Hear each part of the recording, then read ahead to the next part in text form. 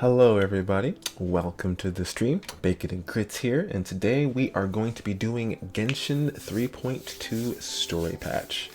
I have been waiting for this for a long time since we had our cliffhanger about, what was it, 4 weeks now? So pretty much where we left off is the goddess, or the archon of this whole world, or this whole region, has been sealed away. We fell into a trap, and now the enemy has our number. So what's about to happen next is they are trying to recreate a god because they feel the current one is not doing a good enough job, or is just not really worth anything compared to the god they had before this. So by doing this, little do they know that this particular god wants to literally wipe everything out. So now we have to find a way to stop him and release the Archon and save the world, essentially. So let's see how that unfolds. Hope everybody is doing well. It's been an interesting week. Thankfully, it'll be Friday tomorrow, so I'm kind of excited about that. Trying to think of anything else, really. I'm just super excited to play this game because I've been talking about it. People have been talking about the story and trying to stay away from spoilers. They said that this particular story update has a lot of lore, and you know how I like my lore. So, without further ado, let's go ahead and get this game going. First, let me adjust it so I can see chat and see the game. Let me remove that for a second. Let me see if there's a way for me to do this. That way I can see two birds in one stone. Bear with me one moment, chat. I'm just trying to work with it. Okay. I think that'll work. Okay, so I can see the screen and I can still see chat. Alright. That should do it. Okay.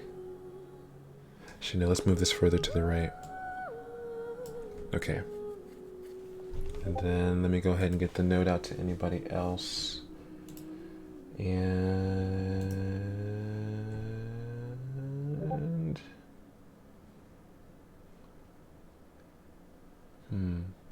is there any other? No, I think that's it. There's nowhere else. I think I posted it everywhere that I wanted to post it. Yeah. Yeah.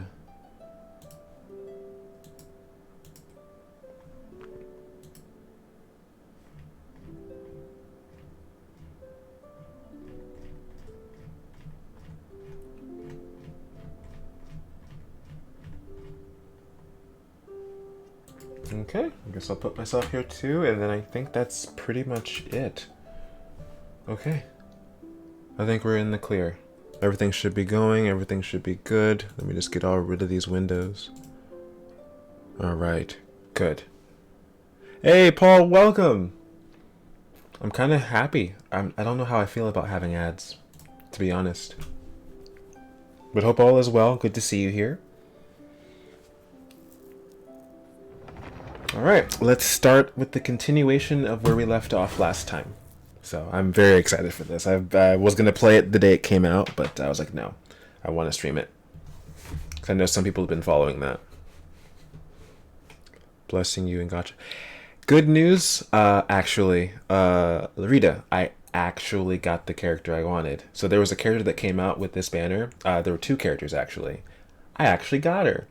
I'll show you in a second. Technically, I'm not supposed to have her because she's still locked story-wise, but you know how gacha games are. You can still pull for the character. So let me show you real quick. Oh, yeah, I got the fly. Oh, I missed that one, though. Alright, so this character, she's the new character, and she's also the one that we're rescuing today. She came out, and then this character came out. I actually got her within 40 pulls, and I didn't have to spend a dime. I was so happy about it. So I'll show you where she looks like. Let me show you where she looks like. Hey, Jesse, no problem. Thank you for being here. There she is. So I got her. I was so happy. Also, this is the cutest thing I've ever seen in a while. I love that. She's just swinging on the swing. It's adorable. But, yeah. I got really lucky, and now I can play as her later. So, for the sake of just story continuity, I'm just gonna not play as her. But we have her. That's what's important. Alright, so let's go ahead and find where this quest starts. Because like I said, I heard this quest has a lot to offer. Let me know if the audio is good, like between my voice and the game. Because I know sometimes this game power creeps in volume. Because the music gets awesome at times.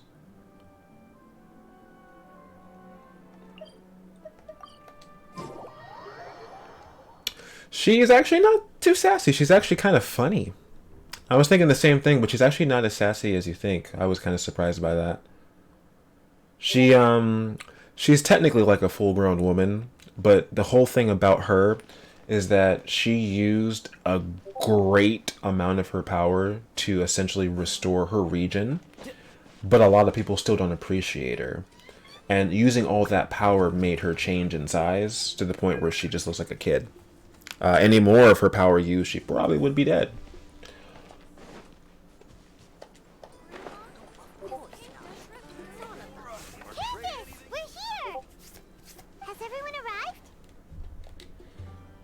Everyone is already waiting inside. Well, what are we waiting for? Let's join them! I'm so excited. Please, wait a moment. Before attending the meeting, I hope you can promise me one thing. What do you need? Promise me that you won't commit to anything too reckless. What do you think? Okay. Alright. Akasha pulses, the Kalpa flame rises.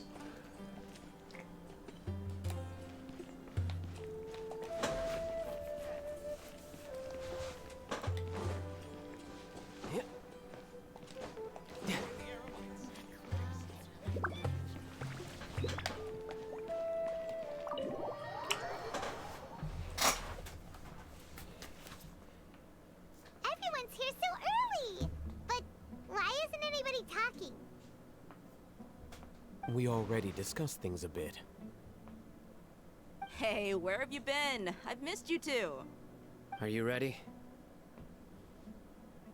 Yes. Hold on. Very well.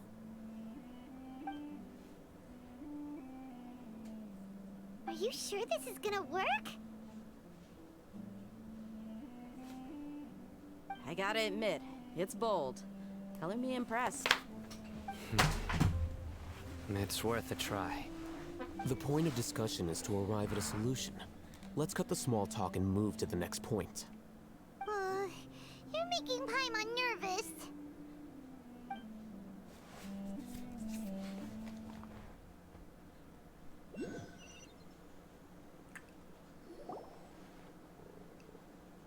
You're finally done. I have some other stuff to take care of. Catch you all later. Come on, don't give me that face. I know what you're going to say. I'll be careful. That's what I wanted to hear. Take care. Well, traveler, Paimon, judging from your expressions, the meeting must have been quite productive. You can tell? I'm not that good at scheming or strategy, but I can sense people's emotions. And based on your reaction, things must have gone quite well. Paimon's a little worried. Hopefully nothing will go wrong. To be honest, I feel the same. But you're already some of the most capable people I know. So you have my trust. Candace gave us a compliment. Your deeds speak for themselves. Candace, we stayed behind to tell you that, although you won't be coming with us, we'll be sure to remember your words. I'm very glad to hear that. I've said the same thing to everyone here today as I said to you when you arrived. Your safety is the most important thing. Only when you're safe can the plan be successful. So please, take care. You're welcome. And thank you for taking my advice. Good luck. With everything. I'll be here in the village praying for you. We're gonna need it.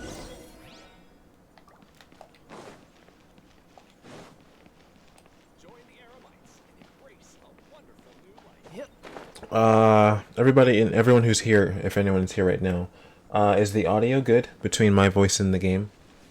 I think it is. But I just want to double check and make sure. Sounds good. I'll go make some preparations. Okay. I'll hit them. Cafe, greetings! Welcome to the chat, dude. Hope you're doing well, man. Yeah. Also, Candace told everyone to be careful. Yes, she did. But I think my point also bears repeating. Our plan is not child's play. We won't be able to achieve anything if we're simply careful. We must go beyond that and fully commit ourselves to it. I hope this is clear to you. Huh? Shouldn't you be saying something more cheerful to boost our morale right now? Didn't we already do that during the meeting? You can never have enough words of encouragement. In that case, Candace can cuddle you to your heart's content while I continue to remind you of the seriousness of our situation. We all have our jobs to do, after all. It's like how some people can be put in charge of logistics while others will fight on the front lines. I'll hate them is very blunt. I guess that's kind of what I appreciate about him. He's to the point, though. Chris, hello! Welcome! Glad to see you, dude. I'm sorry I haven't seen you played any games yet, but I'm glad you're here. I don't know about this weekend. It's been a pretty busy week. It's been busy a lot, so I apologize that I haven't seen you yet. But I'm hoping this weekend will be a little bit more freedom. I hope. But it's good to see you. I'm glad you're here. Yes, Cafe. I love Candace too. I haven't leveled her up yet because I don't know who to put her with. But her aesthetic is amazing. She just screams Yu-Gi-Oh! And I absolutely want to put her on a team, but I don't know who to put her with. If she were on my other account, she would work really well with Ayato. But I don't have Ayato here. I have him somewhere else. So I don't know what to do with him. Also, oh, you got COVID? My condolences, man. Hopefully it goes away soon.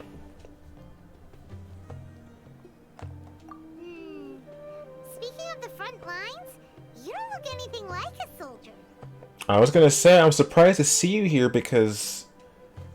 1, 2, 3, wait. 1, 2, 3, 4, 5. 2 more. Yeah, I want to say it's almost 3 o'clock in the morning for you. I don't expect you to hang in. But if you're here, I stay as long as you can keep your eyes open. I appreciate any time you can give. And Seth as well, welcome to the stream. Hope you're doing good. I'm doing great now that I'm playing this. I was going to play this the day it came out, but I was like, you know what? Let me just stream it. I don't know if anyone in here has played it yet, but I've heard nothing but good things about this story update. So I'm kind of psyched about it. Yes, Paul, I do have 2 accounts. Compared to the mercenaries, I'm merely a feeble scholar. The only reason I have 2 accounts is because 2 friends of mine, one of which is in the chat, really wanted to play this game, but they were a little apprehensive about it. And obviously, if you play a gacha game with no knowledge on what to do and how to play it, you're going to run into something that's eventually going to make you quit. So I was like, if you're really going to play this game, I will make a second account and play with you as much as possible and level you up so you guys understand how the game works. And surprisingly, both of them really like the game and they still play it to this day. So, mission accomplished because they still play it. So, I'm happy about that. But the advantage of not being a mercenary... Otherwise, I would never have a second account. ...and offer my strategic insight. Although a second account, I will say, is nice because it allows you to play like other characters that you might not be able to get your hands on. So, for instance, say if I wanted Ayaka, but I wasn't able to do it on here. If I have the means to do it on my other account, I can do that. I will say having a second account is nice because you can play other characters. It's also rough because then you have to kind of pick between characters. You may have to spend something if you really want them, things like that. But like I said, my purpose was to get my friends to play it and play with other people that are on different servers. So because the game is not crossplay. It's not built to do that. Did I? Yesterday was what? No, I did not. Seth, I streamed on Tuesday. I stream on Tuesdays and Thursdays. Yeah. So. Just think about that mercenary who lost his mind. Mercenary groups are facing constant danger every single day. Well, being a scholar is also a high-risk occupation, and you are a scholar. I'm not like the rest of them. Even among members of the same species, some will exhibit far more potential than others. This guy. Paimon still remembers when those mercenaries in Port Ormos called you a lunatic. All intellectuals are lunatics in the eyes of fools. I'll take that as a compliment. That reminds me. Do you remember the record we saw in the King Deshret ruins? It mentioned forbidden knowledge. Yes, I saw the stats, and I'm like, good stuff. Because I'm trying to think. I don't think I have a character. I think my Ayaka is as close to being cracked as your D-Luke is. My child is cracked, but it's like, it's technical stuff. Your D-Luke just is raw damage. It's great. I'm glad you got that Wolf's Gravestone. You got it quicker than I did. And I've been playing this game longer than you, and I still don't have a Wolf's Gravestone. That's crazy. But I'm glad you got that. You have a good memory. Forbidden knowledge has the power to drive people insane, but this fact has never been shared with the public. Even I, who has worked in the academia for some time, was never once informed of this. I think those mad scholars and mercenaries we encountered may have all fallen victim to the corrupting qualities of forbidden knowledge. But the academia has always held a different view. They have always believed that symptoms of madness are a side effect of human contact with divine knowledge as mere mortals. Indeed, Kef, I hope you feel better. I hope this COVID, whatever you have, hopefully it doesn't hit you for as long as like some people have been hit with the 2 or 3 weeks worth of it. It's pretty awful from what I've heard. Thankfully, knock on wood, I haven't gotten it yet, and I hope it stays that way, but I heard if you get it, it's not very fun. I guess depending on who it is that gets it, it hits everyone differently. And yeah, Seth, no worries. Come to think of it, perhaps the academia has also never understood the true nature of forbidden knowledge, and thus always approached the issue from the wrong direction. The Withering, Elazar, and the Sandstorms.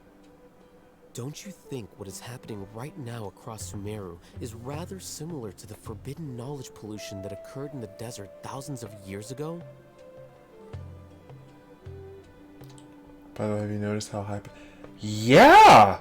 Actually, when I was watching someone play this game for the first time, her voice was significantly lower than it is now. I don't know what made them change it. I actually much preferred how she kind of was in the beginning of the game. It's actually kind of funny that you make that mention. I heard about it just the other day.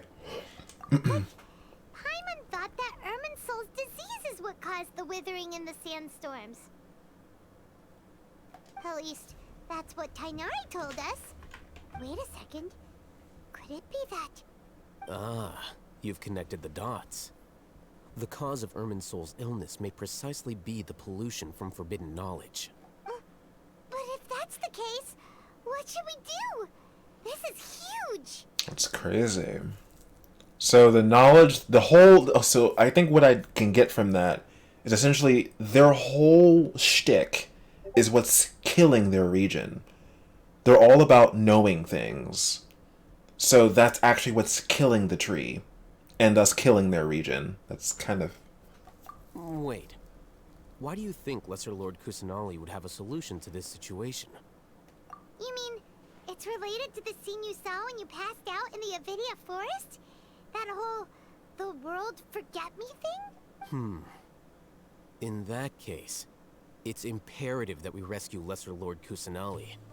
Only by working with her to save Irminsul can we completely resolve the problems Sumeru currently faces.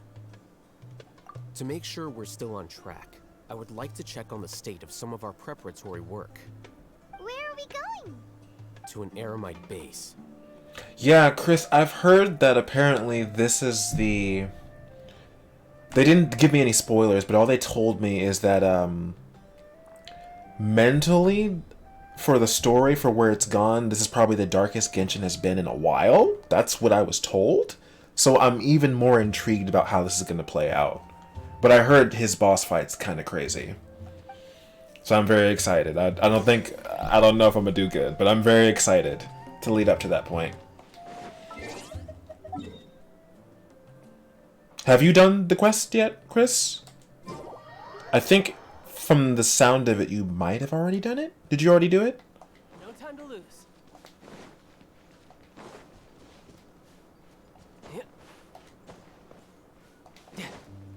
No time to lose.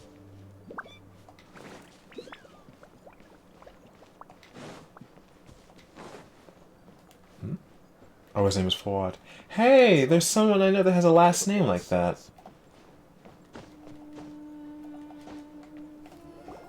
Oh, you made it. Huh? What are they doing here? I gave them some technical work to do. Ah, it's the scribe. And is that the traveler I see? How's the work going? Oh, you're going to do it tomorrow? Hopefully you like it. I've heard nothing but good things about it. One of them is already ready for use, while the others are still under repair. Aren't those devices for can knowledge extraction? What are you doing with those? I got lucky. Here. I actually pulled her. Huh? More can knowledge? Are you going to put more weird stuff into his head again? What's that look on your face? Are you scared? Paimon's a little scared, but very, very furious. That's an interesting response. Anyway, we're not going to use this just yet. As I mentioned during the meeting, this knowledge capsule contains a decree I drew up in the past. The academia should also have their own copy. And according to the plan we just came up with, Traveler, I want you to record something into this capsule. Do you believe we can save Lesser Lord Kusanali? Yeah? Good. Conviction is the most important part of all of this. Now, please get ready and put on this device. You want us to record our conviction into the knowledge capsule? Yes. Like how straightforward that was. Really worried. Yes. I understand, but trust me, Paimon, this is something we have to do. It's best if you can do as I say. Because, to achieve this impossible task, it sounds like you'll need to fool your own heart first. Although it may feel like a trick, self-encouragement may be the most important tool we have. Paimon can see the point you're trying to make. Imagine this. We have orchestrated our plan and successfully rescued Lesser Lord Kusanali. As a result, we have changed Sumeru's entire political landscape. Everything went without a hitch, and everyone recognizes and praises our achievements. Let me see this. You got Nahida's weapon? Well, that deserves a congratulations, but I'm trying to think who on your account can use it. From what I saw, it's pretty cool. But who can use it on your account? And yeah, I got her within 40 pulls on the 50-50 again. I got hella lucky. I spent everything I had in terms of resources. I had like 2,500 primos and 20 fates. Now, open your eyes. She's leveled up and everything. What's this? Read it out loud. Stirring words have been written on the note. Although you quite... Okay. It's done. Is your head okay? Does anything hurt? It's just a recording. There should be no negative effects. But what was the point of doing this? Paimon doesn't get it. And that's perfectly fine. In any case, these capsules aren't meant to be used by you. Huh? What do you mean? Have you forgotten? Our plan needs to account for those who have long relied on the Akasha. Hey, King. You may find it hard to believe, but for those people, everything the Akasha transmits to them is nothing short of absolute truth. Imagine if you've been using a device like the Akasha since the day you were born, and this device has always supported you during times of She need. feels kind of nice, I'm not gonna lie. After all that time, what do you think you'd become? A fool? A machine? A slave to orders. Slave to orders. Yeah, that makes sense. Yeah, King. I actually have been streaming. I streamed in 2018. So technically I've been streaming for 4 years, but then I took a break because life got crazy. And then 2020, I came back to stream for a while. The computer broke. And then I got my computer in 2022 of summer, late summer. And I started streaming 5 weeks ago. So after a long hiatus of just life and then my computer breaking, I got a new one and I'm back to streaming again. I stream horror games, RPG games, and occasionally you'll see me play like COD or a fighting game here and there. But Tuesdays and Thursdays I stream. And that's why rules are so important. In Yeah, addition, that's right, Chris. those who understand the rules can delineate boundaries and identify gray areas. But why would you need to identify the gray areas? You could say that those kinds of ambiguous zones can be very interesting. One might even say they're advantageous in the right hands. Things you're interested in are really out there. Are all Sumeru scholars like this? Anyway, that's enough chit-chat. I'm going to take those two to work on some small projects. You can head to Caravan Rebot and start preparing for the next step. Small projects? We're going to tinker with the Akasha terminal and make a few modifications. Cool. Sunday, yeah, will probably be for like the stuff I mentioned, like COD, fighting games, or anything in particular that I just kind of feel like playing. I'll probably play early in the morning or early afternoon, so I have time to like play with friends in the afternoon if I'm free. But that's the plan for now. Tuesdays and Thursdays for sure, and I'll keep you guys updated if I don't. I have like an Instagram and Twitter. I think all my stuff, I think everything is in the stream, so if you go to the bottom, I think I should have like things you click on, like a Twitter and an Instagram. If you follow me there, you'll be able to see when I post things. I appreciate it. I know this is not Call of Duty when you saw Wavy Davy streaming, but I do play it, as you probably know. I just need to get better at it. It's hard. I thought we agreed on a plan. How can you go back on your word? The plan is too radical and carries a high risk for casualties. I've given it a lot of thought. And in the end, I still can't agree to it. But it's still the best plan we have. As a former Matra, you of all people should be able to see the bigger picture and recognize the innate advantages of our plan. I did. And that's how I saw the danger behind these so-called advantages. Hatham's plan is even more radical than I imagined. Huh? Why are you guys arguing? My friend, you're just in time. Why don't you help me persuade Sino? He's turned against our plan. We agreed to work out a plan at the meeting. As mercenaries, you're familiar with the local environment, so you'll take care of the specifics. But then, you went to Al-Hatham for suggestions. Hey, Genkage. Had I known Al-Hatham would give you those kinds of suggestions, I would not have agreed to the plan. Look, you already know that we're all on the same side here, don't you? Mercenaries place a lot of importance on their bonds of friendship, but also will not hesitate to make sacrifices if they deem the situation to be sufficiently dire. I'm sorry, but as things stand, I can't accept your principles. I find it funny that the man that's all about judgment cannot accept sacrifice, knowing that it will get things done, but that makes sense. Seems you really do understand the ways of the desert. Traveler, Paimon, this is also something you should know. Rahman's plan is to have me work with the Caravan Rebot guards in my capacity as a Matra. We will arrest the mercenaries and escort them into Sumeru City. Wait, how can we work with the guards? We can't get through that wall easily, remember? Caravan Rebot would never let so many unregistered members of the Eremites enter Sumeru City. My plan will clear us of any possible suspicion, and also let us enter the city as a big group. There is no 8 better viewers. way. Thanks, guys. You guys rock. That also sounds like something Al-Haytham told you. Am I right? Doesn't Al-Haytham know how dangerous this plan is? Of course he does. He told me. There is no perfect plan, but this can get the job done. Yeah, I'll hate them's actually on the crazy side the more I think about it. I thought Sino was crazy, but I'll hate them it might be a little crazier. He also said that with the help of Sino and the Traveler, our chance of success would increase significantly. Yeah, Seth. I never blindly trust anyone, and I've always had a good eye for people. I think he made a number of valid points.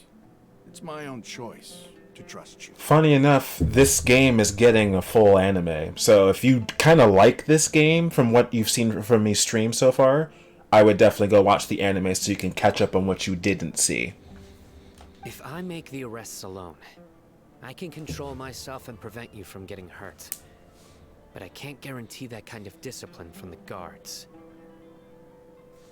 To make the whole thing more convincing, you'll need to resist to some degree. Casualties are inevitable once push comes to shove. I'm okay with the deaths of enemies. But now that we're allies, I'm against the meaningless loss of our own. I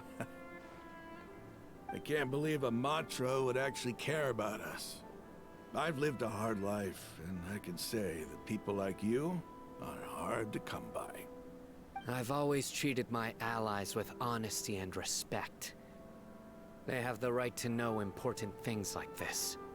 Now you're making this hard for me. Hey, is there something we can do to help?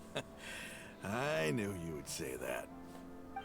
I actually grew to like him. I wasn't digging him at first, Some of the mercenaries but I like him should now. reduce the number of times you'll have to struggle directly with the guards. That should help at least a little bit. Sino, on behalf of my people, I thank you for your kindness. But this is a mission we cannot turn our backs on. We strongly value the lives of our friends, but the goal we are about to achieve is even more important. Yeah, they literally just announced that this game was getting an anime, I want to say last month. I don't know when it releases, but when I find out, I'll let you guys know. Just keep an eye out for it. I want to say they talked about doing it, maybe, but it probably won't happen for like another. I think it probably won't happen till like next year. That's my guess, but we don't know yet. Casualties, because we crave the spoils of victory. So please, lend us your support. We will show you the determination of us desert dwellers. Well, now that you've put it that way, I can no longer refuse. But remember, you need to follow the plan and not do anything reckless. Candace made it very clear that we can only achieve our goals if we can ensure our safety. Since you and I both recognize the significance of this operation, there should be no more animosity between the followers of the Dendro Archon and those of King Deshret. Everyone's life is equally important. Okay, you have a deal. Let's do this for our shared... Oh yeah, Chris, 100%. I'm so excited for it. The guards should be stationed in the courtyard nearby. You can find them there. Also, before I get started, let me show you characters. So I did get Sinnoh. You know I had to. He's so dope. He's like the second character I've 90'd so far. His animations are so cool, as you can see. He's one of my favorite characters in a long time. Where's Nahida? There she is. Let's see if she does it.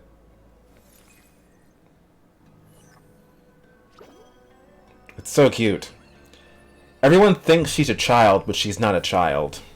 She's actually like a god. But because she used all of her powers to save her region, no one really recognized that. And so she used so much power, she shrunk. I kid you not, she shrunk. But she's so cute. It's adorable. But yeah, she's level 80, so I'll probably use her at some point.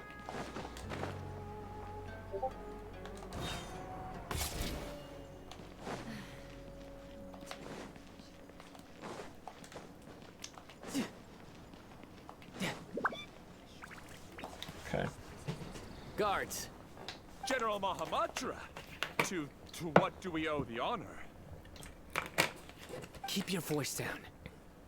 This is a secret operation. Assassin's Creed? I'm going to arrest What news about Assassin's Creed, Seth? According to the Academia's Guide and Regulations on Secret Operations, I have the right to ask for the cooperation of Caravan Rebot.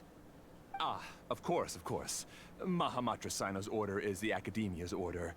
Just let us know what you need. Oh, you mean Venti Genkage? No, she's oh yeah, she's a god like him. There's 1, 2, 3, 4. So we have the Bard, who's the wind, who's the god of the wind. We have Zhongli, who's the god of earth, or the Archon of Geo. We have Shogun Raiden, who's the Archon of Electro. And now we have Nahida, who is the Archon of Dendro, which is like nature. But who exactly are you planning to arrest, and how many people are you expecting? Yeah. Depending on the scale of this operation, we may need to report it to our superiors. They're a squad of Eremites whose number is comparable to Ain el Akmar in Port Ormos. They're involved in the theft and resale of supplies from the Academia. As many as Ain al-Ahmar? This should definitely be classified as a joint operation. Then I suggest that you report this to your superiors as soon as possible. And treat it as a top priority desert operation. Got it. Please wait a moment. I'll contact them immediately.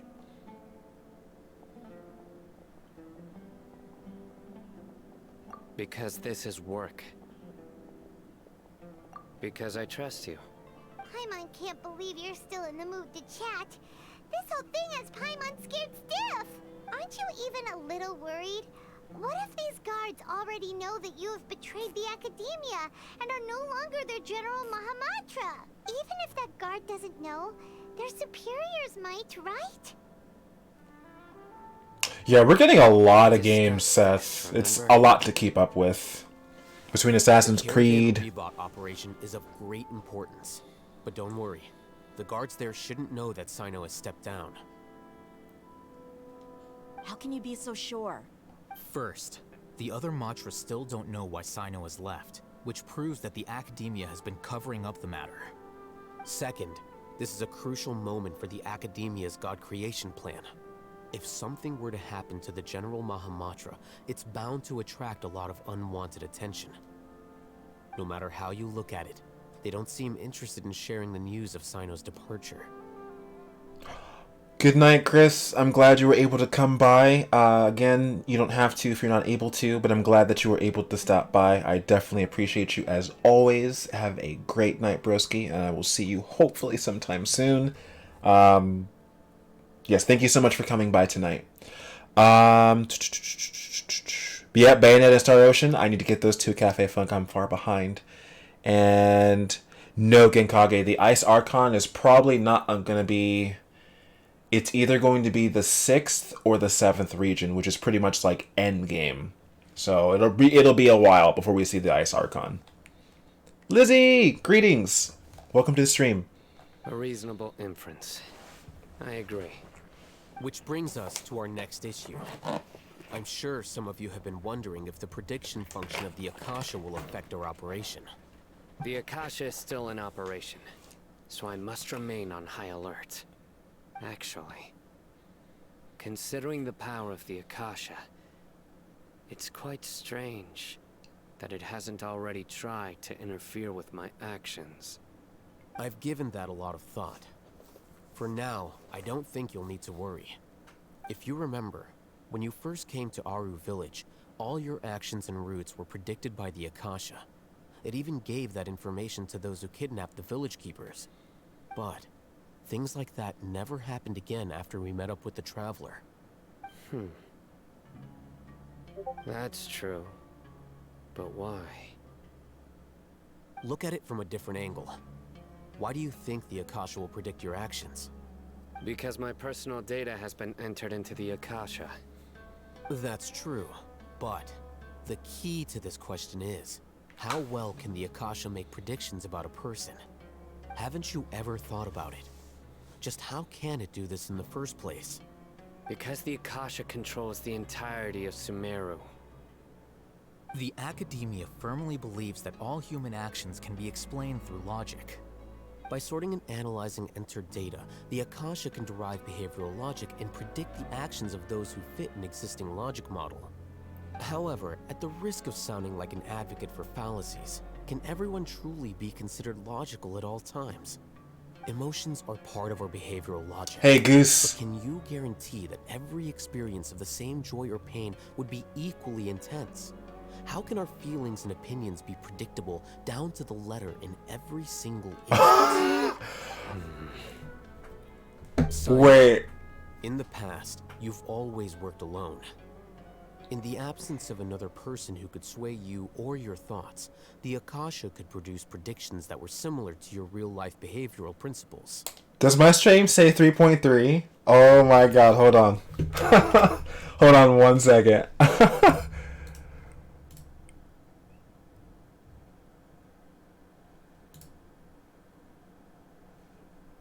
Let me change that to a 2. So no one comes in here asking questions.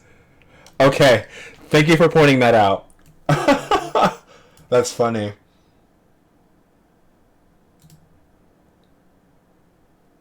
There you go. Sorry, y'all. This is 3.2, not 3.3. Thank you for pointing that out, Goose. I appreciate it. Welcome to the stream, by the way. Alright, back into it. Decisive and principled, you were used to solving problems alone. That's why the Akasha could figure you out. But now, you've joined a team. And I believe the Akasha hasn't yet figured out the full composition of it.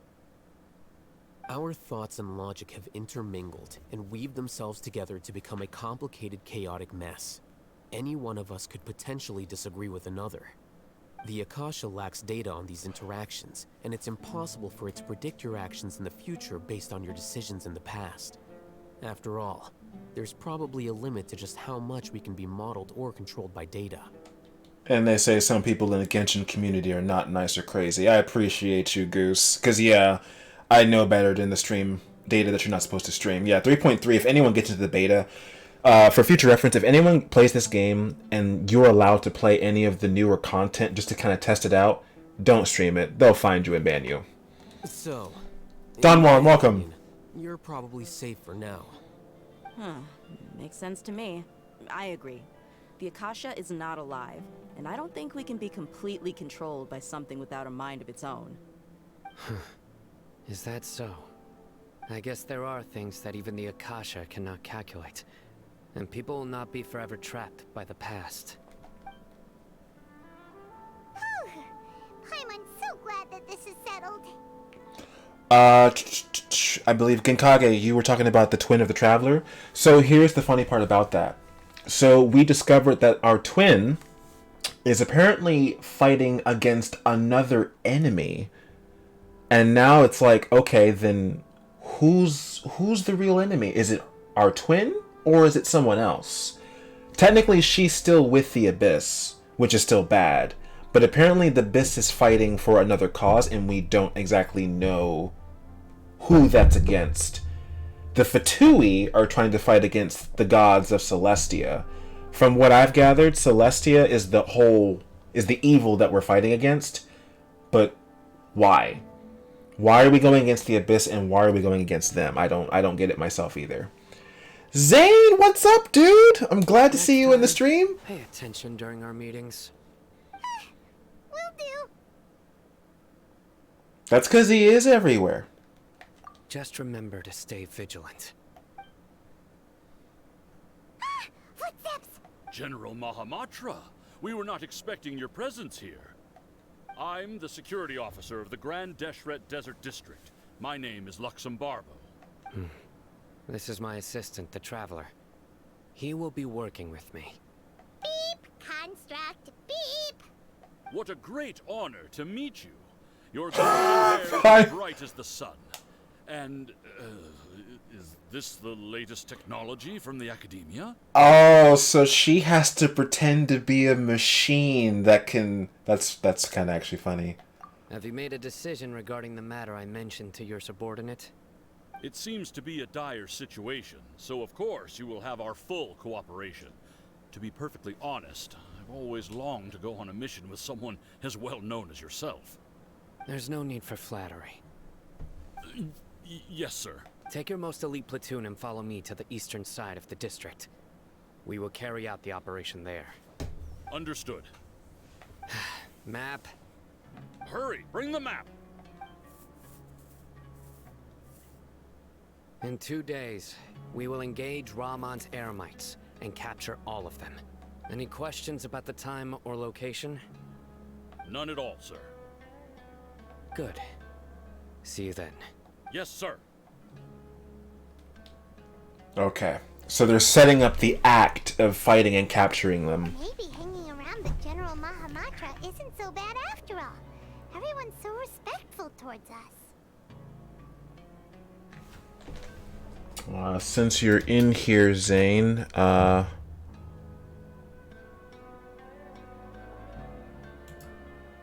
me do something for you, if it'll let me.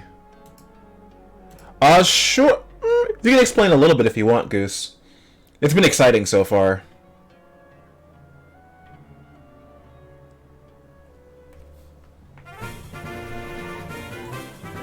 Congratulations, you've earned a badge. This is all due to the absolute authority of the Academia. And now, we're going to strike back against that massive pillar of power. What? Get ready. We will move out in 2 days. Alright, so we have to wait 2 days to prepare for our capture fight.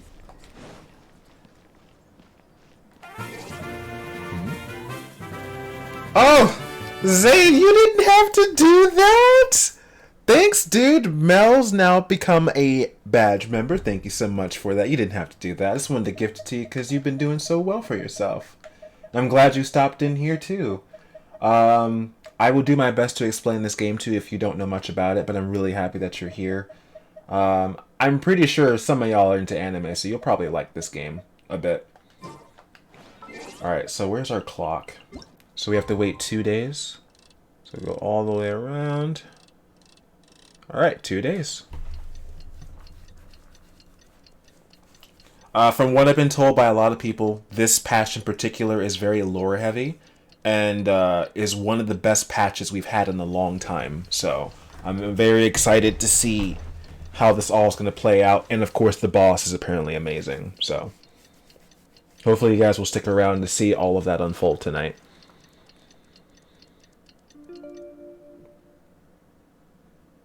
Because you do. Any questions you have, we'll try our best to explain it. I'm pretty sure Goose is definitely well versed into the Genshin knowledge, probably more so than I. I'm like one of those anime watchers and not a manga reader for certain things. This game also has a manga too, from what I was told. Alright, so where are we going?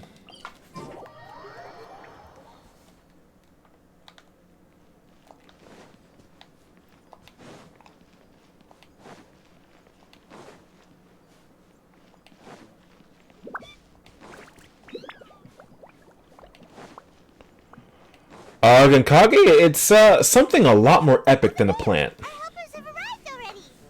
Let's hurry over. Wait a moment. Oh, it's you. You're my assistant, remember? Being my assistant, you must stay with me. Now let's head over there. It's General Mahamatra and his assistants. We meet again.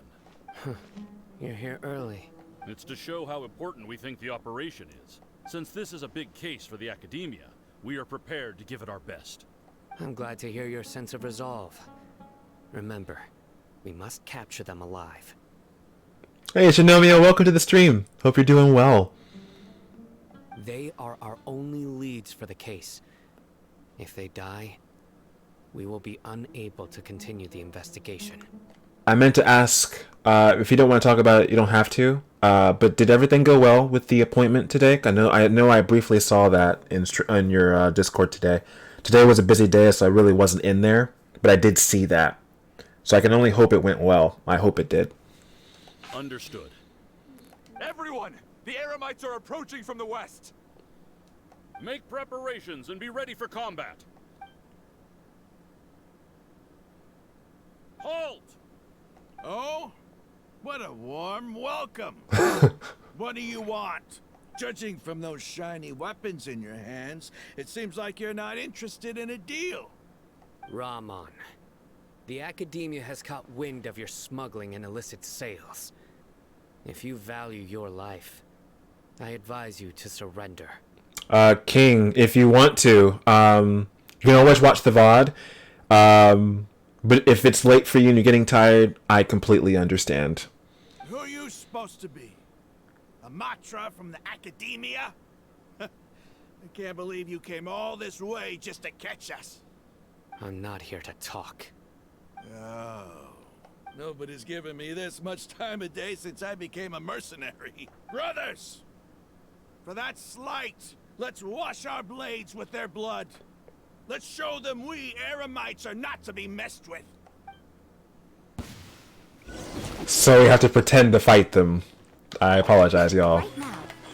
Right here. Yeah. What a nuisance. The wind knows me.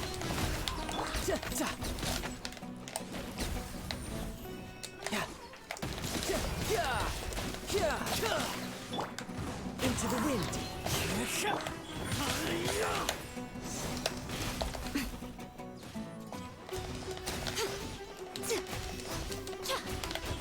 Emerge right now. The wind knows me. Cool. It's over. We have subdued them. The operation is now over. All Eremite mercenaries and related personnel in the area have been arrested.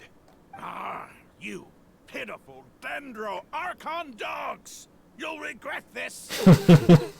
I'm afraid you'll regret it first. King Jeshred will curse you, and you will all! Silence! Oh, Restrain them and take them back to Caravan Rebot. Count their numbers and send them to the Academia as instructed by the General. Oh, he has to wear the cone of shame. Okay. Well, I'm glad to hear at least he's doing all right. That's good. Yes, sir!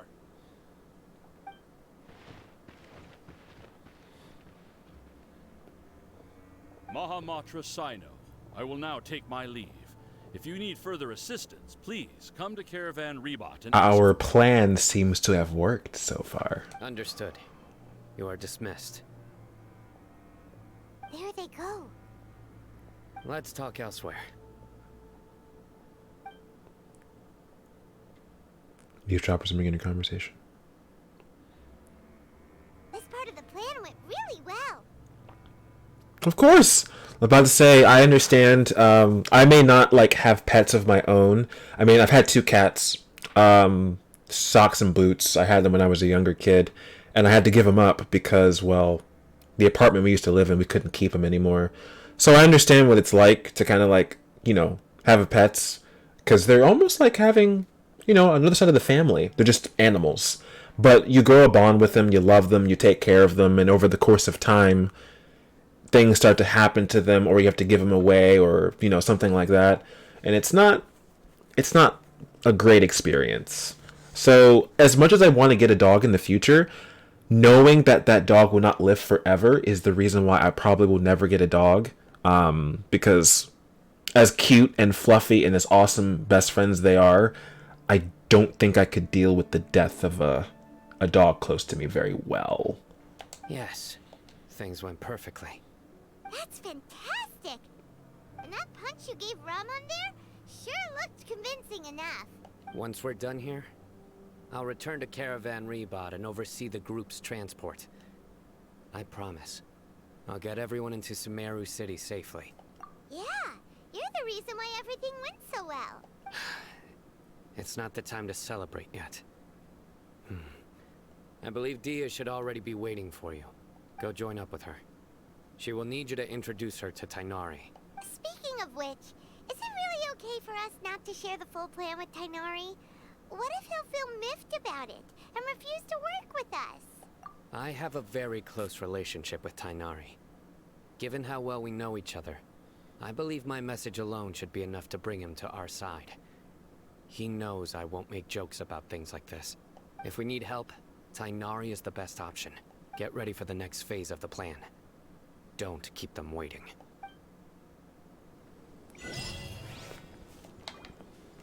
All right. As by a god's side. Okay. Yeah, I have a fear of dogs, as some people probably know, and I've been told, obviously, to get past the fear, you might want to get a puppy and raise one of your own, and that sounds fantastic. But there's a lot that goes into raising a dog or having any type of pet. It's, again, like having a child. You have to take care of them. We're here! It's about time. Didn't you say our part of the plan is the most important of all? And here you come rolling in late. Rolling in late. And of course, when something happens to said pet, you're gonna feel some type of way. In the time it took you to get here, I already did 5 laps around the place, downed 7 drinks, and even did some clothes shopping. Sorry. We didn't mean to keep you waiting. I just wanted to fix your attitude and rub it in a little. After all, you took your sweet time getting here, and we've got important stuff to take care of. I just like seeing that serious look on your face. Alright, I'll stop. All joking aside, I'm glad you're here. Let's get moving and take care of this as soon as possible. Well, where should we start? Our responsibility is to get a status update on the Fatui Harbinger known as the Doctor. We need to make sure he won't get in our way when we rescue Lesser Lord Kusanali. Dealing with an institution that controls all of Sumeru is already hard enough. If the Doctor were to crash the party, it would be next to impossible for us to achieve our goals. Yeah, we sure don't want him showing up. Ooh, he really gives Paimon the creeps. Right? Hearing his name just reminds me of those stuffy old geezers in the academia. I'd rather not have to deal with someone like that. Agreed. According to the plan, we should first go to Pardis Di and ask for Forest Watcher Tainari. If all Hatham and Sino's sources are solid, then we can be sure that Tainari still has the Academia's trust. So, we'll find Tainari and convince him to get us the latest intel on the Doctor. Then, depending on what we learn, we'll make any necessary adjustments to our plan. The sages have placed spies everywhere on the other side of the wall. I'll follow you as a bodyguard. You should be honored. I don't offer my services to just anyone, you know. But Paimon thought mercenaries would do anything for Mora. That's certainly true. But when multiple employers are vying for your services, you should always go with the best offer. Let's see. If I were to charge you a bill, I guess I can apply a discount. How much more do you want? I was not sure we can afford it. How much do I want? Hey, how about paying me with a smile? What do you say? I haven't seen you smiling much recently. If you ask me, someone like you must look lovely when they smile. That's cute. Come on, give me a smile so that I can be less worried. Oh, that's cute. Looking good. I hope this pretty smile will become our lucky charm. I like Dia.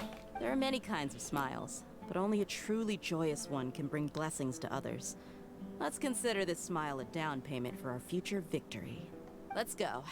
It's time to pay a visit to Pardis Di. I really like her, the more I think about it. She's a cool character. A lot of the characters they've introduced in this new region have been pretty dope so far, I'm not gonna lie. I think I've liked everyone they've shown so far.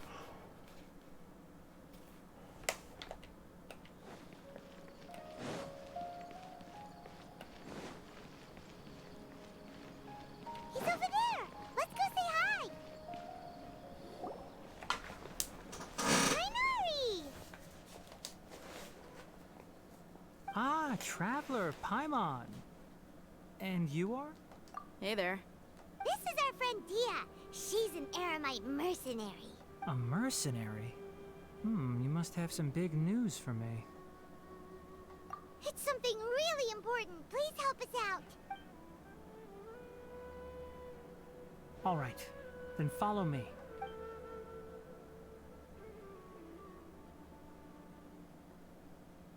This place is better. We won't be disturbed by any passerby. Okay, what is this important thing you want to ask me? The doctor, huh? He's that strange-looking Fatui Harbinger with the mask. Paimon thinks he has blue hair. Yes, I know him. Actually, he left Party's DI just a little while ago. He knows him. He left already? Yeah, he came looking for me. Can I ask what it was about? Sorry to ask you like this after having just met, but your answer is very important to us. For now, all we can share with you is that your friend Sino is working with us.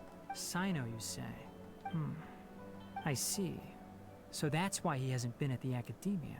Okay. I will answer your questions and will assist you any way I can. You don't have to tell me everything that's happened. Sino's name really does work wonders. You're not even a little worried that we might have made it all up? Despite having just met you, I can sense that you're the serious type. Between you, the Traveler, and Sino, none of you strike me as the type that would conspire to deceive me. You don't need to tell me anything you don't want to. I'll also get straight to the point. The Harbinger you mentioned came to me because he wanted to take the scholar Hypatia away with him. Hypatia? Why would he want her? And what do you mean by take away? Is he planning to leave Sumeru? Yes. He told me his return to Snezhnaya is imminent. Ooh. So you mean... you're leaving this place soon? Indeed. Otherwise, we could have perhaps talked a little more. I was just about to set out when I remembered something important. To that end, I made a final trip to Pardis DI. Let me ask, have you been taking care of a scholar by the name of Hypatia? Hey, King, thank you for the biddies. I appreciate it. My new emote has not changed for that. I'll have to fix that off stream. There's supposed to be an animation that came up for that, not the normal one. Your sources are accurate. No doubt because you recruited many informants. But you're right. Hypatia has indeed been receiving treatment from me. Forgive me for asking, but how's the treatment coming along? Given the way you're asking, I assume you have something to say. Since you asked, I'll be frank. I would like to take Hypatia to Snezhnaya. It's incredibly difficult to transfer a patient. As a scholar yourself, shouldn't you at least be aware of this? Oh? I can't believe your utter lack of faith in me, to the point of even questioning my general level of knowledge. How unbefitting. His outfit's pretty Well, dope, you're the though. only one who's I'm not gonna made lie. such a request. I have my ways of keeping her safe during the journey. In addition, I can also promise that under my care, Hypatia will receive the most advanced and effective treatment. I will personally supervise her treatment and see to her recovery. Would that be agreeable to you? Hypatia was born in Sumeru and remains a scholar of the academia. Her situation has not become dire enough to necessitate her transfer to another nation. Transporting her to Snezhnaya is risky, and the potential benefits are unknown. As the person currently responsible for her treatment, I cannot possibly sign off on this transfer. Your suggestion is rude and reckless. I'll pass. I don't know much about the doctor, but after talking with him, I realized that, just like many other scholars, he possesses an aura of arrogance that I've come to detest. It's not so much that he's looking down on others, but more that he's so confident in himself and his abilities, to a point of near insanity. I would never refer a patient to someone like him. I prepared myself for a protracted battle of wits, and was really surprised to see him just give up on the topic. Still, his reaction really concerned me.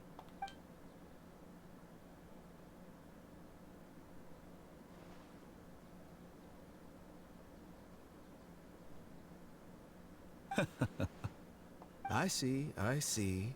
Of course, your opinion makes perfect sense. You're still young, but already quite stubborn. I must say, you are not like what I had expected. Under normal circumstances, I wouldn't just let you off the hook like this. But unfortunately, I'm in a hurry today, what with Her Most Noble Majesty the Tsaritsa calling for our return. Luckily, there is still some time left for me to take care of everything before I leave. It's just as the Academia said. You're a responsible and gifted scholar. Sadly, even with all of that, you're still lacking a bit of shrewdness. And that's also why people like you can never realize that sooner or later, everyone must pay the price for what they've learned. Oh my.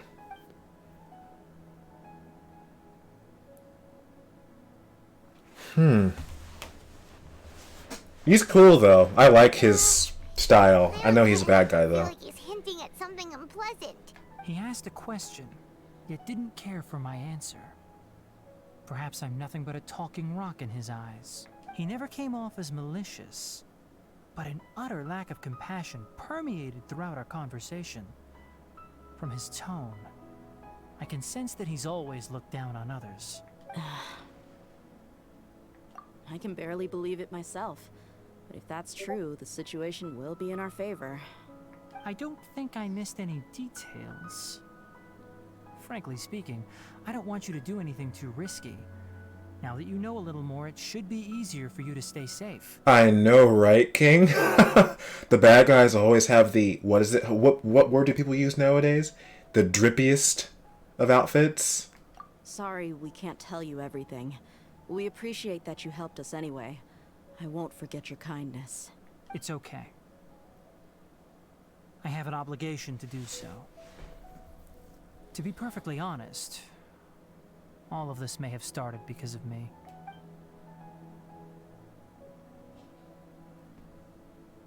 Recently, my master wrote several letters to me, asking me to return to the Academia and assist him with his research. Hasn't he already asked you several times before? Yes, but there's something off about this most recent batch of letters. The handwriting and tone are both familiar, but some details have been omitted. My master will occasionally leave a few dots on the back of the letter. 1 dot means that he wrote the letter on a sunny day, and 3 dots stand for a rainy day. This has been a habit of his for many years, but I didn't find any dots in his recent letters. I believe something may have happened to him. I get it. Since you are always at Gandharvaville, you would like me, someone already working at the Academia, to investigate this matter, right? I'd like to ask you to do that for me. If you can keep yourself safe, please withdraw immediately at the first hint of danger. I can do that, but I have a feeling it won't be that simple. The Academia has been working on a big project. I'm not quite sure what it is, but your master might be involved with it. If the higher-ups really are hiding something, then it will be difficult to remove myself from the situation once the investigation starts. If the situation becomes critical, I'll leave the Academia. If you don't see me there for an extended period, that's your cue. All right, we've got a plan. I'll stay at Gandharvaville to support you. If that scenario comes to pass, you must be extra vigilant. And be wary of any messages or direct requests from the Academia. I must say, I didn't expect a warning like this from the General Mahamatra. Being loyal to the Academia doesn't mean blindly doing whatever the sages say. I know what I'm doing. On that note, aren't you also being quite distrustful of your alma mater? The Academia, yes, but my master is a man of integrity. Even when I was a student, I was worried he'd get in trouble for sticking to his beliefs. I suppose he's lucky to have lasted so long. But in the end, it still caught up to him. Oof. I see. So you noticed something was up with the Academia from the very beginning. This may well be how Sino became involved in all this. In that case, I must keep my promise and help you however I can. Also, if you run into Sino again, please help me pass on a message to him. Trust your own senses and experiences. I think this may be something he needs to hear right now. Okay, we'll find a chance to tell him. Thanks. Right. Now let's go hunt down this Harbinger. Oh, by the way, which way did the doctor go when he left Pardis DI? That way. Gotcha. Thanks so much. We'll be on our way. I wonder if we'll be able to catch him before it's too late.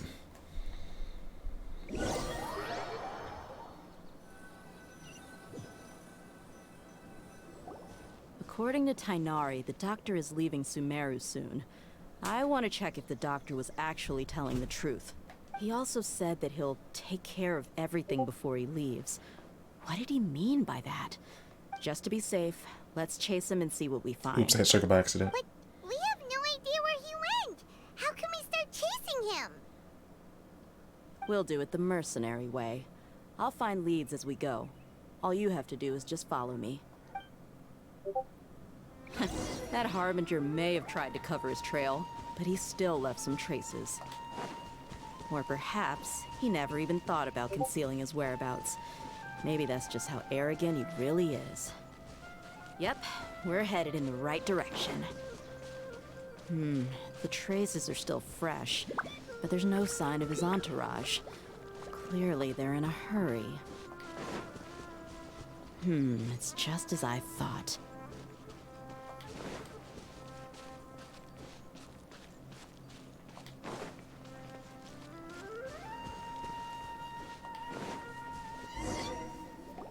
We can stop here. I think I know where the doctor went. To the south of here is Port Ormos, which seems to be where they're headed. Port Ormos? They're going to leave by boat? That's right. Let's go to the port and have a look for ourselves. Okay.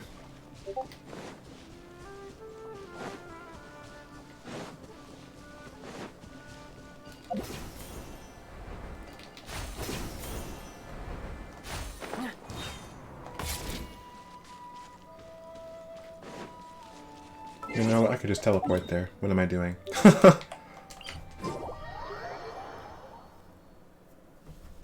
To all the viewers watching, thank you so much for sticking by. Greatly appreciate everyone.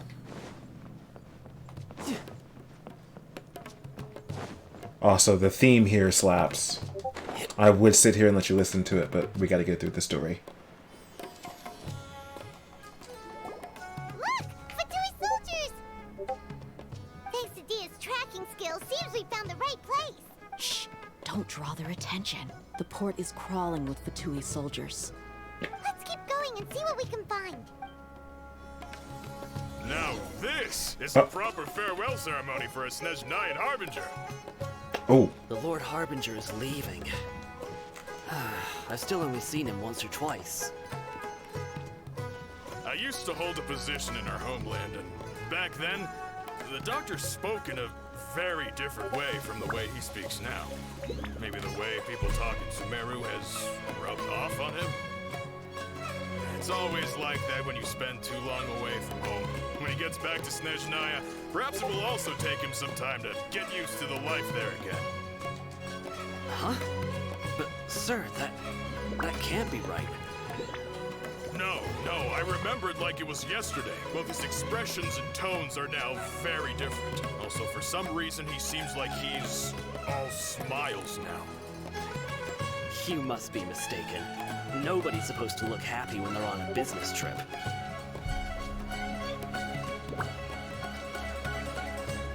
The doctor is on that boat.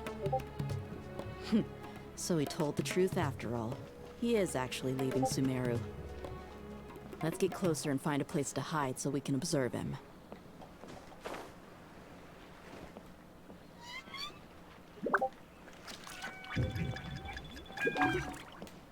Oh, him. Whoops. I forgot he's watching. Shoot.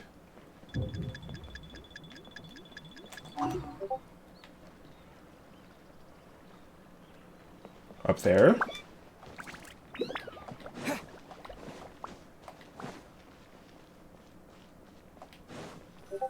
Okay. This place will do. We can hide here while we keep an eye on the boat. So the doctor didn't lie about leaving Sumeru, but could it really be that simple? Yeah, something's up. Uh-oh. He saw us.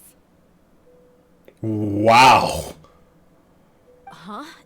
Is he waving at us? It's time to say goodbye. Wait, is he the only person on the boat? You mean there's nobody with him? And where are all the soldiers we saw on the port just now? They were all here just a few minutes ago, but now they've vanished. So this was a trap. Wait, don't tell me that. Luckily, there is still some time left for me to take care of everything before I leave. Oh no. They might be after Hypatia. Let's get back to Party's DI. Huh? What do you mean? Oh, damn, he set us up. That's crazy. All of that was an illusion? I'm afraid that she's seen something that she wasn't supposed to see. If I were the Fatui, I would also try to take her away. And if I couldn't... They'd force it. Are you saying they're going to kill her? Let's go! Oh, shoot.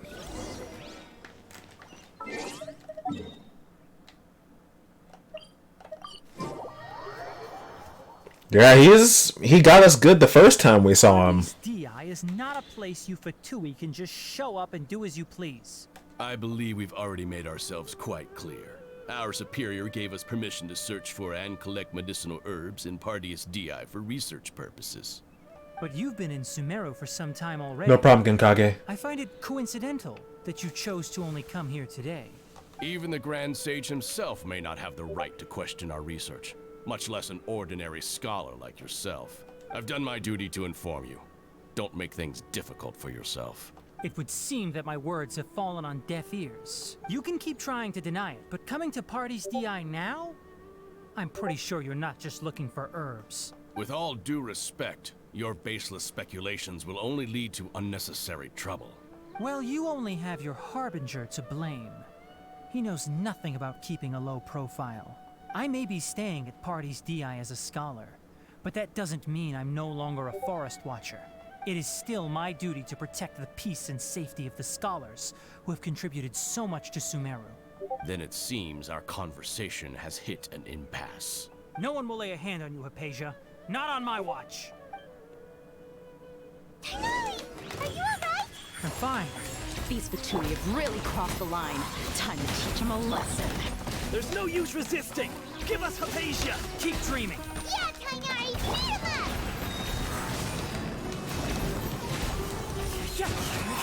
I guess this is it. The doctor's orders are absolute. Yeah? You've been someone's lapdog for so long that you don't know anything else now.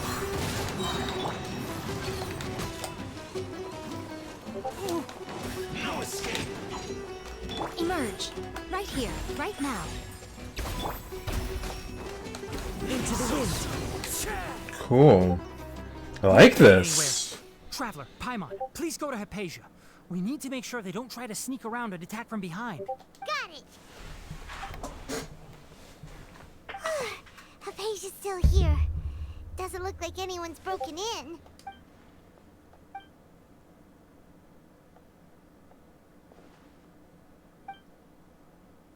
Well, how is she? Oh, that's good. Wait, sure? So, you think this is over? Oh!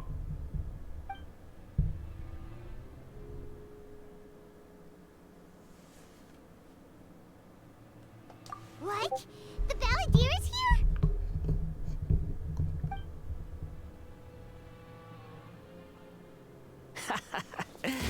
I've missed that look of abject horror. You've given me that look every time we meet. But, where is he?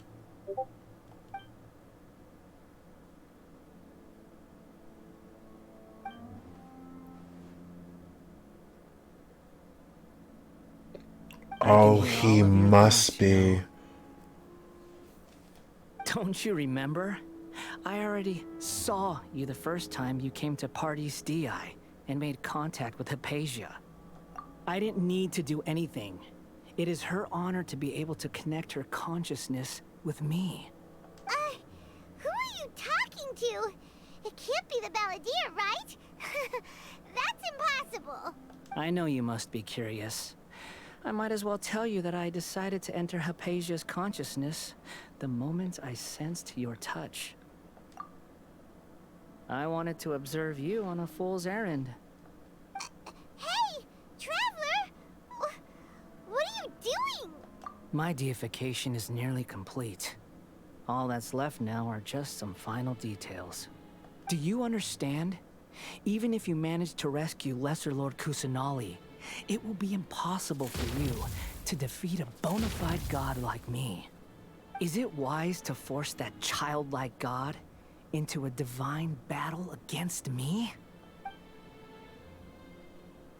Scholars consider the God of Wisdom to be the sum total of their faith. It's how they can justify reverence for a god as they construct it. But this also shows that humanity's worship of gods is a combination of blasphemy and exaltation. It's truly laughable. Yes. What is it? Yeah, I'm in a good mood. Which is why I'm talking to you like this. He does. Despite his... I can't even find a word for it. Despite his, like, attitude, he has a good point. Which I hate to admit.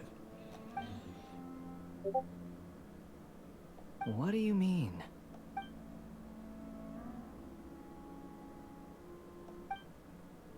Even if the Academia's theories are correct, and you manage to gain the wisdom of a god, you would probably no longer remain yourself.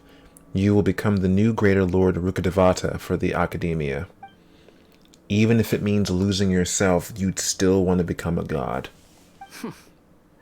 Those words almost make you sound like a friend who actually cares. But you're wrong.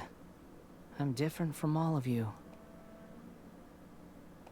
I was born to become a god. My entire life up until this point has just been a meaningless routine. If you guys want to see, like, his origins, it's in my previous stream when I played this story patch. I uploaded it on YouTube. I'll put it in the chat for you guys to see in case you missed it. Just think about a sheet of paper. By itself, it holds no meaning. The content recorded on it is what gives it value. All I had recorded down before were some painful memories and boring human feelings. Such senseless drivel should have been erased a long time ago. Indeed, to me, the sight of you fools in your futile struggles is far more amusing.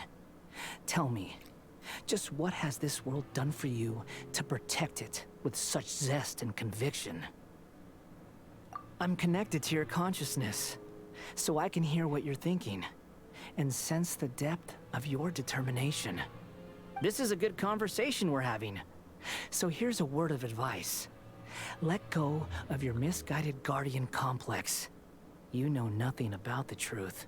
It'll be for your own good, as well as everyone else's. Humans are a species that can only find bliss in ignorance. If that's truly what you believe, why do you keep your connection with Hypatia? Surely with the power you've come to possess, you can cut her off with just a thought.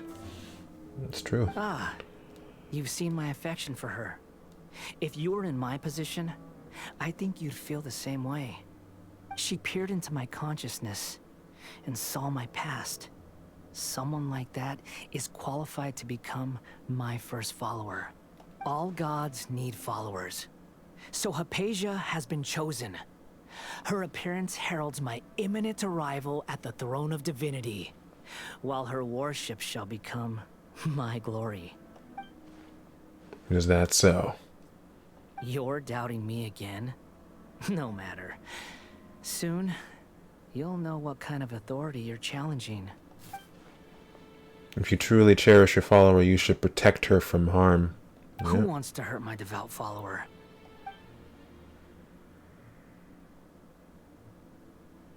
The doctor wants to hurt my first follower?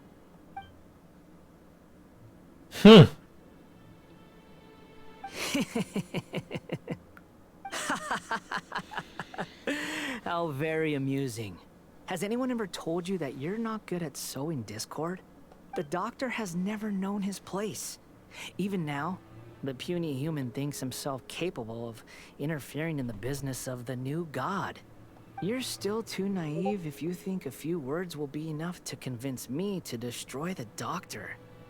But I'm willing to give you a gift, just like my expression of affection towards Hypatia. It is an honor for you to be able to stand here and speak with me. As my listener, you will be rewarded. Both good things and bad things can be called gifts. After all, gods have never needed to be reasonable. Paimon hears thunder! That person Paimon couldn't see was the Balladeer? Oh, he sure chatted with you for a while.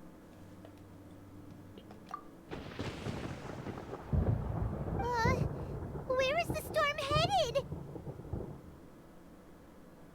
That means anyone outside is in danger! Let's go! Tighnari and Dia still must be fighting! Oh boy. And just like that, he brought the bad storms of Inazuma here. Time to go. Further down.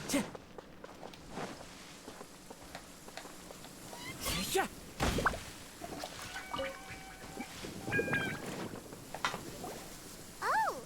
Have the Fatui retreated? Hey! What happened to you? He's hurt. I'm fine. Don't move. I've seen eremites get struck by lightning before. You need to rest. Struck by lightning? We were fighting, and just as things started looking grim, the weather suddenly became extremely strange. Lightning started attacking everyone, almost as if it were alive. Luckily, there were only two of us, and both of us were nimble enough to dodge most of the strikes. There were a lot of Fatui, though, and they were being torn to shreds by the bolts of lightning. With that, all the Fatui soldiers were forced to retreat. Why are you sorry? Huh. It's all right. I'm sure you also never expected this to happen. Don't blame yourself. Venti is reasonable, though he likes to drink a lot. You look like you've seen something unpleasant. Hey, didn't I tell you not to move? Just in case. Let's go to Hypatia's place and talk about things there.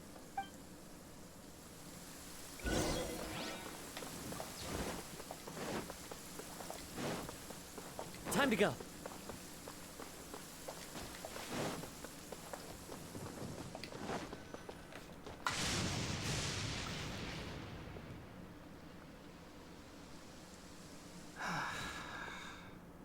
Thank goodness she's fine. Hey, how about taking care of yourself first? I understand my condition. The wound is not fatal. I'll be all right. Ugh. The more you understand medicine, the worse of a patient you become. I know. They always think they can push through the pain. Never do it. It's not worth it. Oh, he sat down. Let me rest for a bit.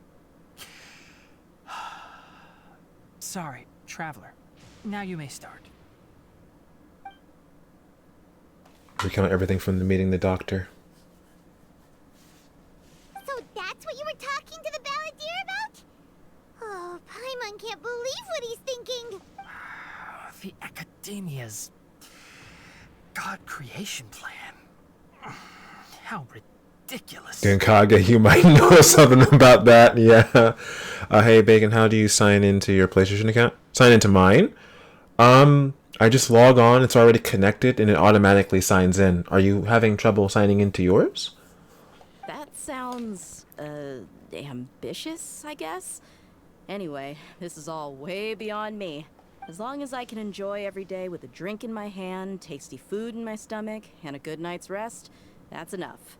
I'll only work when I have to. I must be the least ambitious person who's ever set foot in Party's DI. Don't say that.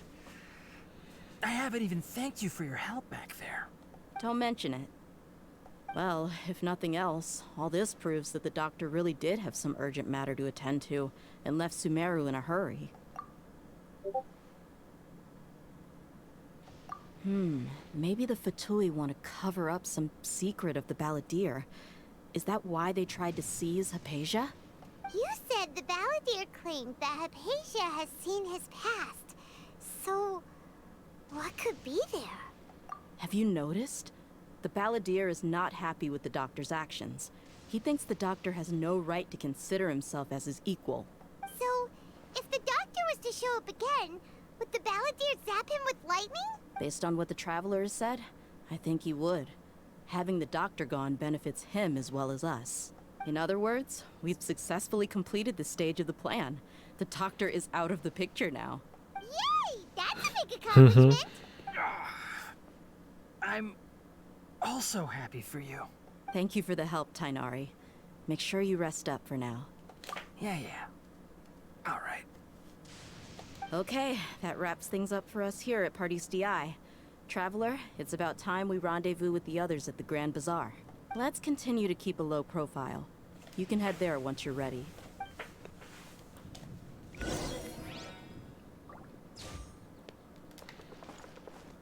Wait until the agreed time. What time is it now? 19. Yeah, Seth, if anything, try resetting your password if you can. Like, if you know your email, try resetting your password. You should be able to sign in unless PSN's having, like, maintenance issues or something.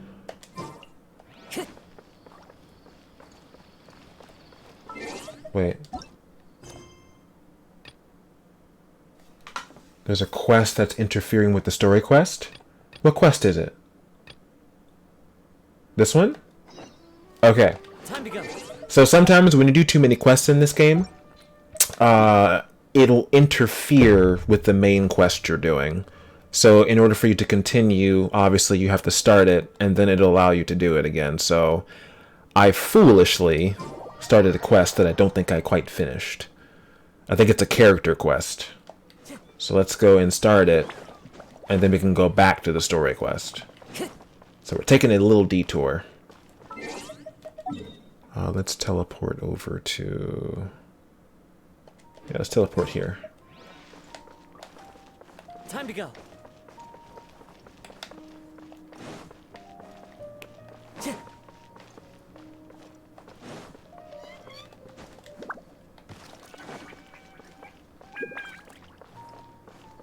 Time to go.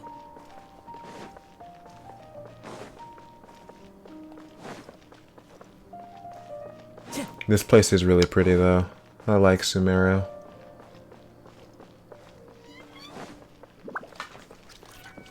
Time to go.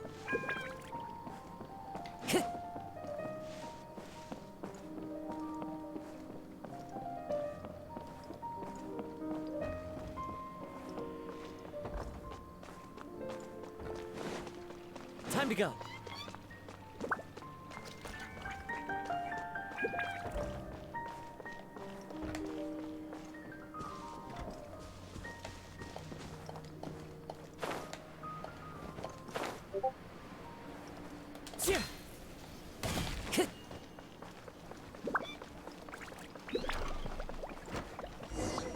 Okay. This is Nilo.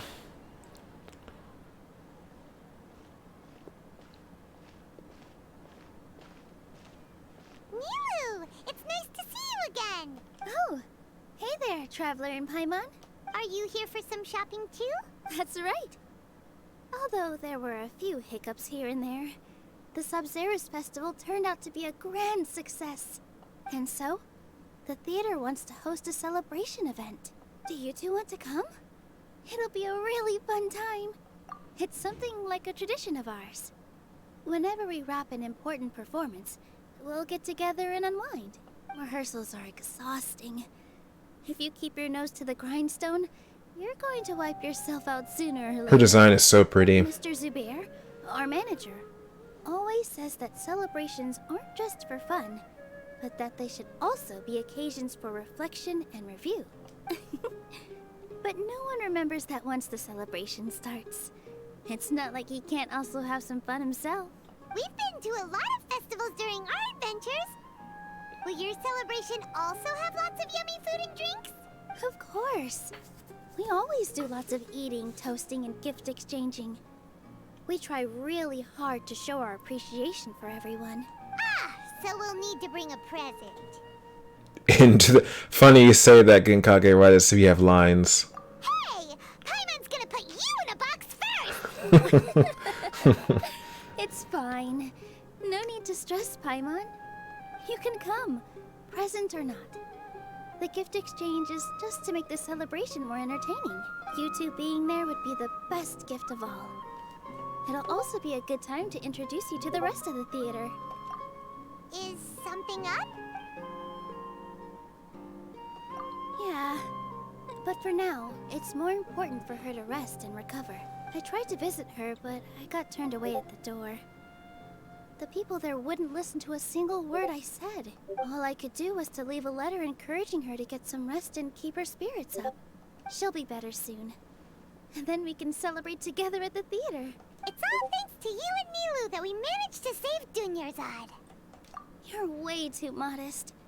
Just now, I actually felt really self-conscious when Paimon talked about us in the same breath. Compared to you, I really didn't do much at all. Anyway, all that aside, are you thinking about coming to our event? I want to play it, Genkage. I heard it was fun. Alright, then let's head to the theater. Wait, I completely forgot about this pile of stuff. Whoa, did you buy all of this, Nilou? Just one box. The rest were given to me. I really don't know how it came to this much. That's way too many freebies. Many vendors give out samples for free, but Paimon's never seen this much.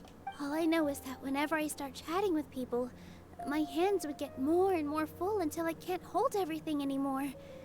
This seems to happen every time. I was planning on making a few trips to bring everything back before continuing on with my shopping, but I don't think I'll have the time. So this isn't even all of it? Are you sure? Of course!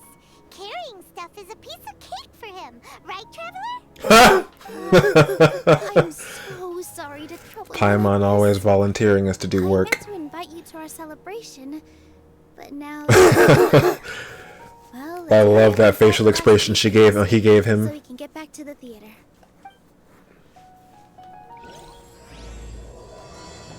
Okay, so now that we started this, I should be able to reroute back to the quest, right? No, okay. So we need to do this part of her quest, which will lead into the next part of the story quest. Okay, got it.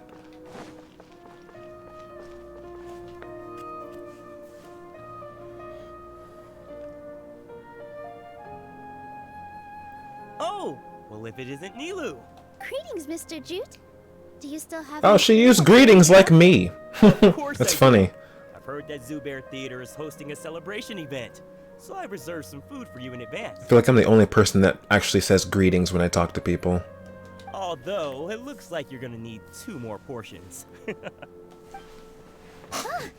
Please allow me to introduce them. This is the Traveler, a very experienced adventurer. And this is Paimon, his super reliable guide and helper. No. Paimon is... hold on. She got it completely right. Look, Traveler, she introduced Paimon correctly! Don't underestimate Nilou. She always remembers every last little detail about everyone, even if it sounds completely trivial. She's also very brave. Exactly, Genkage. Greetings, everyone. Spices from the jaws of a sumpter beast. Don't think anything of it. I just help out when I can because everyone else takes such good care of me. Anyway, sorry to get off topic. We're in a bit of a hurry. Mr. Jute, did you say you didn't reserve enough food? I was joking. Anyone who runs a business knows to keep some extra stock. After all... Paimon is reserved food, yes. Oh, that reminds me. It seems that these friends of yours aren't from here. Have they ever tried any delicious tachin? Ooh, What a fantastic idea! Mr. Jute, Tachin, what is that?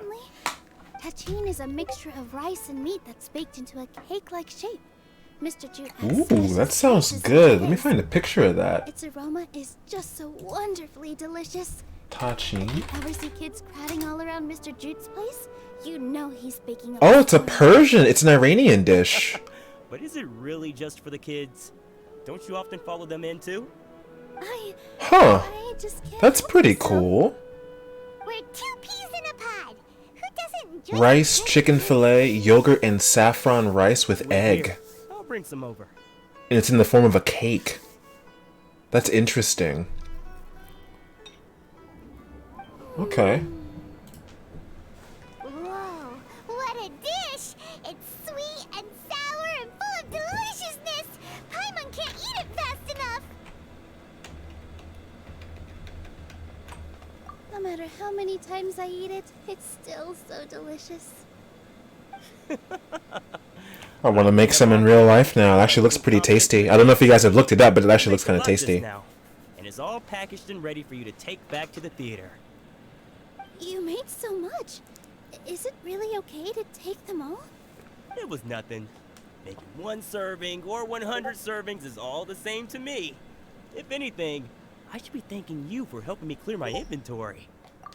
Don't worry about it. What kind of person would I be if I made you pay for a treat? Make sure you got everything. Feel free to come back anytime. I'm starting to understand how you got so many things. Hey, we got some. Let's take a look at it.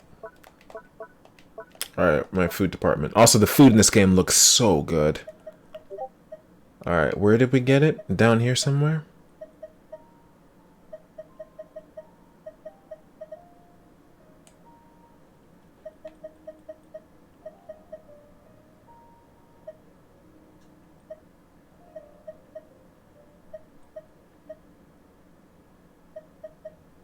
Where is it? Yo, Nitro, what's up? Welcome to the stream, dude. Glad you could be here. Yo, am I blind? I'm blind as a bat. Oh, there it is. That's what it looks like, guys. That looks really good.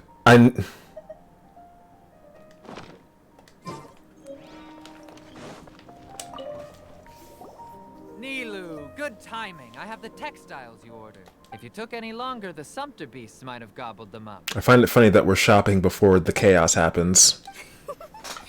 You and your jokes. Sumpter beasts won't eat those kinds of things, Mr. Offsheen. Jude said that some Sumpter beasts ate his spices. Oh, yeah, really sorry about that. Nilu, if it weren't for you, I would have lost half of my profits that month. Trying to pull anything out of a Sumpter beast's mouth is like playing a game of tug-of-war. So they really do eat anything, huh? What's that supposed to mean? Come now. You know, Sumpter beasts sometimes eat not because they're hungry, but because they like gnawing on things. The textiles you ordered are highly durable and woven from the finest thread. So even if a Sumpter beast got snacky, it'd still have to chomp on it for a full day. You've tested this before? But of course! How else could I be so trustworthy? I wouldn't dare experiment with such a precious... That looks better than the real one? Yeah. That sounds like some good fabric. Ho ho! Have I piqued your interest? If you want to buy some, now's a good time. Buy 2 bolts and get 20%. Not trying to sell us stuff. Ooh, that's a pretty good discount.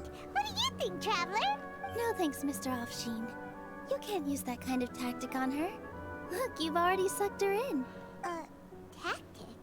So you mean everything he just said to Paimon was a lie? I wouldn't go that far. It's just that Mr. Offsheen is really good at spinning stories. A word from him, and you'll find yourself buying things you don't actually need. Mr. Zubair gave me a huge lecture the last time I bought too many things. Come on, don't look at me like that. All she got was a talking to from Zubair, while I was nearly fed head first to the Sumpter beasts. My philosophy is that stories give value to merchandise. That's why my business started with such a boom. Our Nilu here is an extraordinarily good listener. Back then, she believed anything I said. After a while, I began to feel guilty selling things to her because of how happy she looked. Anyway, since then, I've come to realize two things. One, that stories should just be a means instead of an end. And two, that there's more to business than just selling goods. It's okay. We're all friends now. There's no need to dig up the past. I love this music. That reminds me. Some of the goods from my latest shipment aren't in the best condition. They're fine for general use, but my customers have high standards, and I don't have the time or resources to find new buyers right now. Nilu, why don't you take them? Huh? No, I can't do that. Just think of it as a favor for me, alright? The theater can use them for props and whatnot. It costs me Mora to store or ship, so I'm just losing money every day continuing to hold on to them. Even so, let me buy them at market value. Nah, these goods are hard movers. Besides, if I let you pay, wouldn't it mean that I'm just using stories to sell my goods again? Good point. Just take them. If you really feel that bad about it, give me some theater tickets later. Oh, yeah, you should also take some while you're at it. Adventurers are always in need of materials, right? Wow, even we get a share of this? Hurry and take it. Just looking at it all is giving me a headache. Thanks for the huge favor. There's still one more store. Are you alright holding on to that? One more store. Not one more store. How much stuff are you buying? Was snooping around your props. Please, I was only looking at them to get a better idea of what your new show may be about. Wouldn't spoiling yourself just ruin all the fun? Yeah, please wait for our official performance. These two look familiar. I think I've seen them before. Ah, weren't they at the Sub-Zerus Festival? Yeah, and they're coming to today's celebration too. Oh, the more folks the merrier. I was actually just talking to Farhad about also stopping by tonight. Oh yes, please do. I'm sure Miss Raykar and Miss Nadja would also love to have a chat with the two of you. We even prepared a small gift. Let me show it to you. I really think we should wear some of these to give the event a more celebratory feel. Wow, it's beautiful. Did you make it? What are those things called? There's a word for that. That decorative. I forget what it's called, but I see him. I see Roman. So the vibe I get is people wearing like togas, and they wear this around their head. I forget what it's called. I watched you make it. I wasn't making fun of you. All right. Why don't you also try some on? Reeds. There we go. It fits perfectly. They're so pretty! Is there one that Paimon can wear? Unfortunately, we already gave out all the child-sized ones. I wasn't expecting... Paimon always getting left out. Fascinating. Huh. That sounds kind of weird, but Paimon will let it slide. Oh, well, sure got a lot of stuff there. Let me help you carry some. I'm a porter by trade, so this is what I'm best at. That'd be great! Please and thank you. But we have a pro now. Thanks for the help, Mr. Farhad. But let me make one thing clear first. Otherwise, I may not be able to hold back Mr. Zubair this time. You're so obvious that even Nilu saw right through you. Shut it. Fine. It's not like I want to get on his bad side either.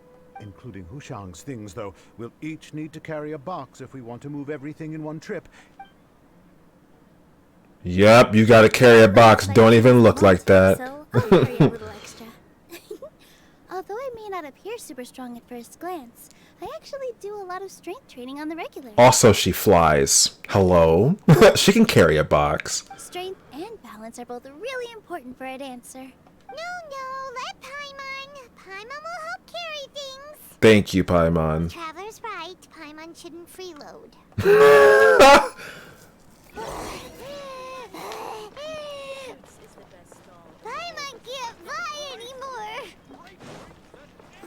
okay, Paimon? Paimon's good to keep going. But Paimon now understands when people say there's no such thing as a free lunch. Yep, you gotta work for your meals. Oh, that sure was a lot of stuff. Oh, looking forward to the event later. Thank you, Mr. Farhad. Thank you, Sumpter Man. Paimon's definitely going to eat it all back later. All right, I'll leave you all to it.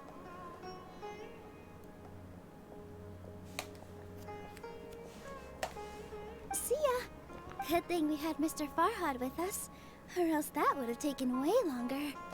Of course. Because everyone's working here together. We're all like neighbors. So we're always helping each other out. It's easy to forget that everyone's running a business. With this many freebies being thrown at you, you probably don't need to work. I made the mistake of getting Nilu's story quest, and I think she does appear in the major story quest at some point, so I think they want me to do some more of it before I can actually get back to it. I felt so guilty at I don't first, mind though. Like I always owed I do someone like something. her. She's pretty cool. I was always thinking of ways to repay others. She's also a theater kid. Later on, I realized Like I it was. actually like what Mr. Afshin said. By taking the freebies, I was helping everyone out and saving them money. When you order the wrong item or make too much of something, sometimes the best way to maximize the value of those goods is to give them away. That's why there's no need to stress over the freebies. All of us repay others by helping them when they need it. Oh, that actually makes a lot of sense. Right. This has become our norm, and no one keeps track of the back and forth anymore. So really, don't worry about it. Imagine if we were like that. We would have less problems, I feel like. Alright. I have to bring all this to Mr. Zubair and do a little bit of prep. Feel free to hang out here for a bit. It'd be nice if you could also get to know some other people at the theater. Nope. Mr. Zubair's really on top of everything. You two are our guests. So please, just relax and look forward to the celebration. Wow, the atmosphere here is so nice. Hey! As much as I want to continue doing Nilo's quest, we can get back to the main story quest. Alright. Let's go ahead and get back to it, shall we? Let's take a break and immerse ourselves in this warmth. All right, everyone is here. How did everything go? Any luck with your missions? Let's report back one by one. I'll start first. We've made the necessary modifications to the Akasha terminal. In addition, the props required are also ready. I'll go next. The Traveler and I went to Party's DI. The situation was a bit complicated, but we found Tainari. Unfortunately, he was wounded during a fight. Who was behind it? Well, that's the tough part. What should I say, Traveler? The Fatui or the Balladeer? After some back and forth, we confirmed that the doctor has left Sumeru by boat. He has something urgent to attend to back in Snezhnaya. So, we've successfully removed the doctor from the picture. Also, Tainari's already resting, so he'll be okay. Good. Oh, Tainari also asked us to tell you this message. Trust your own senses and experiences. Alright. I'll remember that. Everything also went smoothly on my side. The Eremites should have arrived at their destination by now. To avoid alerting the quarry, they will stay there for now. I can't believe you actually got so many Eremites into Sumeru City. It's all thanks to Rahman and his brave team, as well as their bold strategy. It appears to have been very effective. I'm glad to hear it. Well, is that everything? Okay, this meeting is adjourned. Huh? Wait, you mean that's it? Well, what else is there to discuss? Shouldn't you end with some words of encouragement? You know, to fire us up now?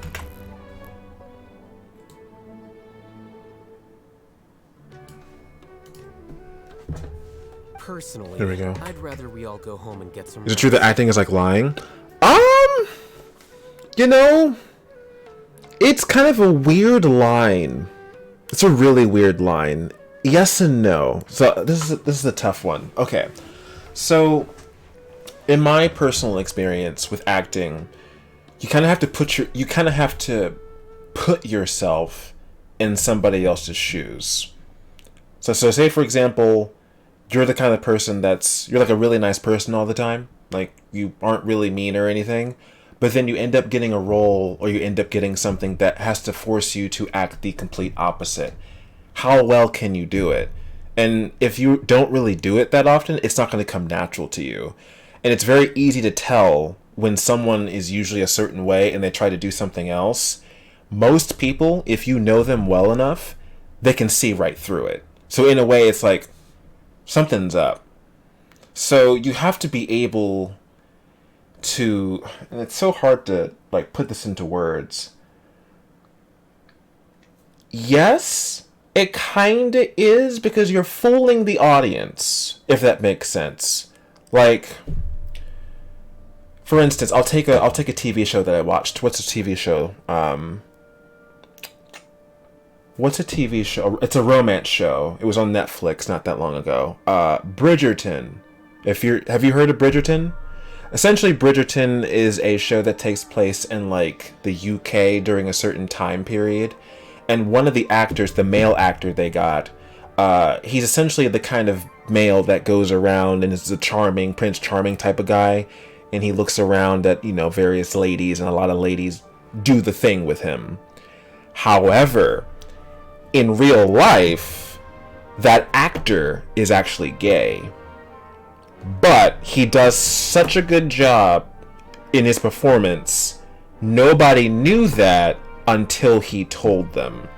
Most people that watched the show believed he was a straight guy. That's how good he was at lying, so to speak. So it's so hard to... That's a really good question, Kakage, because you have to be able to show the audience that you're able to do this character. I think that's why people get so uppity about movies and who plays who and who does what, because some people are really, really good at putting on the performance to show you that they're this character. Like, for instance, there's an old sitcom, it's called All in the Family. You would think that that guy on that show, where the time era was racist. Like, every word this man said out of his mouth was racist. He fit the stereotype of an old, light-skinned person that would make fun of every single race, whether it was Spanish, whether it was Irish, whether it was anything. He would make fun of it and discriminate against it. But his actual actor in real life is not racist at all. And it's kind of funny. There was something with, what's his name? Trump. And they were bringing up like racism and things like that. That actor is still alive. I think he's like I think he's like 90 or almost 100. He actually went and made like a little announcement or like a public message to him saying that, yeah, my TV show was to show people and get them educated about racism in the country, not for them to actually practice it and do it to other people in real life. It's to show you that these were the times we lived in, and over the course of time, we've gotten better with it. This show and me acting like that was never meant for people to go out and purposefully treat people like that. And so he said the fact that we can't distinguish between acting and not acting is appalling. Yeah, Norman Lear, exactly. The fact that we couldn't distinguish between the two is unreal. So you know how a lot of people will play video games, right? And there's a particular voice actor that they really enjoy. The moment you get somebody to replace them, it's not the same. And they'll make all these comparisons and complaints that they're so used to hearing this particular person do it, that the moment they get someone new, they're never going to live up to it. That's why people have such an issue with it. When they hear something they're used to, they like that. When they don't see what they want, it doesn't catch them. So as an actor, you really have to be able to sell yourself when you're doing that performance. If you don't, you're going to have a rough time. So that's why there's different types. There's method acting where, say for example, you needed to be drunk, but you didn't drink anything yourself. Method acting essentially is you doing it. Like, okay, if you can't do it yourself, let's give you a couple drinks and do it. It's an interesting question. I'm glad you asked that question, because in a way it is, but in a way it isn't. And you, as someone that watches somebody, you have to be able to distinguish it. Like, for instance, someone that's pretending to be nice versus someone that's actually nice. A lot of people in the world think that a lot of people that are kind of nice are always up to something, or they want something in return. That's never the case. You kind of have to use your eye and figure it out. Like, for me, I've been told that I'm a genuinely nice guy, but some people think I'm up to no good sometimes, because it's like, he's too nice. What does he want? What is he up to? I'm like, no, that's just me. I'm just like that to everyone that I meet. So I've definitely had my issues with that, and it's not fun, but if you can distinguish between the differences between them, it's I wouldn't say it's like night and day, but as you meet people and get to know them, you can figure out who's acting and who isn't. It's like with streaming. You know when a streamer is enjoying the game, and you know when a streamer is not enjoying the game, pretty much. If you can't really distinguish it, then it'll become hard for you to do it. If that answers your question at all. I'll hate them. You... Ugh. Oh, and if you wanted someone to say something to that effect, then I must reiterate that I'm here to strategize and not to lead. So you should find someone more suitable to do that. But I thought all of you academia big shots were great speakers. Then I should remind you that I'm the scribe. I know that. So what? A scribe is responsible for recording meetings, not speaking. Fine, whatever. Well, Cyno doesn't seem to be much of a talker either. I guess that leaves it to my employer. Employer? Yep. The Traveler hired me. That's right. So come on, boss. What do you have to say for the team? Yeah, say something to boost morale. Huh? What are you all doing here? No problem, Kage. Oh, it's Nilu! Hey, everyone. I'm not disturbing you, am I? That's the first time someone's ever actually asked me that question. A lot of people do consider it, like, actors are really good liars and things like that. It's a tough one. There are some good people that, like, act because they enjoy putting themselves in different people's shoes to be more humble and understand people from different walks of life. There are other people that do it to get them to do things they want to do. So, if you, again, it's tough. But if you get that general concept, you'll be able to figure out who's acting and who's play acting, if that makes sense. Not at all. I was actually just about to go find you. Judging from the group and all your serious faces, you were discussing something important, weren't you? But you also look like you're up to no good. Seems pretty interesting. I would have kept the story going, but I want to know what's going on. Huh? Join you? You mean you also want to discuss something important with me? Yes. Something very important. Nilu, are there any breaks in your performance schedule in the upcoming days? Huh? Wait, you're seriously inviting me? Yeah, shocked at first, but isn't lump for she's bubbling with excitement. I can't believe my ears. You are truly the bravest and most passionate people of Sumeru, well, that I've ever met. Oh, right. The Traveler are not from Sumeru, but you are awesome as well. That's right.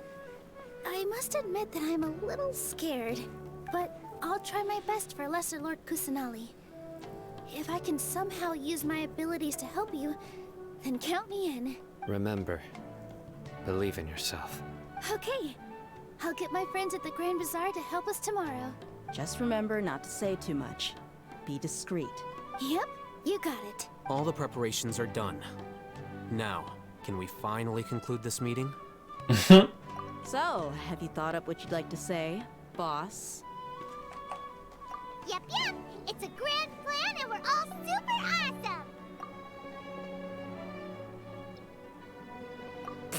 awesome. That's it. Well said. A good night's rest before an operation can be the difference between success and failure. Thankfully, I've had my place to myself recently. It's been nice and quiet. Uh-huh? Oh, nothing. What? Why did he say that? Sleep so we can be up early tomorrow. Okay. So I guess that means it's time to say goodnight now. Yep. Good night, everyone. Alright, so apparently tomorrow is the big day. Alright.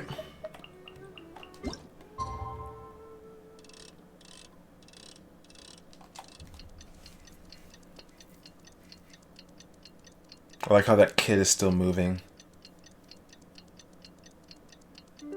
He stopped moving.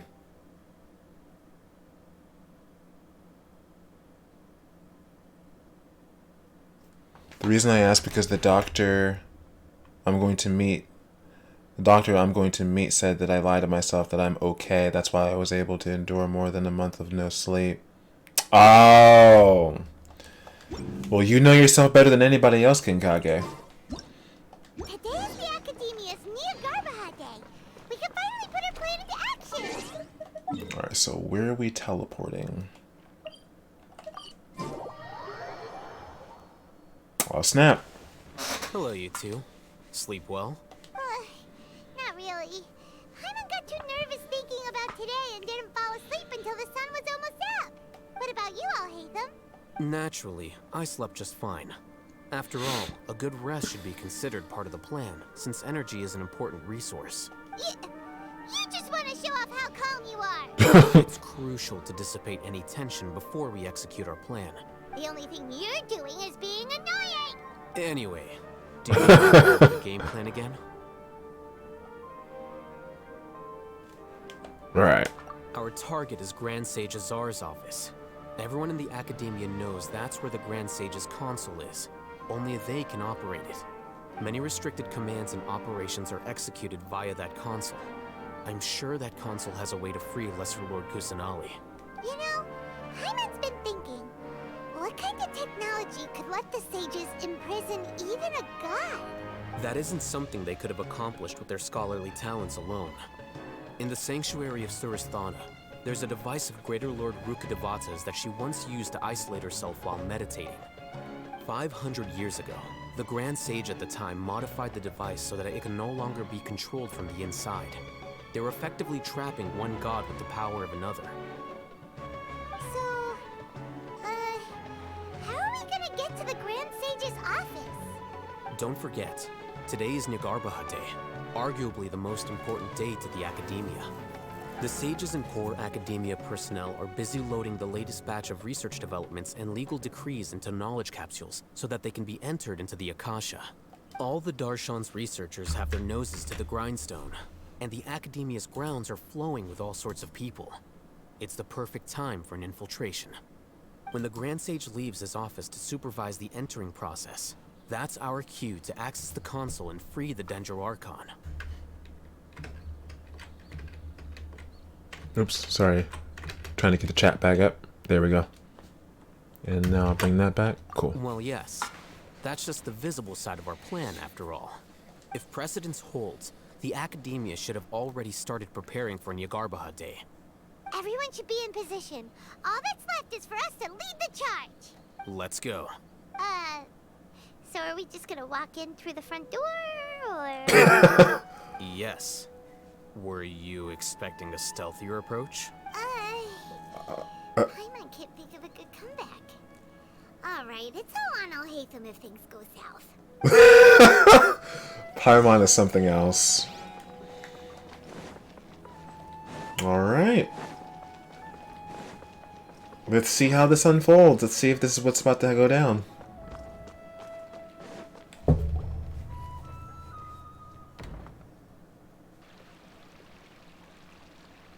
Scribe? Please, wait. Are you Scribe Alhaitham? That's me. Is something the matter? I'm in a hurry. No. I was just surprised to see you here. I had heard that the sages were looking for you not long ago, but I didn't know what for. And, also, please don't bring outside guests into the academia. Outside guests? How did you arrive at such a conclusion? Your groundless inference shames the Haravatat Darshan. What did you say? I'm the top student in Haravatat, and I earned 3rd place at the last Inter-Darshan debate. Don't look down on me. That wasn't my intention. As your Haravatat senior, I just assumed that you possessed a greater aptitude for critical thinking. Look, based on what you already know, the purpose of my return and the reason they're here should be obvious. Is that so? Wait a moment. Let me think. Don't tell me the answer. The sages search for you. A blonde-haired traveler. Outside guests. So, from the start, the sages weren't looking for you, but this traveler? And you were gone from the academia for so long because... Hey, shh. Yes, you've proven yourself as the top student in Haravatat. I surmise you've arrived at the correct conclusion. As I expected. Please, forgive me. I wasn't thinking clearly just now. Thank you for getting me back on track. It's nothing. We'll be on our way then. All right. Thank you for your contributions to the academia, Scribe. Nicely done. He fooled him very well. Good job. What the heck just happened now? What did he just guess? I'm afraid I don't know either. You have no idea? He convinced himself of whatever truth he came up with. That is the so-called pride of a scholar. If someone questions their academic facility, they will instantly feign understanding to keep up appearances. Nowadays, the academia is rampant with this type of scholar. Their obvious farces of intellect only serve to highlight themselves as fools. Yep, that's what I was kind of thinking. So there are special ways to deal with smart people. We don't even need to make up our own excuses. We shouldn't waste any more time. It would be problematic if we missed our window of opportunity. Let's go.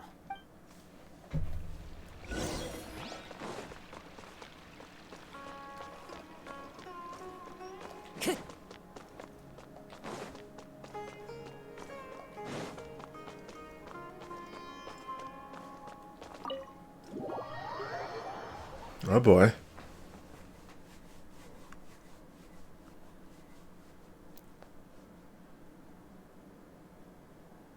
Is this the Academia's library? Indeed. Known as the House of Dana, it is quite possibly the most extensive special collections library in Teyvat. There are a lot of students going through here. Is it really okay just to waltz right in? The Academia marches to a fast beat, especially since it's Nyagarbaha Day. They're all occupied with their own matters. Just act natural. Now, hurry along. Right, wits versus knowledge is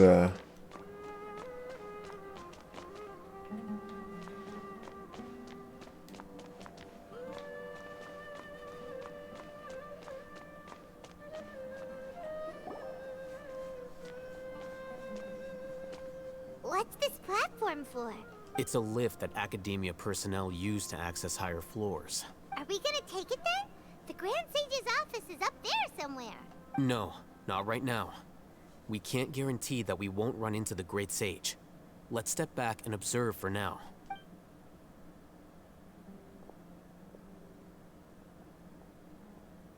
You think the Grand Sage will exit from there? And after he does, we'd sneak past him? Oh, Paimon thinks that's really dangerous. Who knows? However, if we can confirm Azar's current location, our operation will be much safer if we... Allow me to offer you a hint.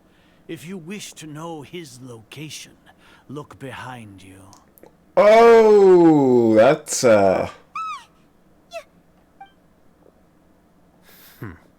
Well, That's Do unfortunate. not tell me you believed the Academia would not grow suspicious of you after such a prolonged absence, scribe. An eyewitness had informed me of your whereabouts, so I came to personally welcome you. Great Sage. I didn't expect you to care so much about me. I'm truly flattered. I'm sure. But compared to you, I am far more interested in these two unexpected guests. You are the Traveler and Paimon, correct? It's a pity that only now have I been afforded the opportunity to formally meet two of Sumeru's most esteemed guests. I do apologize for my lack of decorum. Excellent. You immediately initiated discussion instead of attempting to prepare some perfunctory excuse. You clearly understand the situation at hand, and have no intention of making a reckless stand. The foot traffic here renders this place unsuitable for discussion. Please, follow me to my office. Well, that's unfortunate. Busted. That was fast.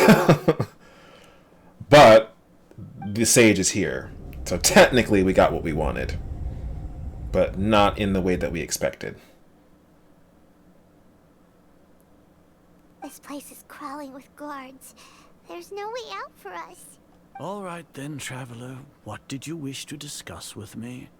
Today is Niagarbaha Day, so I still have many responsibilities to attend to. There is little time for idle chit-chat before I detain you all. You seem to know quite a bit about our endeavors. If that is so, then you should be praising our great work, rather than using your trivial misgivings in a futile attempt to sway me. Trivial? Then tell me, what do the Fatui want from me?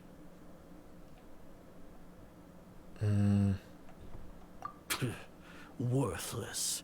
Those are all completely worthless. Benefits, divine power. These materialistic words do nothing but debase our great work. Creating a god. Yes, we are using human wisdom to create a god. If humanity cannot attain omniscience and omnipotence, then we shall create a god to reveal them. This is the pinnacle of human wisdom. We shall regain a god's guidance at long last. No longer will we flounder in the interminable void of consciousness and knowledge. Even Ermin's soul will be freed from its plight. For our nation of scholars, this is the ultimate aspiration. No cost is too great to realize it. It's a pinnacle. Yeah, in the end, you're still... Yeah, that's true. You will never understand the rapture of having a god be born within your very hands. With your degree of knowledge, you cannot even comprehend such an emotion. Gods exist on a plane that far eclipses humanity's. Lesser Lord Kusanali. What can she even do? That's crazy. Considering the first quest we went through, they told us what she did. They're just going to completely dismiss that? Care for the people? Fend off sandstorms? Fabricate silly fairy tales? These are but child's play for the Academia. Does that make us equal to the gods? We are a people favored by Greater Lord Rukkhadevata. Though I may have personally not seen it, our forefathers bore witness to true wisdom. The ascension of the Lesser Lord has brought nothing but bewilderment to the scholars. They all ask, is that truly what true wisdom is supposed to look like? With that in mind, it is better to keep her isolated in the sanctuary of Surasthana, so our academy will not become embroiled in turmoil. What a pathetic justification! Do you really think that only the super smart or powerful should be able to call themselves gods? As per your judgment, Grand Sage, they are indeed dangerous individuals. Not only are they acting against the Academia, but their ideologies have the potential to lead scholars astray. Looks like there really was merit in my assignment. Hatham? Are you talking about us? Anyway, I've brought them to the Academia as ordered, but it took some time and trouble. Wait a minute. Oh, that reminds me. Here's the investigation report you had requested. It's a summary of my No. time spent with the Traveler. I have Chat. information about him ready for your No way. Homeboy is betraying? No. So you're still on the Academia side! We finally started to trust you!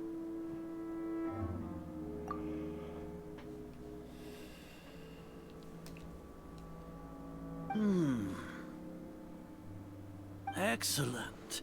Detailed contents with no errors. I would expect nothing less than an immaculate report from the scribe. Yikes. As it is Niagarbaha Day, I'll enter the information on you into the Akasha. Surely you know what that means. We'll be monitored, just like Sino. With the Akasha's calculation prowess, all of your actions will be predicted with an accuracy of at least 98%. Furthermore, your data will be updated in real time whenever new information presents itself. To put it into words you can understand, wherever you go, you will be walking under an invisible leash. This is Sumeru's greatest penalty for dishonest persons. Imagine if that existed in real life. That's a terrifying thing to think about. They upload. I feel like something like that may exist in real life form. Government? Question mark. Are you not familiar with the But more concept extreme. that great responsibility begets an equally great suspicion? In any case, you are Sumeru's most concerning external variable. Locking you down will greatly decrease the chance of any undesirable outcomes coming to pass. You're despicable! Despicable? Perhaps from your perspective, but I suppose you had mentally prepared yourselves for this. Hold on 1 second, guys.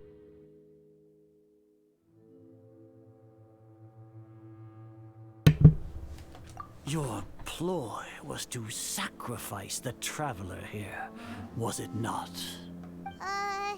Lord Azar, I know what you're trying to say, but I've been following your plan this entire time. Why are you doubting me at this juncture? Must I delineate your entire plan? Very well. I will spell things out. First off, I received an eyewitness report that you were spotted with the Traveler at Caravan Ribat. However, you immediately departed for the desert and escaped surveillance range. Judging by the time, you all likely encountered the truant General Mahamatra in the desert. Am I correct? Maybe Paimon shouldn't have mentioned Sino just now. The Academia had not received correspondence from its scribe for a prolonged time. You were also in the company of the Traveler, a close associate of Lesser Lord Kusanali and General Mahamatra Sino, who had defected from the Academia. With their instigation, what was the probability that you would betray the Academia? Rationally speaking, 50%? 70%? This old man is really What do you good. think? Not even gonna front. Regardless, that's only a guess. The facts are that I've brought the Traveler right before you, and I gave you my report. Indeed, your boldness deserves praise. To think that despite status as an outlander, the Traveler is still willing to sacrifice for the sake of your plan. If I'm correct, you have a contingency plan to save Lesser Lord Kusanali and ruin our great work. Sneak into the Academia on Niagarbaha Day, using Alhaitham's status as the scribe. For there is a good chance that an opportunity to save the Lesser Lord will arise. Should your intentions be discovered, Alhaitham will turn traitor and sacrifice the Traveler, thus proving his innocence. He can then stay inside the Academia and continue searching for a way to proceed forward. As for Sino, according to the Akasha's calculations, he will soon return to the Academia and confront me in person. I suppose this is also a part of your plan? You'll see me as a traitor regardless of what I say. No, even if you impugn me, it would have little effect on you all. You misunderstand. Losing our scribe would irreparably damage the Academia's regular operations and the development of Sumeru's future academic systems. However, under the current circumstances, even that is trivial compared to what we stand to gain from our great work. You said that I betrayed the Academia, but you, Azar, You've betrayed all of Sumeru, betrayed its Archon. So flight is turned to fight at long last. Guards! Oh,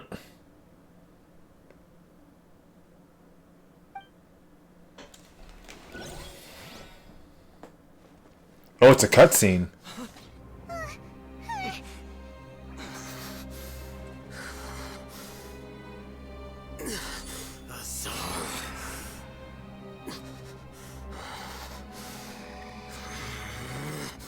What's happening to him?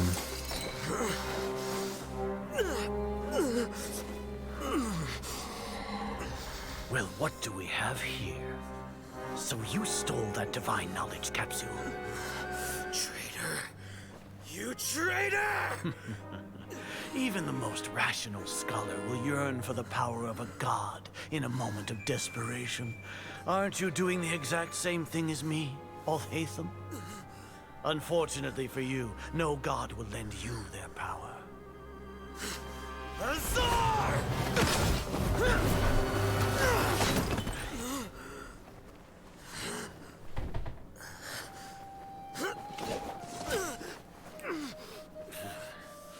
He has gone completely insane.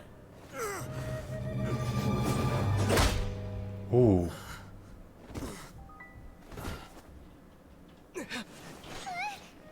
Take him to the Matra and exile him to Aru village. Then find someone to take these two to the confinement room. I'll deal with them later.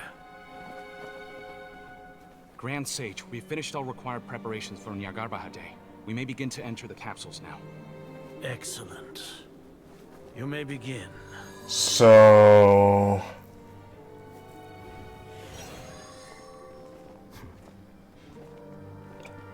Oh? Wait, what? Maybe not.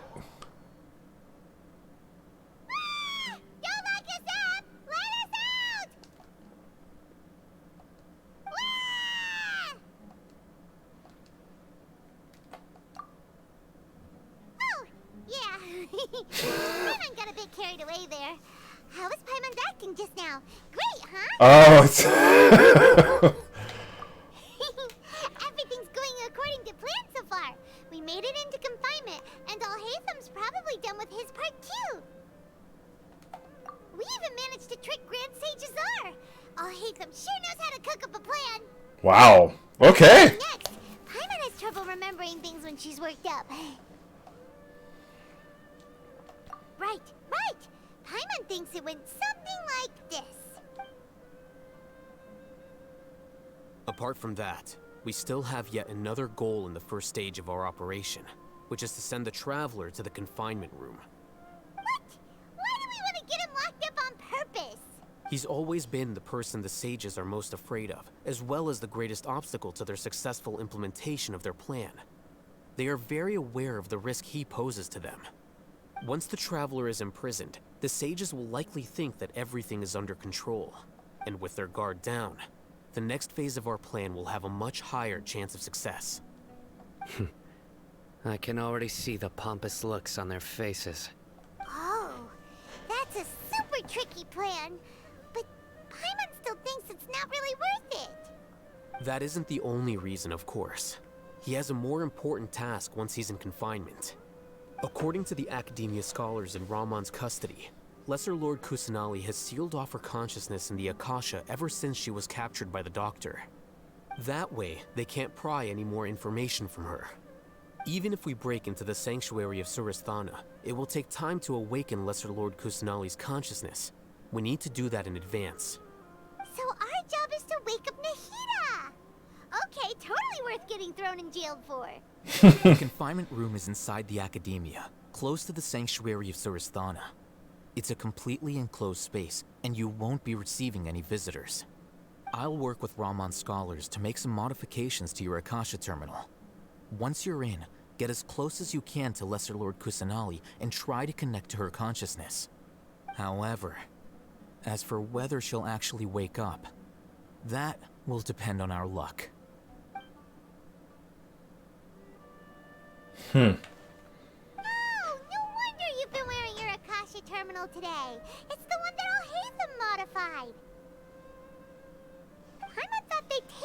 Akasha terminals when they locked us up in here. Were they being careless? Yep. Alright, so what now? Sounds easy enough. We can finally talk with Nahida after all this time. Let's do it. Do it. There's a light flashing on your Akasha terminal. It's almost like... the faster it blinks, the better the signal.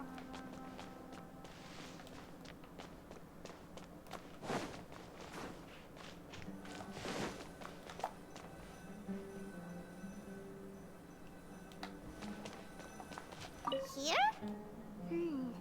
No signal again. Is it getting jammed?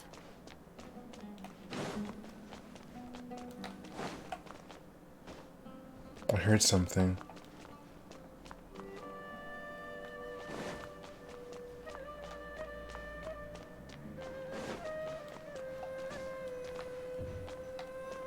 Here? No signal again. Is it getting jammed?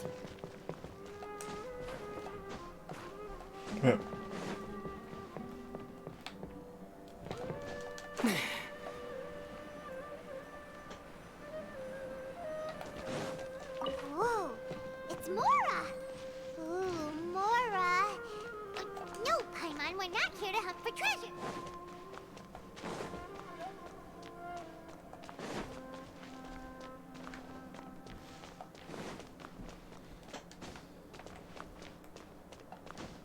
So the brighter it gets.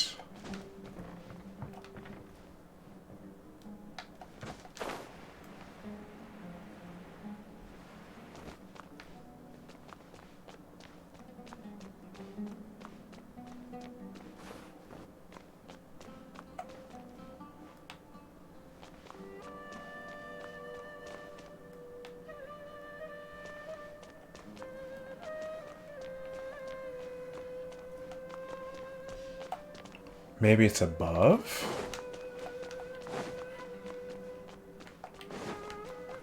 Oh, wait, what's this?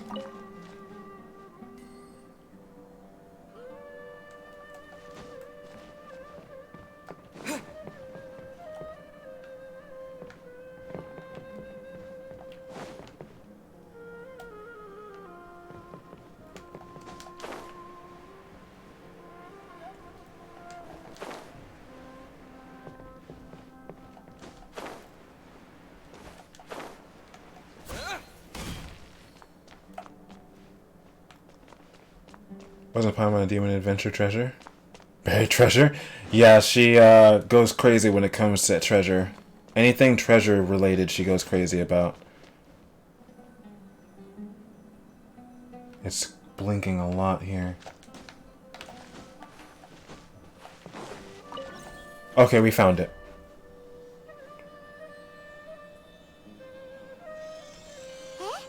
Is this the right spot? Are you getting anything? Please work.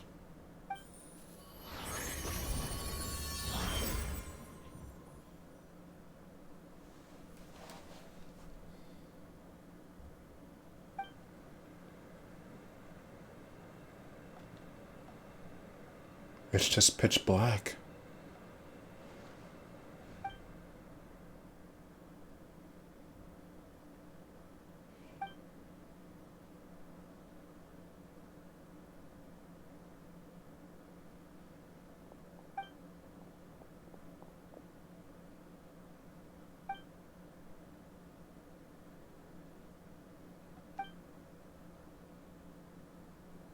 Nahida!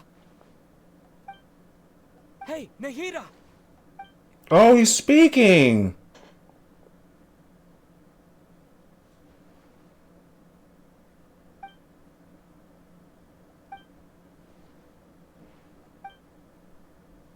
When did it first start? Oh, right. It started from the moment I was born. I wanted to become a worthy Archon. So I've kept studying. Kept listening to my people and their hearts. Kept looking for a way to save Irminsoul. so I can catch up. Catch up to Greater Lord Rukkhadevata. But I'm stuck in the sanctuary of Surasthana. The sages are creating a god to replace me. And I'm forced to lock my consciousness in this boundless darkness. Nahida!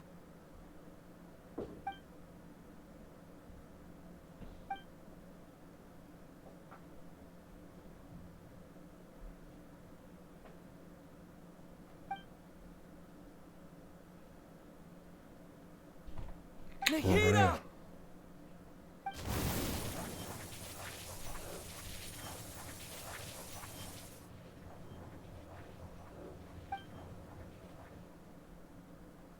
It's so quiet here.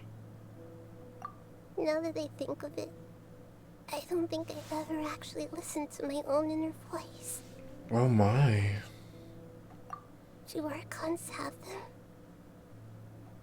Should Archons have them?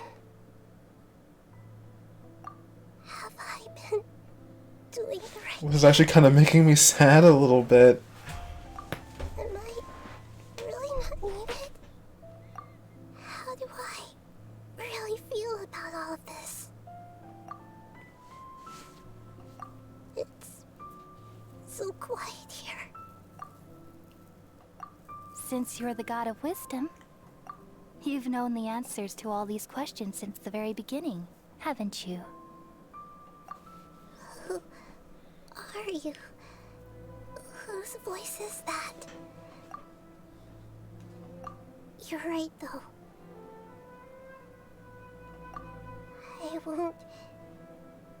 I won't ignore my own voice anymore.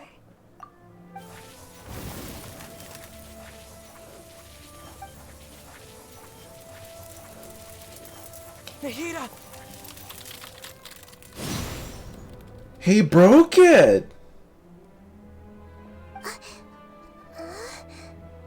Nahida?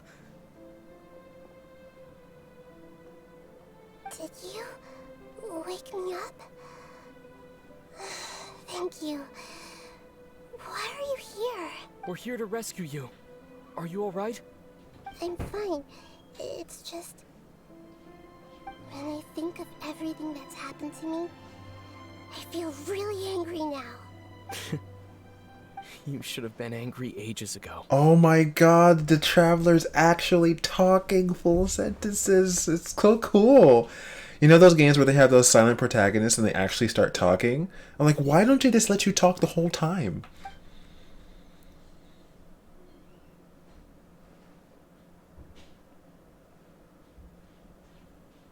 Huh? Oh, you're back! How's everything? That's wonderful news! Great! We weren't locked up for nothing. When you went to wake up Nahida, Paimon was listening for any sounds outside. You were out for a long time. There are fewer and fewer scholars going about now. You think everyone's done with their Nyargarbaha day stuff? Yep, so that means our next act is Nilu's performance. Nilu's performance?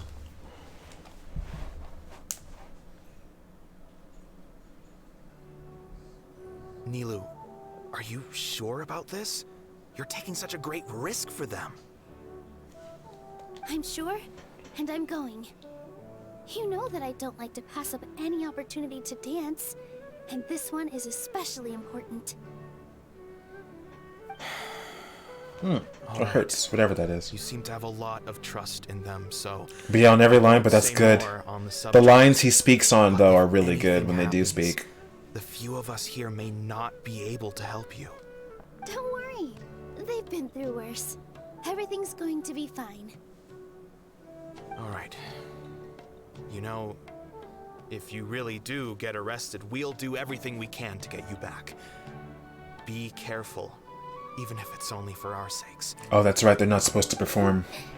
Thanks, Mr. Zubi. The acting sage called it off. Oh, we're playing as her.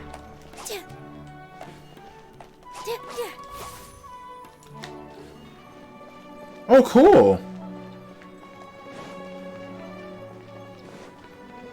This This isn't the way to the academia. Better stick to the plan.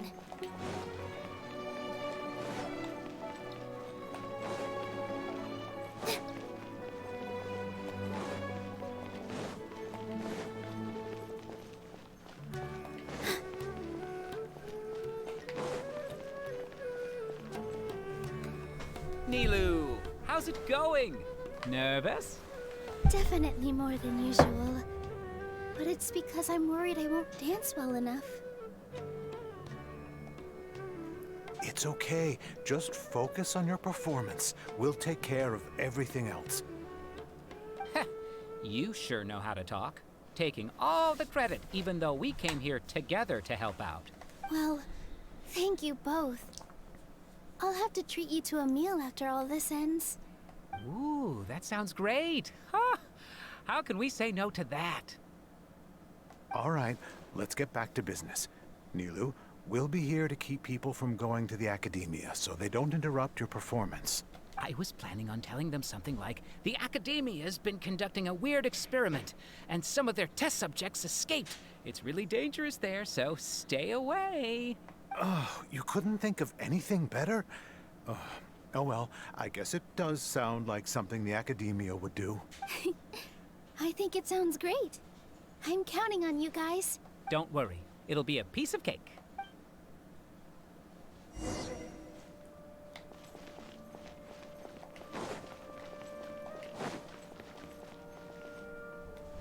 Hey, Nilu!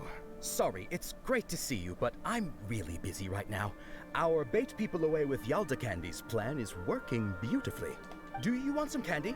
We have more than we can give out. That sounds great right now, but no candy. Bihar, thank you so much for doing all of this. And even dressed up as the Knight of Flowers, no less. I'll pass on the candy, though. I cut back on sweets in the period leading up to a performance, and I'm about to start one. You have a point. The stage is cleared and everything's ready, so you can start your performance at any time. Yeah, thanks to you. I'm really grateful. All right, time to hit the stage. You're welcome. The honor's all mine, since I'll have such a great view of the show. Okay. Oh, here we go. Cutscene.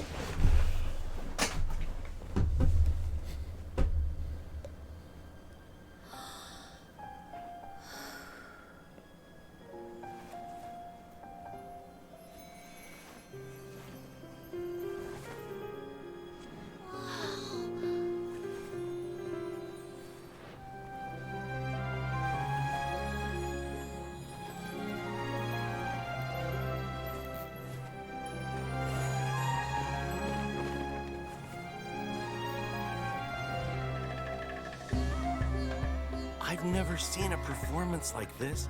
This is incredible.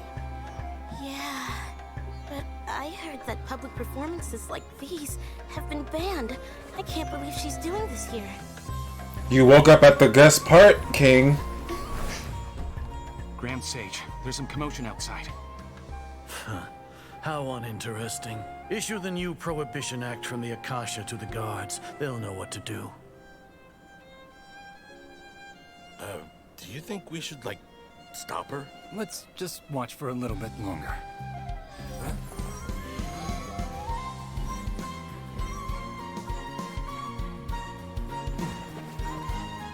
Yeah, she's not supposed to do this. She's gonna get arrested.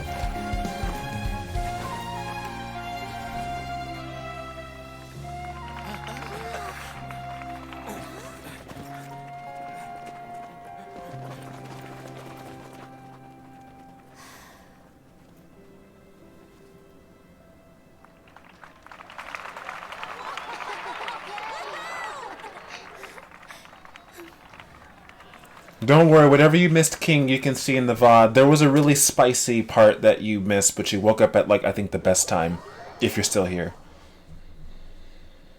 No worries. I know you're tired. Huh? Did you hear that? It sounds like a lot of guards just ran by. Does this mean the plan has moved on to the next stage? Yep. It's great that everything seems to be going well. Come to think of it, When did Alhaitham replace the knowledge capsule that was about to be entered into the Akasha? There's been some pretty cool couple cutscenes. That was the second cool one so far. There's been a lot of good stuff happening so far. Oh, so that's when he did it! Paimon was too nervous to notice. Speaking of, didn't Alhaitham also yoink the divine knowledge capsule from that mercenary leader in Port Ormos when everyone else was distracted? Oh, it's a time-tested trick of his. Why are we complimenting him? Yeah, he's smart and all, but he still makes Paimon's blood boil. Let's review our plan for this stage again. It's not like we have anything else to do right now anyway, and it'll help us feel more confident. Paimon remembers that Nilou's task was supposed to go a bit like this. Now that Lesser Lord Kusanali's consciousness has been forcefully sealed, the core figures of the Academia and their guards have started to wear their Akasha terminals again. With the Doctor's technological support, they think they have nothing to fear. How despicable of them to rely on such a person. But this is also our chance. I was originally asked to draft the knowledge capsule for the Artistic Performances Prohibition Act when I was still at the Academia. It should be on the Grand Sage's desk right now, and will be entered into the Akasha during the next Nyargarbaha Day. Are they really going to stop all artistic performances? That's horrible! I'll make an identical knowledge capsule, but this time, I'll smuggle some misleading information into it. We only need to find an opportunity to switch the capsules. Once it's been entered into the Akasha on Nyargarbaha Day, if someone were to be seen performing in public, the sages would definitely use that opportunity to announce the ban, and so the misleading information will be disseminated amongst the guards. Sure sounds complicated, but it seems like if everything goes well, we'll be able to get rid of all the guards in the Academia without any effort. That's pretty clever, getting right into their heads. I just have one question. Even if we manage to get the misleading info out to the guards, how can we be sure that they'll believe it? People who are used to relying on the Akasha become less inquisitive, and their ability to distinguish truth from misinformation is significantly reduced.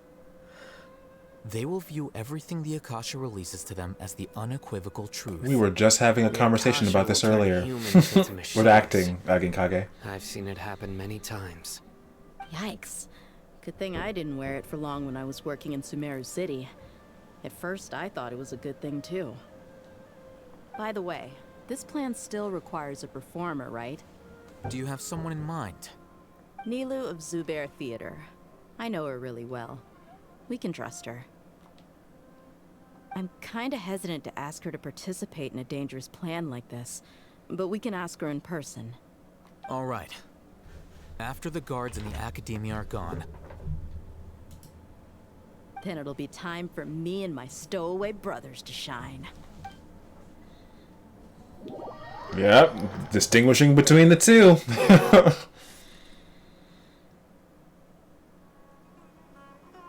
Here they come. Did you see that, Raman? They came out from the Academia in droves. After laying low in the city for so long, this is the moment we've been waiting for. My brothers have already sprung into action. We couldn't do anything to them inside their coop, but outside the Academia, this is our hunting ground. With a lioness like you, the prey sure won't be able to run far. We still need to eliminate the guards as soon as possible. If we give the sages enough time to realize what's happening, the plan's doomed.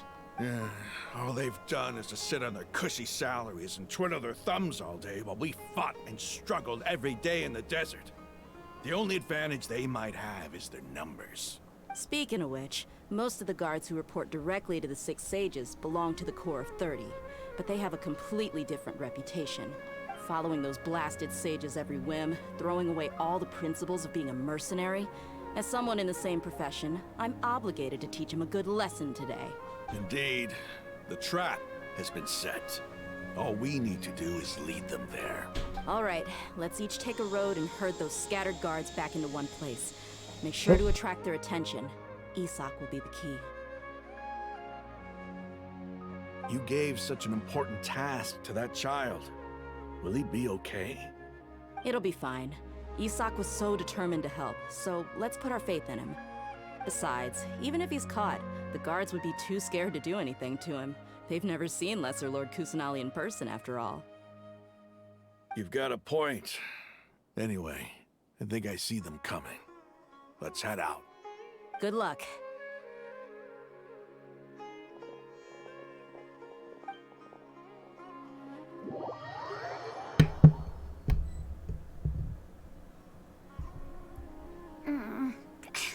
This outfit. Hey, do you remember what you need to do, Isak? When the guards get here, you'll pretend to be Lesser Lord Kusanali and run away from them. Oh, okay. King, no worries. I'm glad you were able to stay here this long. If you need to head to bed, I completely understand. I would love to stream earlier in the day, but I work from like 9:30 to 6, so I understand. Thank you so much for being here. The VOD will be up on Twitch, and I'll have it on my YouTube as well.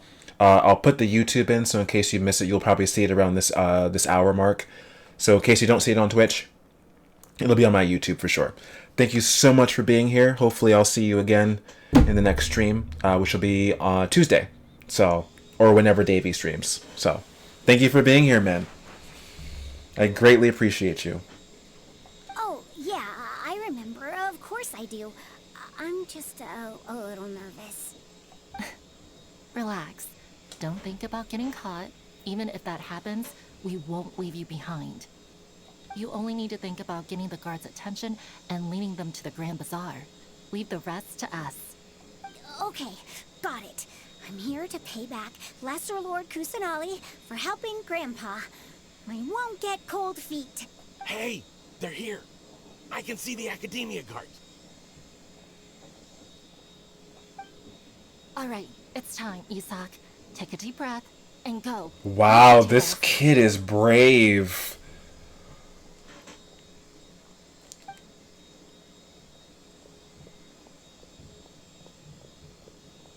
Her.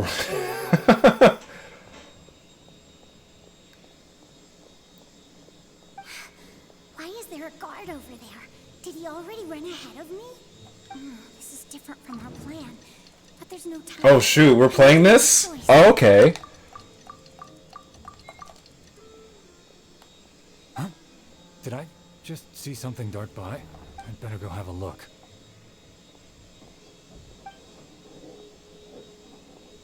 Were my eyes playing tricks on me? Oh, this is cool. I was not expecting to play this part. I should go check to see if someone's hiding over there. There seems to be nothing here.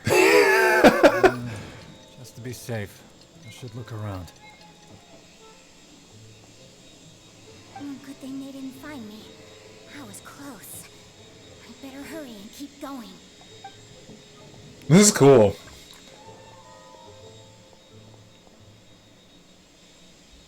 Hey! Lesser Lord Kusanali's over there! Stop! What?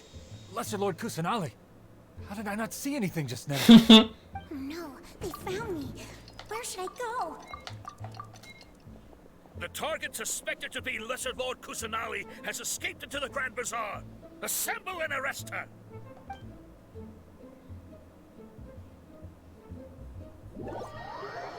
Okay. I hope that was the right choice. I don't know where to go. Where did she go? How did she disappear? Did we lose her?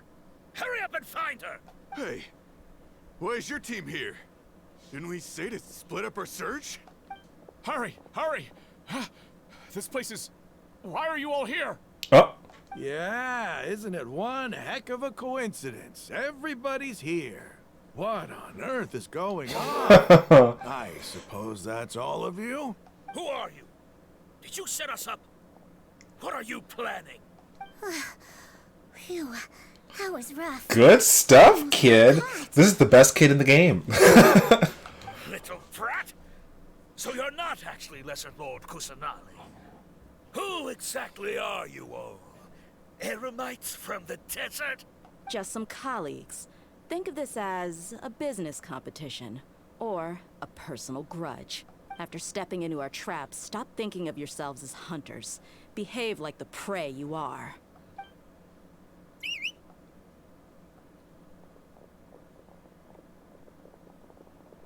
Nice.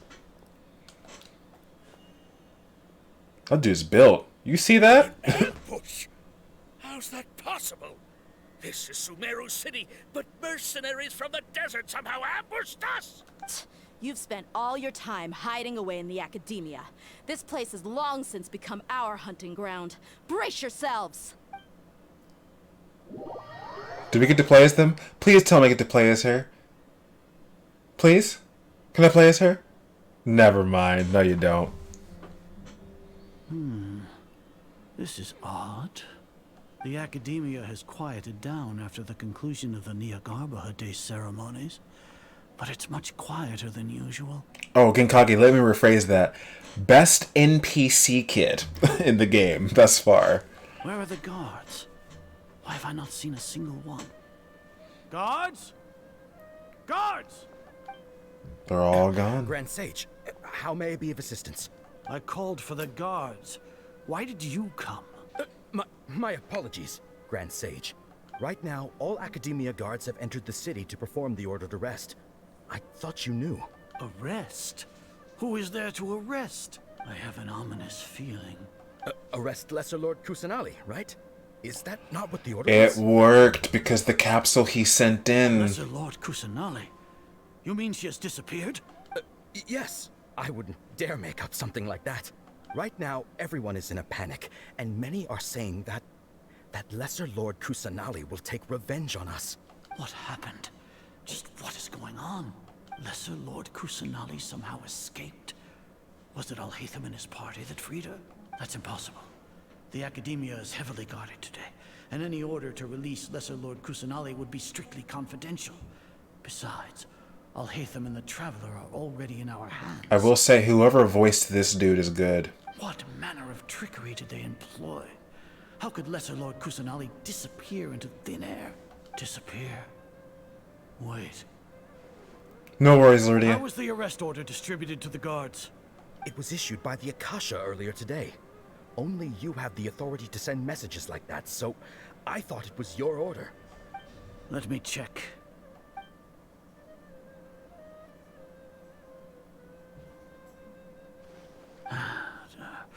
Here. Lesser Lord Kusanali has escaped from the sanctuary of Surasthana. Go to the city and arrest the escapee immediately. The Akasha indeed contains this information, and it clearly appeared in my mind. How did they bypass my permissions to issue this kind of message? Was it the report about the Traveler that Alhaitham submitted? No. I specifically checked that knowledge capsule before entering it into the Akasha. Could that have been a red herring? Well, even if I figure it out now, it won't make any difference. The important thing now is to confirm Lesser Lord Kusanali's status. Have you been to the sanctuary of Surasthana to confirm that Lesser Lord Kusanali has indeed escaped? Confirm? No. I haven't. It may be a bit offensive to say this, but Grand Sage, what you're saying doesn't make any sense. How can the information in the Akasha be inaccurate?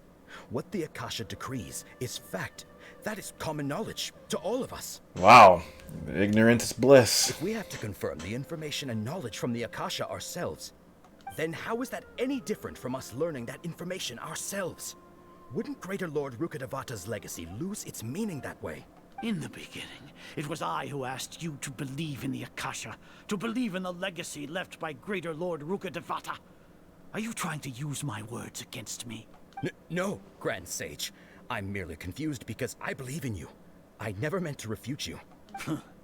Stay here and see if there are any suspicious people around. I'll go to the sanctuary of Surasthana on my own. Yes, Grand Sage. Oh boy, he's starting to lose his composure.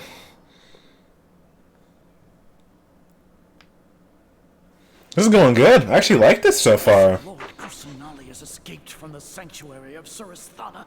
Go to the city and arrest the escapee immediately. How can that be? Stop thinking about it. Stop. It must be a trick of theirs. As long as I personally confirm it. Ah! Yeah. Impossible. That's impossible. There must be something wrong with my eyes.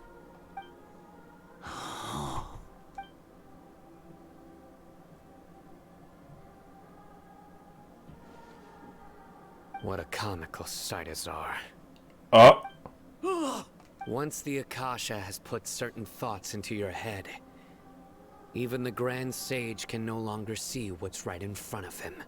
You all can only see the world in your mind, the one you think you know. And precisely because of this, you disregarded Lesser Lord Kusanali's existence. She has been a wise and worthy Archon. Sino, have you been waiting for a chance like this? The Akasha predicted that you would return to the Academia to confront me, but I didn't expect it to turn out like this. I was careless. No, you were blinded. Your faults stem from your reliance on the Akasha. You're still the same as always. I truly did not expect a proud person like you to cooperate with Alhaitham and the Traveler.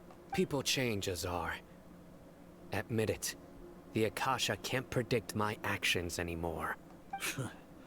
Then tell me, what have you found during your investigation? You want to buy time? This is the sanctuary of Surasthana. Under your own regulations, even Academia staff are forbidden to come here. No one will come to save you. As for the investigation, I've at least confirmed that you are guilty of insurgency against the Archon.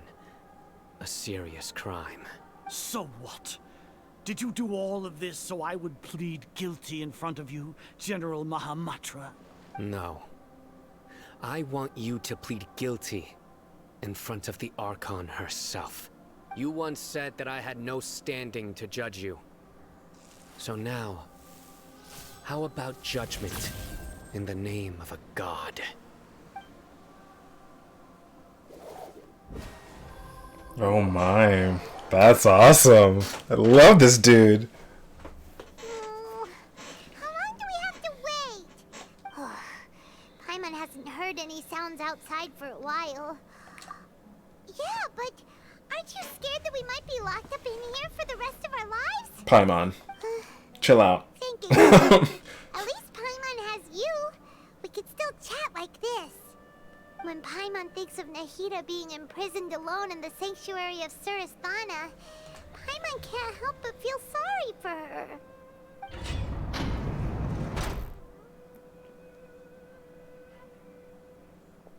Hey!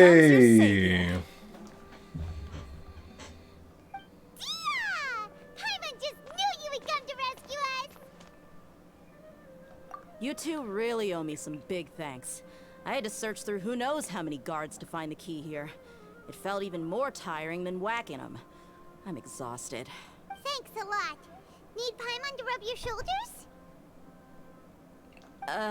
No. What are you afraid of? Oh, are you ticklish? Now isn't the time to be ticklish. That's Things in funny. The city and on Sino's side are both going well. The guards that stormed out of the Academia are all taken care of. The Corps of 30 is in charge of the city's defenses, but we already talked to Asfand. They've been fed up with the sages bossing them around. As long as it doesn't break their employment contracts, they'll turn a blind eye. That's probably because you've been super great friends with them for a long time. So, how's Sino doing? The Grand Sage is in his custody. Even I know how terrible it is to fall into Sino's hands, so he probably does too. Sino forced him to release Lesser Lord Kusanali. He has no choice but to obey. So, hurry to the sanctuary of Surasthana. Assuming nothing weird happened, we should have already rescued our Archon. Honestly, I didn't expect our ragtag bunch to do this well. We just came together last minute to save the Archon, you know? Alright, you two better go. I still have to clean up some messes in the city. See you around. Nice. So far, so good. Yeah, this quest is actually pretty awesome so far. Now that we're in the thick of it.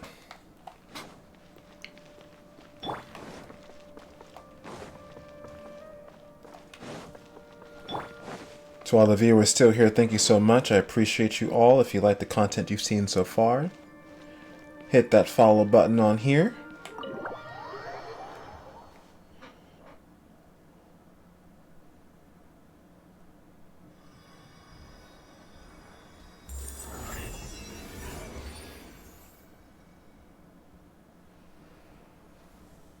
And there she is. She's free.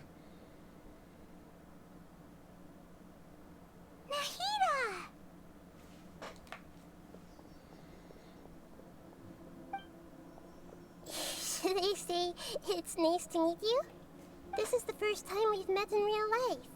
Before, we've only met in dreams, consciousness, or when I was in someone else's Oh body. wow, that's true. This is the first time we actually physically see and meet her. Thank you so much for coming to rescue me, but I also need to apologize. During this time, I did some self-reflection. My sense of inferiority and yielding to the academia led to all of this, and created so much trouble for you all.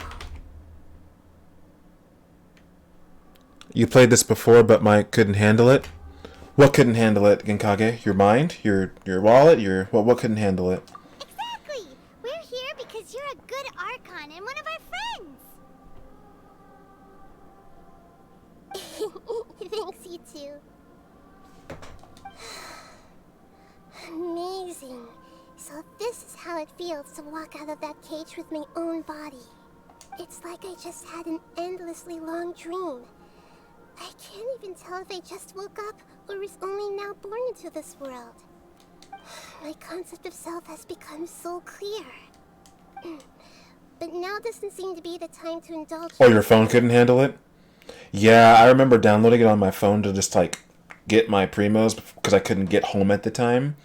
And my phone got really hot. I'm like, you know what? I think I need a tablet for this, not a phone. Unless it's a really, really strong phone. This is really embarrassing.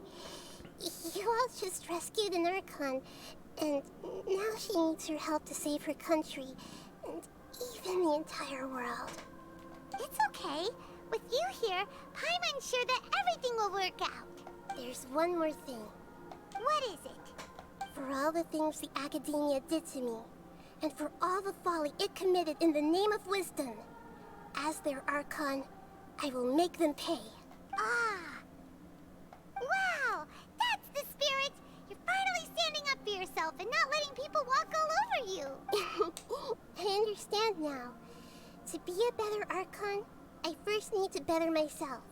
If you haven't even figured out how to be a caterpillar, how can you be a butterfly? That's a great analogy. Yes, true. That reminds me. I wonder how far along the Academia is with their god creation plan. We need to hurry and prevent the birth of that false god. I need to make some preparations. Since I'm now free, I can establish a direct link to the Akasha and control it. First things first, I need to remove the restrictions that the doctor put on me in the Akasha. After that, I'll make some adjustments and revoke the sage's permissions. The Akasha will then be like how it originally was, only operable by the Archon.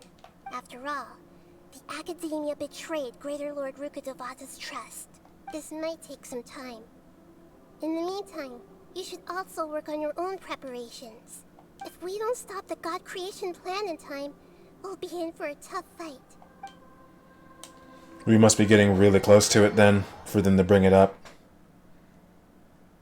You might as well prepare for a fight. When we're done, we can take a walk around. After all, we missed out on a lot of stuff when we were locked up. I guess, what team do we want to go in with? I like my current team.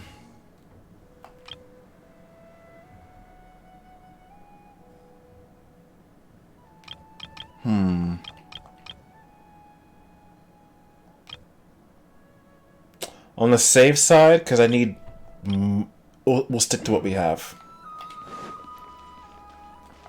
Alright, I think we are pretty much... I think we're at endgame, guys. Well, I think we're at the climax, the major climax of the story. Let me take a look.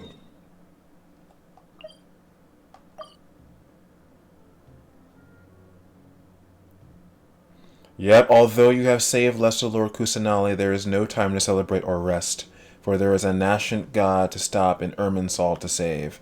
Now the fate of Tavad is in your hand. Oh my, that's an intense quest line.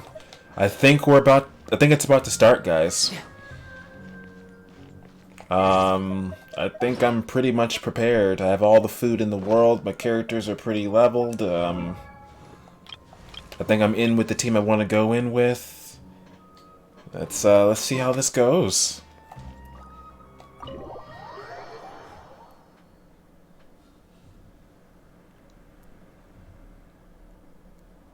How's it going, Nahida?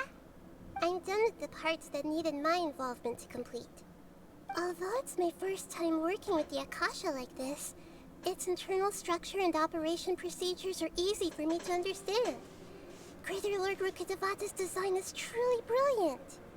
Oh, also, this is for you. Huh? What's this little floaty thingy?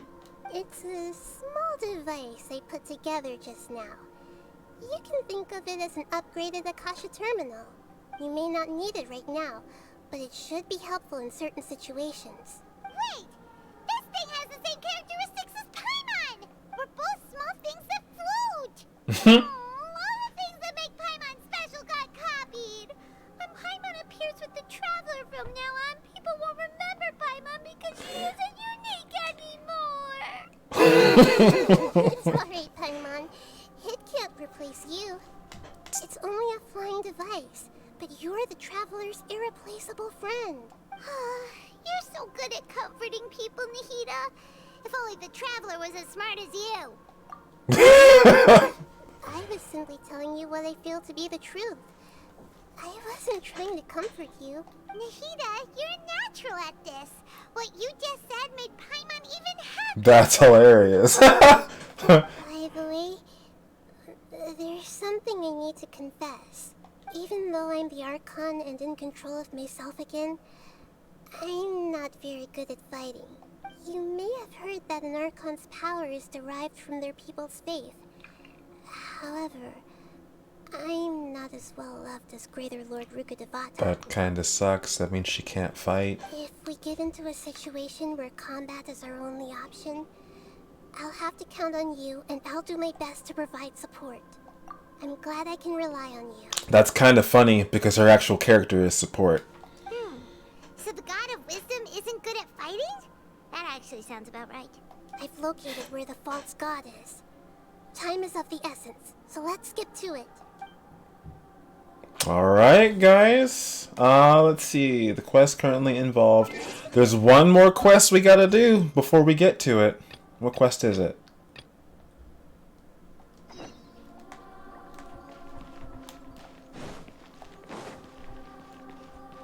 Alright. What quest do we gotta do before we can do this? We're literally at the fight, I think.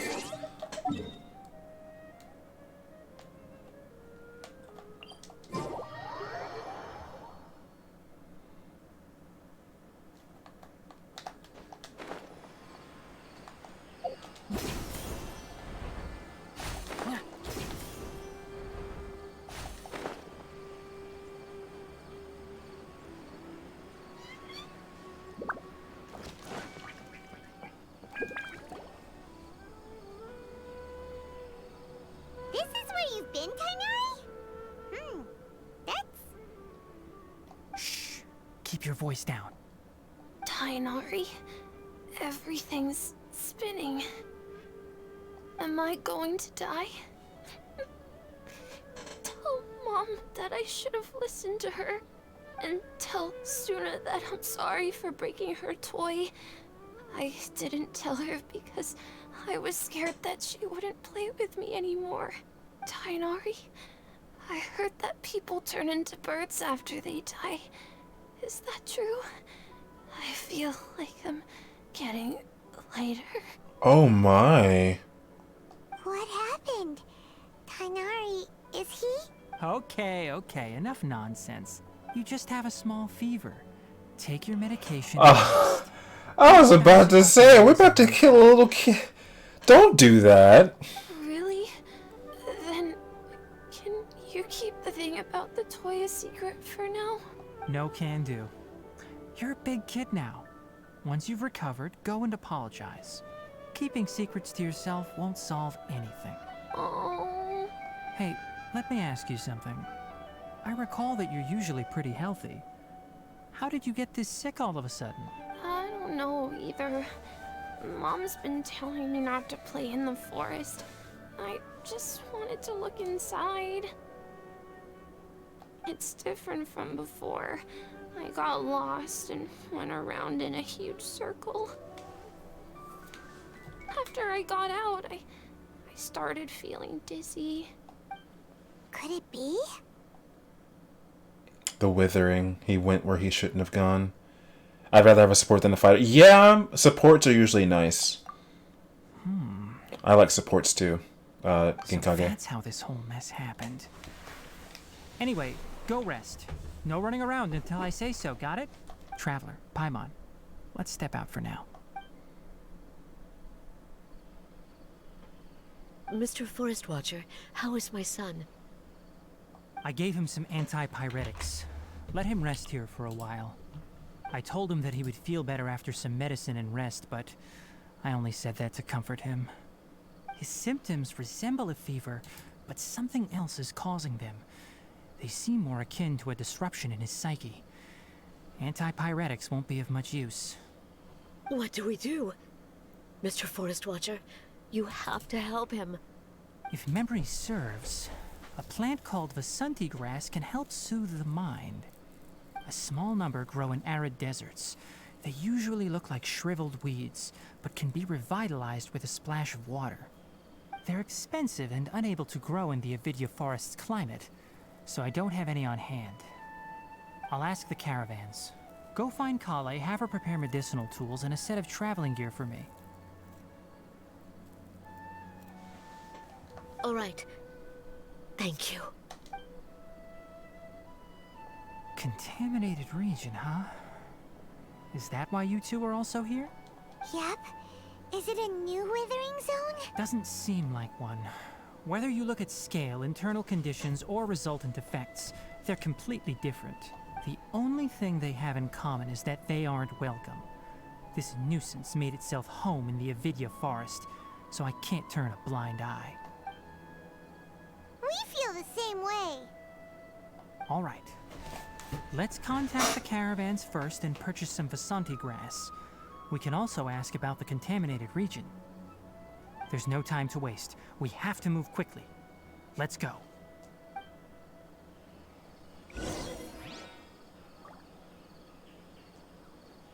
Okay.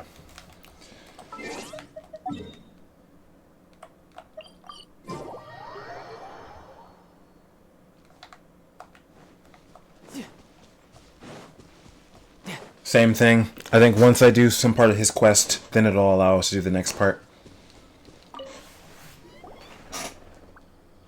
Excuse me. I'd like to purchase some Vasanti grass. Do you have any?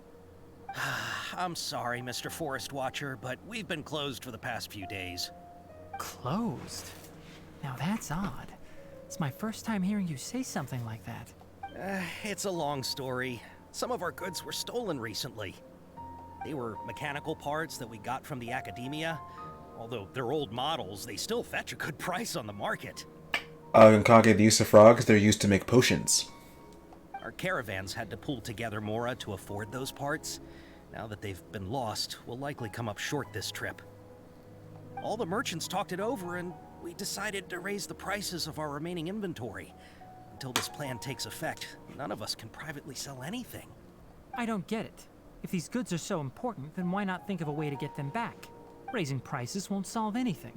At best, you're shoving the consequences of the robbery onto your customers. Mr. Forest Watcher, it's not that we don't want to. It's just the thief disappeared into the deepest parts of the forest. We asked around, and apparently the forest has been very unusual as of late.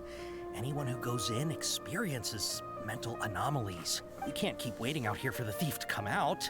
All we could do is come up with another solution. So the bandit hid in the contaminated region after stealing those mechanical parts. How many people were there in total? Were they not affected by the contaminated region? That crook came from the contaminated region. As for how many, there weren't any people. No people? No people? What? Even if I tell you, you might not believe me. Fine. The thief that stole our parts was a huge mechanical crab. What the heck? The Avidia Forest has creatures like that? To be honest, I'd rather not think about it. It moved too skillfully to be new at this. Seth, that G Fuel flavor is actually really good. I put water in it. I mixed it in with a little bit of lemonade. Really, really tasty, actually. You only need for that G Fuel, if you're gonna use it, you don't need a full scoop. Half of a scoop is just enough. It's got a lot of flavor to it, I will say that. It came out of nowhere. Before we could react, it swiped our goods and ran away. We were all shocked. By the time we came to our senses, the thief was already long gone. I see. If we help you retrieve your stolen goods, then business will return to normal? Oh, but of course!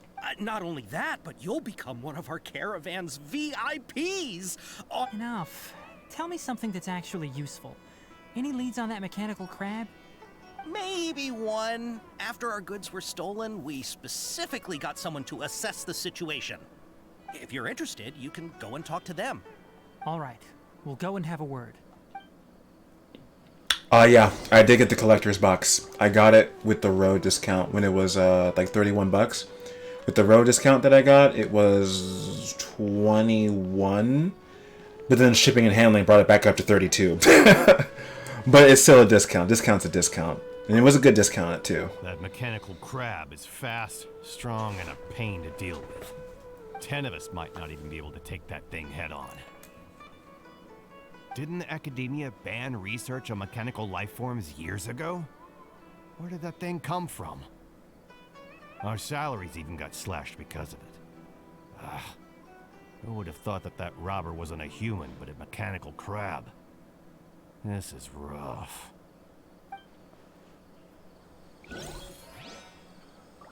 Okay, that's one person down. Sorry, y'all, just making sure to check my notifications. I was supposed to check for something, but I don't see it. So I guess that means we're in the clear for now. After the goods were stolen, I made multiple inquiries with nearby caravans and residents. It turns out that many others have also been robbed by that crooked crab. Crab? However, the crab only seems to be interested in machinery. It doesn't even bat an eye at other valuables. A caravan carrying a large amount of mora had an uneventful trip, but another caravan had a child whose metal toy was taken. Whatever the case, that thing is a scourge. We'll eventually think of a way to get rid of it.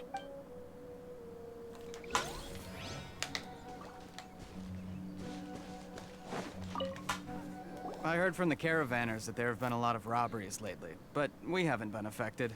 We don't normally see the mechanical crab, and it doesn't disturb our daily lives. It only shows up when the caravans are here, and it runs back to the contaminated region after it's done making a mess. You haven't tried capturing it? We have, but it's too agile and fast. Yo, what is this However, crab? we did unexpectedly learn something the last time we tried to capture it. It apparently lives in the deepest part of the forest. So instead of immediately moving its spoils, it first hides them nearby. Once its stash grows large enough, it moves everything in one go. You'll have to move fast if you want those goods back.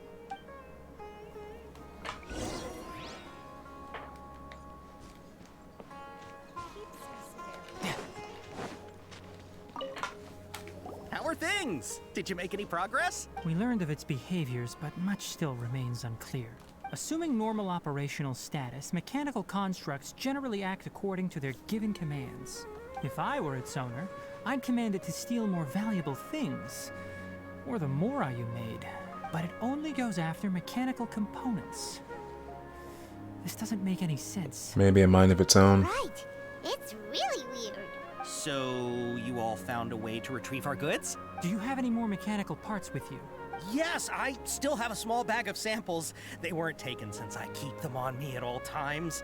Oh, are you planning to... In constant external conditions, organisms rarely initiate changes in their habits. Here's what we know so far. It has a mechanical composition, it lives in the contaminated region, and it comes out to steal mechanical components. If we have said components, we can lure it out, capture it, and then make observations for further conclusions. Well, chatting like this won't get us anywhere. We're only wasting time. You're right. We don't have any other options right now. This bag of samples is all yours, Mr. Forest Watcher. If you can get our goods back, the caravans will reward you generously. We don't need anything in return, but I'll be keeping this bag. I may have other uses for it later. We'll also need to borrow a sumpter beast. Our act has to be convincing if we want the crab to fall for it. Oh yeah, no problem at all. If it means getting our things back, you can even borrow me to do whatever you need. I'll have to decline that offer. Anyway, we'll use the mechanical components and sumpter beast to pose as a transiting caravan and lure out the crab. Once it appears, capture it. I leave the timing to you. Don't worry, we're professionals.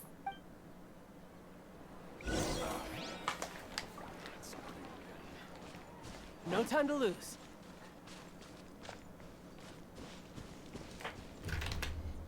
But I was thinking about getting more. I'm figuring out what I should get. Oh, like getting more G Fuel?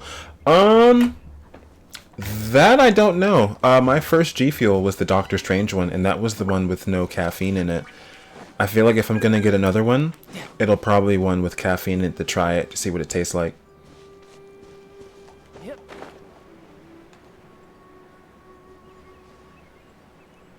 They had this strawberry shortcake one, which sounded pretty good.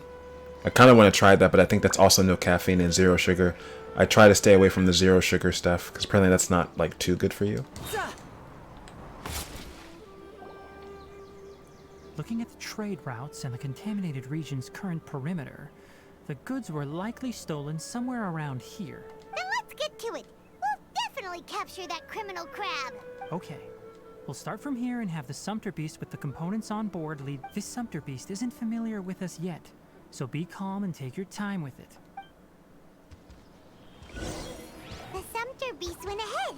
Let's keep up with it.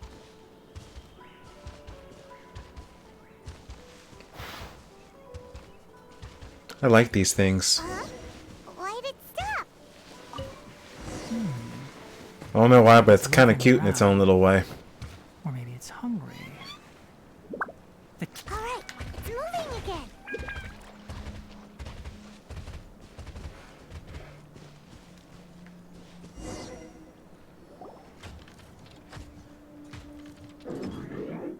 Oh, Did you hear something? there it is. Ah! Is that the mechanical crab the caravan was talking about? It's charging straight at us! It looks strong. Be careful.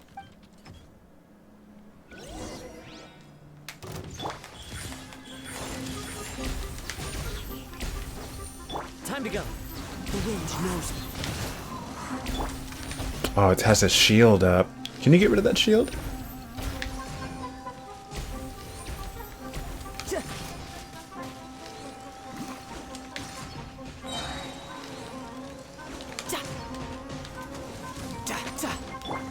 One with nature.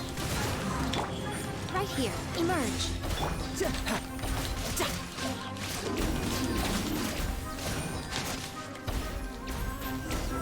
Okay.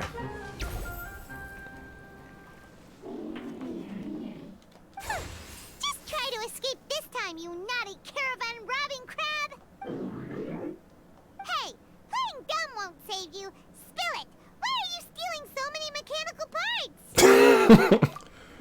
It doesn't seem capable of comprehending complex questions. Keep an eye on it. I'll search around the area for the caravan's goods.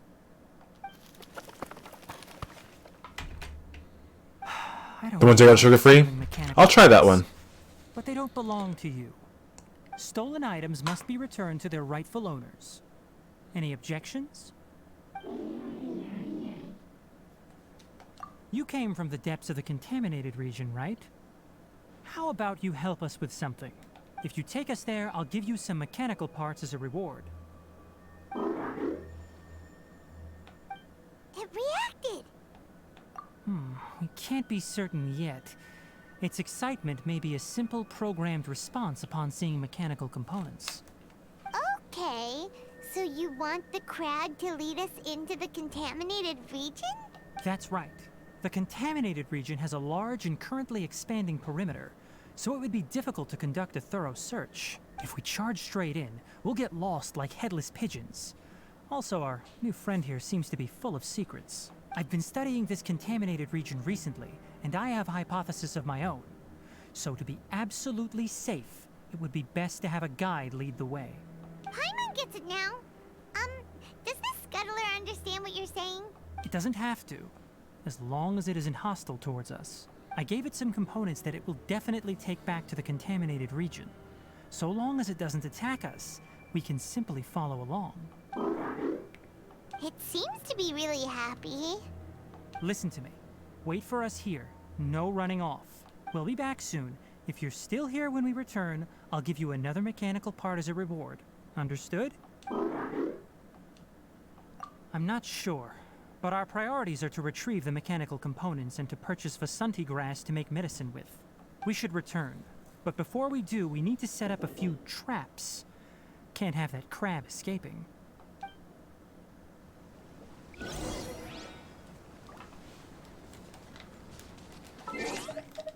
Maybe the one I have is also sugar-free. I have to check it. I thought it wasn't, but maybe it is. In which case, I don't mind it. Certain sodas that are diet are not that good for you. G-Fuel might be an exception. Oh! These are the mechanical parts that were stolen! You really got them back for us!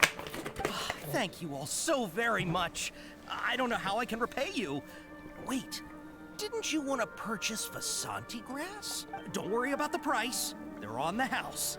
How many do you need? 2 is enough. No, that won't do. Here, I'll throw in some more. No need. I've already received a reward from you. Reward? You mean that bag of mechanical parts? They aren't worth much compared to this merchandise. But those parts are very useful to me. Just like the Vasanti grass, I retrieved the things you needed, and you gave me what I needed in return. We're even. Oh, and before we go, just a reminder, the forest has an intricate and biodiverse ecosystem. Even if there were no mechanical crabs, other dangers are still present. Take caution on this route. Noted. Thank you all ever so much. Let's return to the village. The earlier we can give the child medicine, the sooner he'll start feeling better.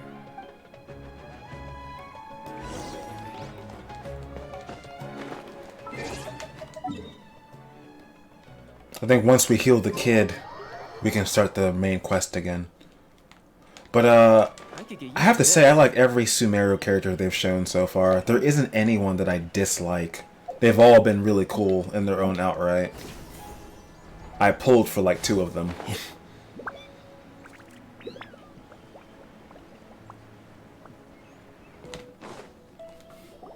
Oh, hi there, Traveler and Paimon. Master, I prepared the pharmaceutical equipment. Do you need me to help grind the medicine? No need. A precise dosage is required this time, so I'll do it myself. Oh, okay. But once I'm done, you can deliver the medication to the child. He gets a little nervous when I'm around for too long. I don't think he finds me very approachable. I'll go prepare the medication. Traveler, give me a hand.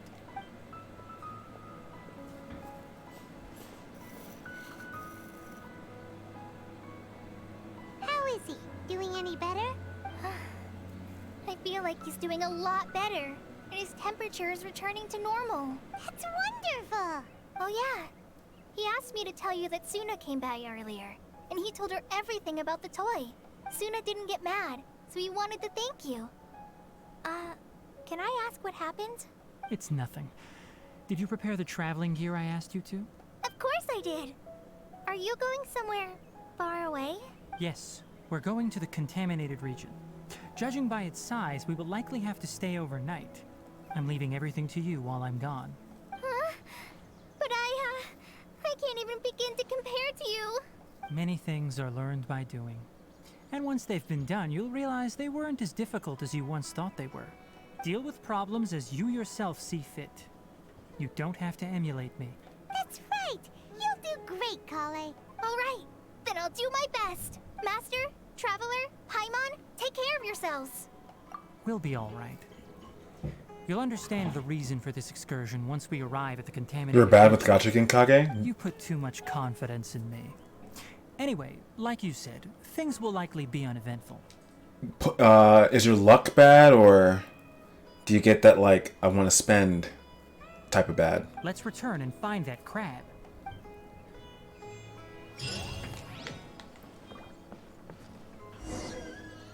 Alright. Now we can do the main quest. This is the moment that I've been waiting for, I'm sure, as many of you have been too. Alright, which quest line is it? Alright, let's go back to Sumeru City.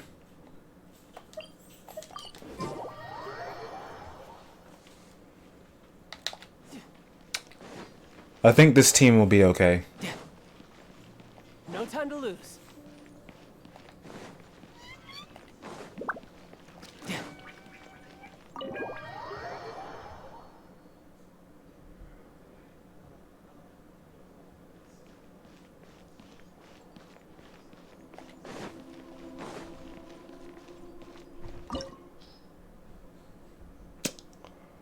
Oh boy.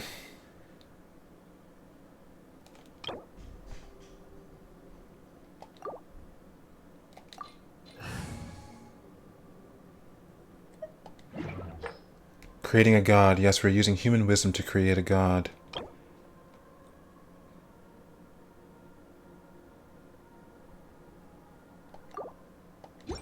Alright, I think we should be good with this team? Or should I use team? Which team should I use? This has every element in it, so we'll stick with this one. Bad luck? Yeah. What is this place? Is this really the way we need to go? Wow. Who would have thought there'd be a place like this hidden right slap bang in the middle of the city? The sages wanted to realize their god creation plan without being discovered. The safest and most convenient way would be to build within the academia itself. That's true. They were already hiding one god, so why not two? Judging from the structure here, the project is a huge undertaking. The sages really saw the god creation plan as their ultimate goal.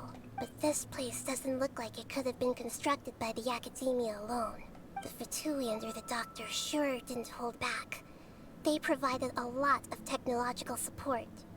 Yeah, or else they wouldn't have been that generous. Is that it though? I've always felt that this doctor is different from the academia sages. He doesn't seem to share their sense of urgency. Instead of being interested in the end product, it's like he's enjoying the experimental process. The Fatui Harbingers are all such weirdos. So, the doctor being weird is actually normal. So, this Fatui that they're trying to turn into a god is called the Balladeer? We had previously come into contact with his consciousness. He harbors particularly strong obsessions. One is the desire for a gnosis, since he was created to be the vessel for one. The other obsession is probably related to his past. I can't quite explain it. Paimon knows that he was a prototype puppet for the Raiden Shogun before he became a Fatui Harbinger. That's why he wants a gnosis so badly. There's no way he'd willingly be a test subject. Now with that temper and ego of his. It sounds like you know the Balladeer quite well. I see. Tell me more about him and what he's like. The more we know now, the better we can plan for and react to any future situation. I see. How fascinating. Alright, time to go. Let's get through here and meet him in person. No time to lose. Listen to the wind. Fallen leaves. Adorn my... Right now, right here. No time to lose. finished.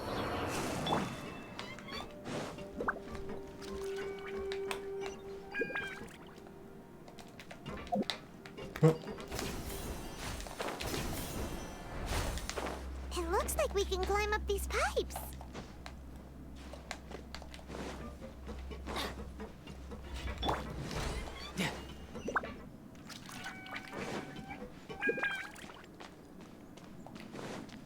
No time to lose. What is this? The pattern on the ground seems all messed up. Let's go around and see if there's a way to fix it. Headphone making my ear itchy.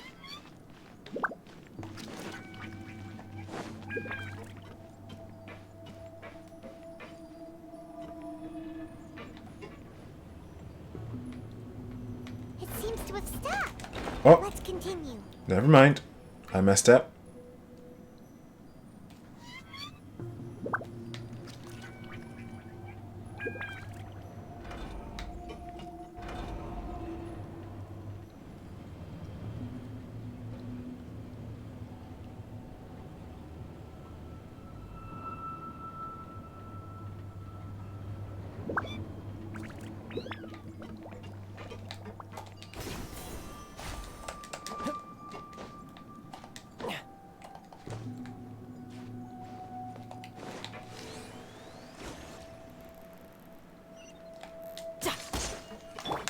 The wind knows me. Let's light it up! I'm going in! Tidal wave.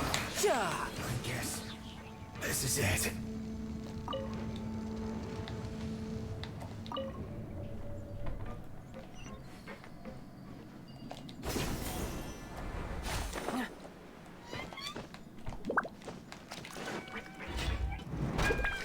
Frozen. One with nature. Right now, emerge. Right here.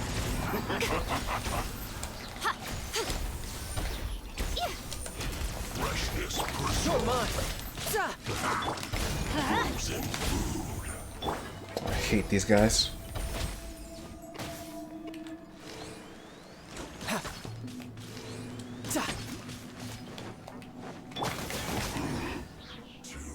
Pay your dues.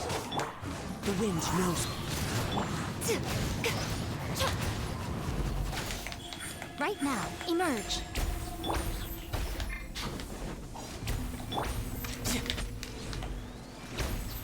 No escape. Prepare yourself. Into the wind. Tidal wave. Can't run from death.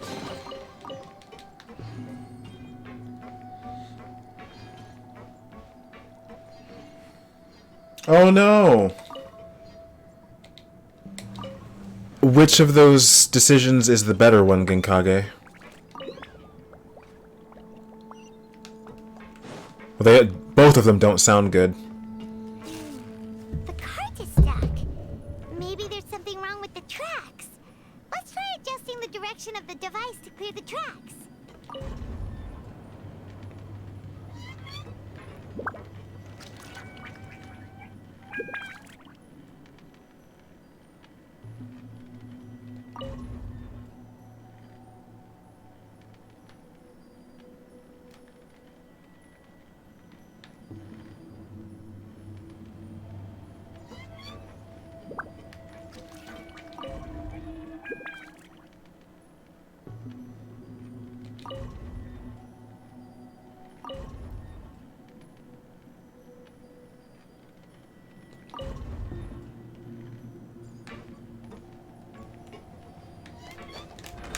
Oh. Whoa. Oh. Okay, we almost fell off.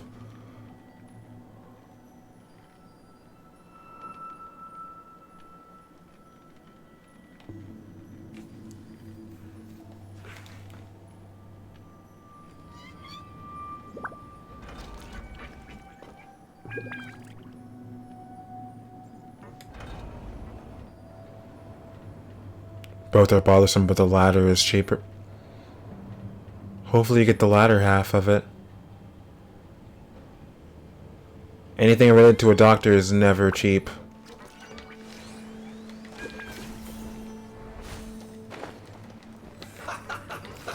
Let's move.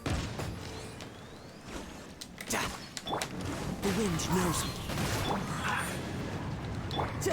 You're mine.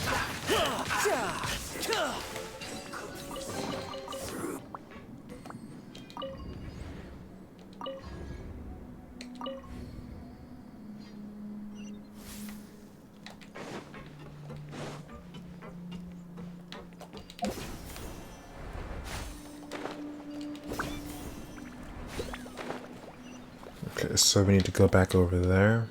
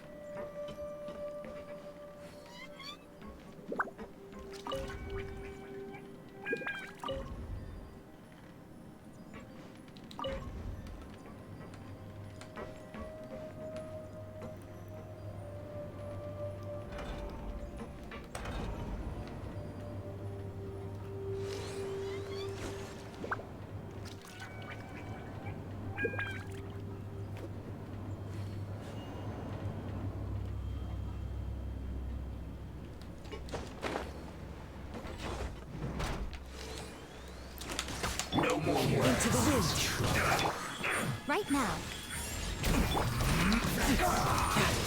Need to kill him first.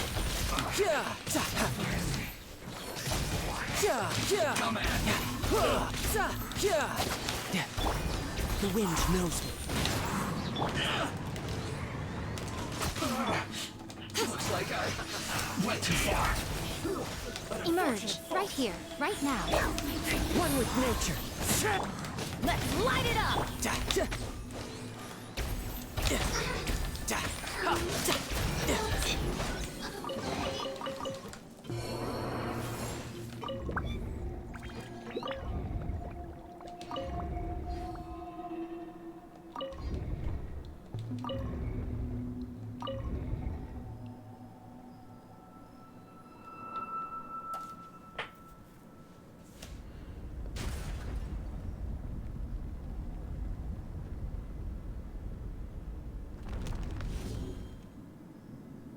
Okay.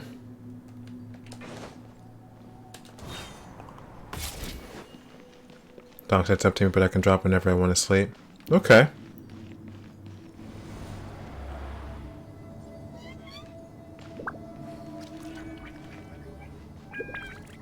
It's crazy that something so spooky is in here.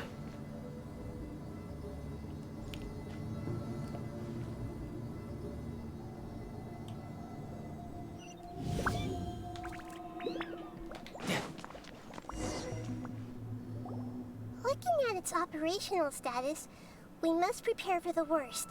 The god they wanted to create is likely close to completion or already completed. Oh no! What should we do? Paimon can't imagine how hard it would be to fight against a Fatui Harbinger with a Gnosis. Are you nervous, Paimon? If you really want to know. Of course Paimon's nervous! Aren't you too, Nahida? Yes, I am.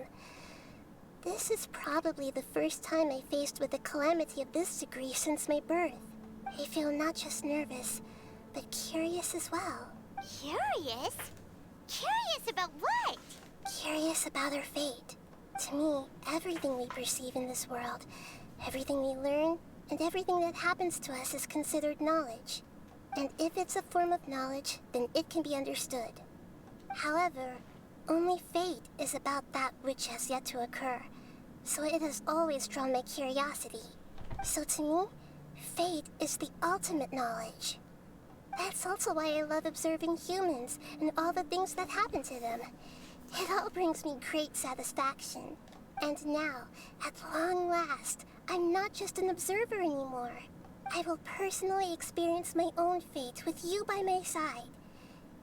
Isn't this such a wonderfully exciting thing? Ah, so that's what you mean. Paimon thinks she understands what you're feeling. Agreed. Okay, let's continue on. I can sense his aura from here. Oh snap, I guess this is it.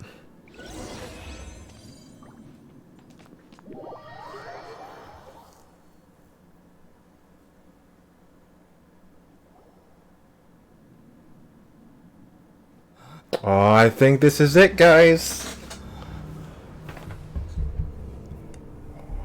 Oh man.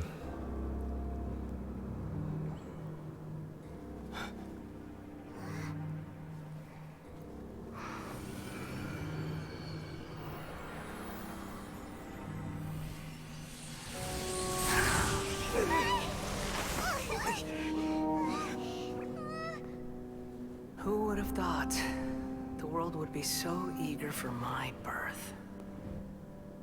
I remember you, Booer, the god of wisdom, and standing beside you, the traveler.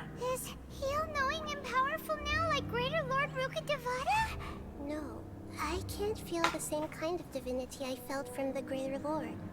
It seems that the sages didn't get the chance to infuse the divine knowledge capsules into him. But even still, he has undoubtedly become a true god now. So we're too late?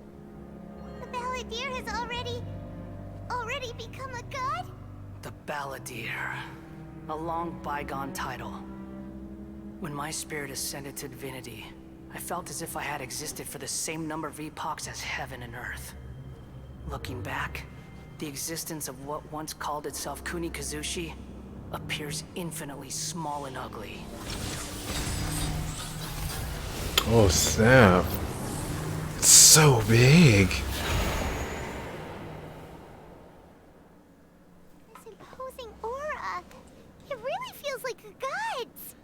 A body that capitalizes on the Balladeer's original construction as a mechanical puppet, with the Gnosis serving as a constant power supply. How much effort and resources did the sages put into this? From a purely technological perspective, it's a commendable achievement indeed. It's no exaggeration to say, this is the culmination of human wisdom. You sure are something. Dishing out comments like this? Yeah. But I don't think he's reached the spiritual height of a god.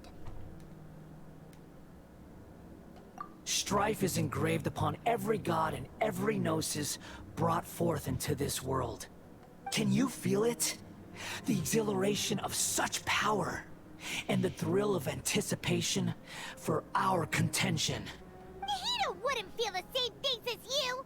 Do you not realize that you are interrupting a conversation between gods? Lowly creature, know your place.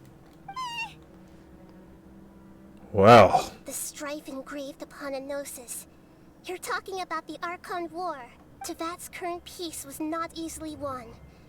I didn't personally participate in the Archon War, but the way I see it, all those losses were meaningless, driven by the demands of the laws. There's no point in bringing it up again. Is that so? Yet I am deeply disappointed that I was never allowed the fortuity to personally participate in the Archon War. This is a first. Encountering a god in this world who does not crave power. No wonder your own people have abandoned you, god of wisdom. Your judgment is as your existence, unsubstantial. This is where everything ends, Booer, the god of wisdom. You should know that wisdom cannot solve every problem. Like now, where your only option is to face me in combat. Come!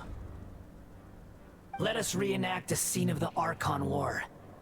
Come and inaugurate my birth as a god. Oh snap. Oh boy.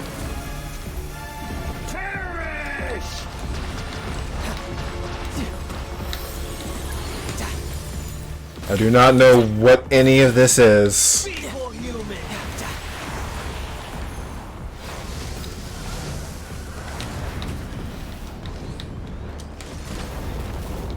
I'm not sure what to do.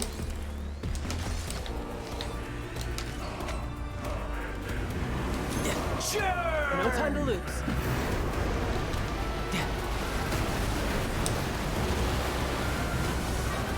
This is very cool. No time to lose. My endless cycle begins.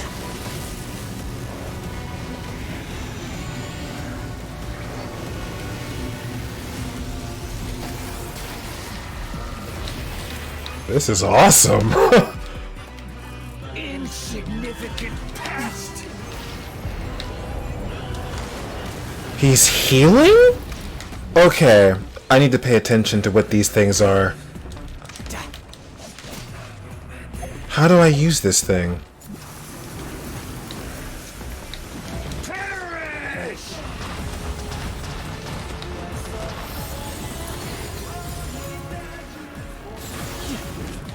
Feeble human.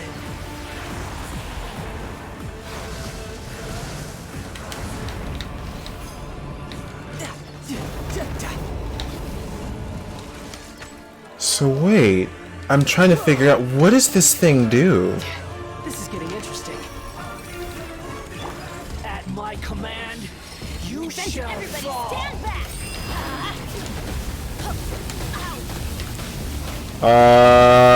Yeah, I don't know what to do, y'all. He's healing from something.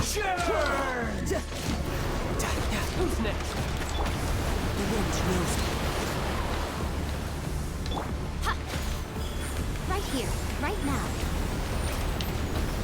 Feeble human.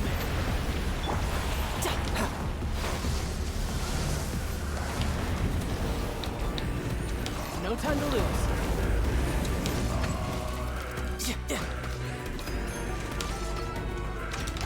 My endless cycle.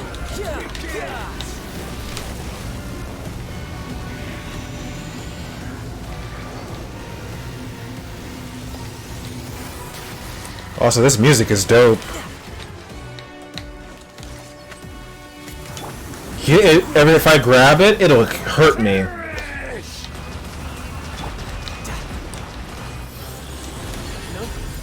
Okay. Nice. Okay.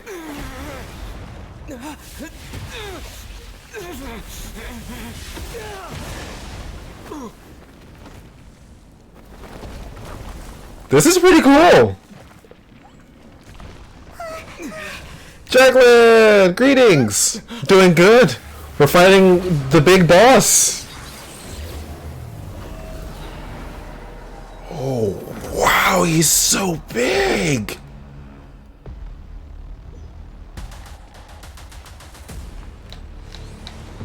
Tremble.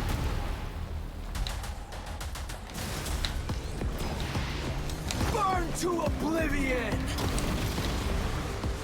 Whoa.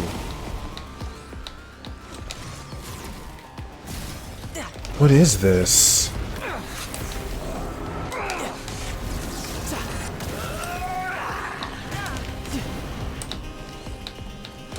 No time to lose. No time to lose.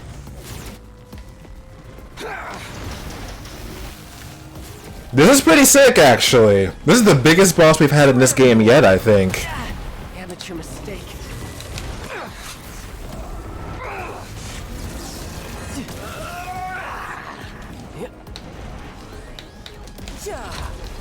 It has a shield. Reality? Whoa.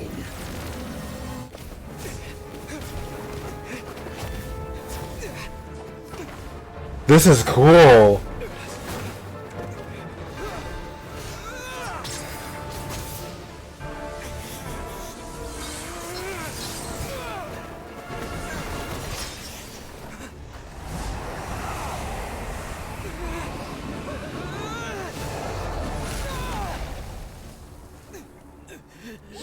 Yikes! He got hit with the full hit!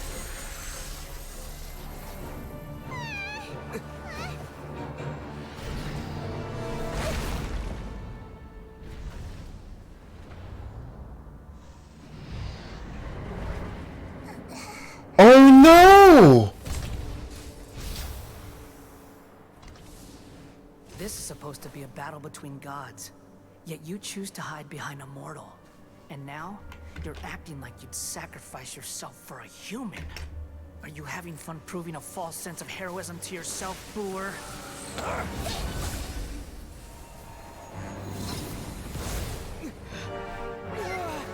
What?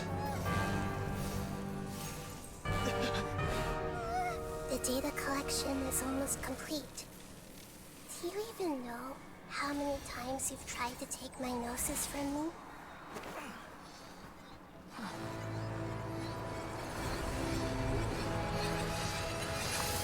Sorry, no, that. This is a new update, Jacqueline, so this is actually pretty intense. We just concluded the 168th loop. Did you know that in the effort to create you, the people of Sumeru were forced to live through the exact same number of Sub-Zerus festivals and Samsara cycles? The power of dreams. When did you use it on me?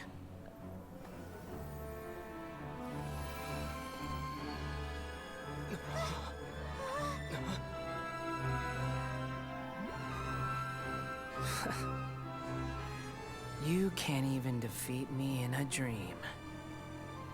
What do you hope to achieve with this little trick? Come, Traveler. Just like before. Allow me to awaken the memories in your dreams. This is so sick! It's more than that. Compile everyone's wisdom in the name of the Archon. That is the original function of the Akasha.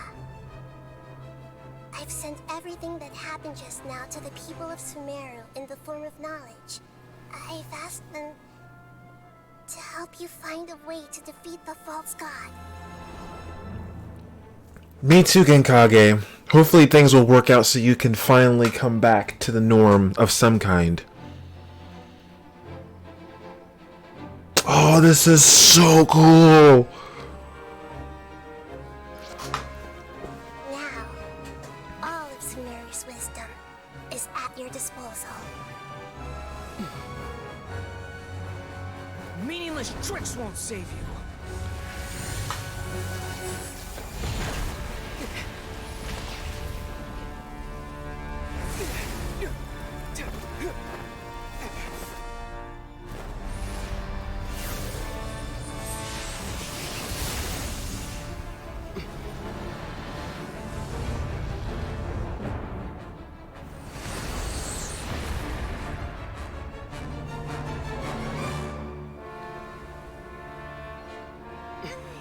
Nice!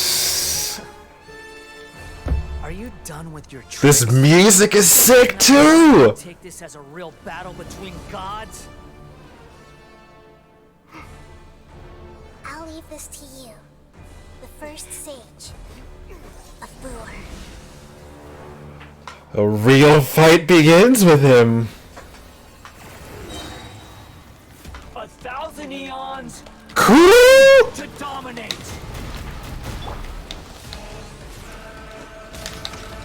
This music is dope. To oblivion.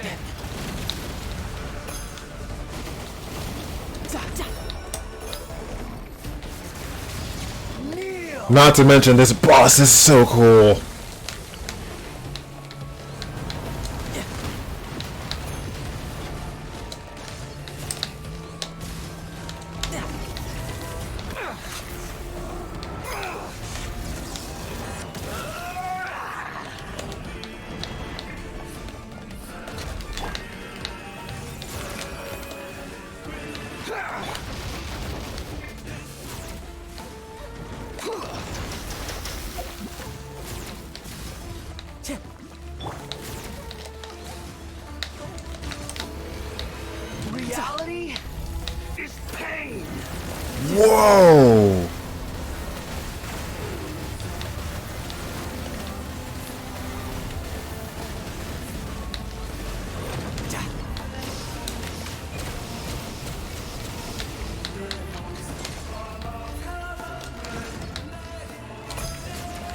time to lose.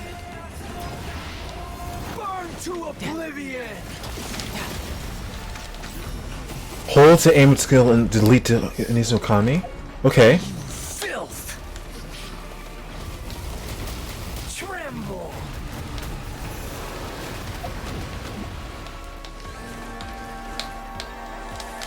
Good riddance, cruel world. Oh shit, what is that?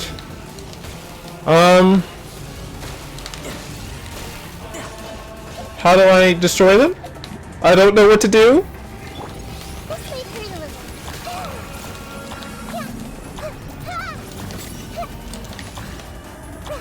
I need to be quick.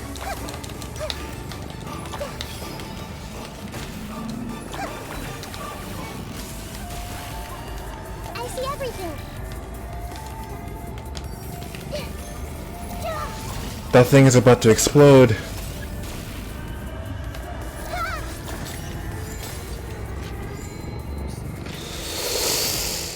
I think I might be dead. Oh no, I'm sorry. Now, your eyes have been opened. Burn to oblivion! Emerge.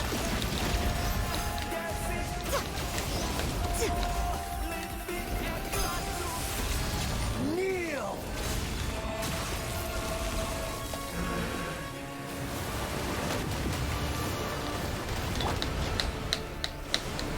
Tremble!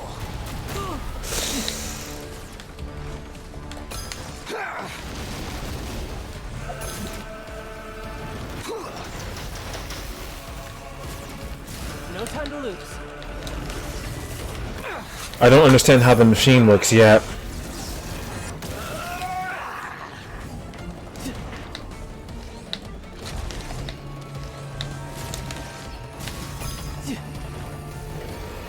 Reality is pain. I need to heal her. Sorry.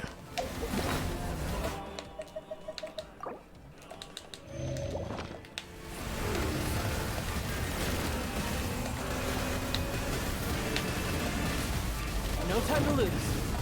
Dude, this boss is so cool. No time to lose.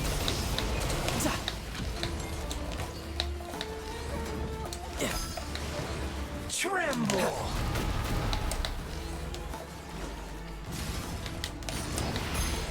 Burn to oblivion!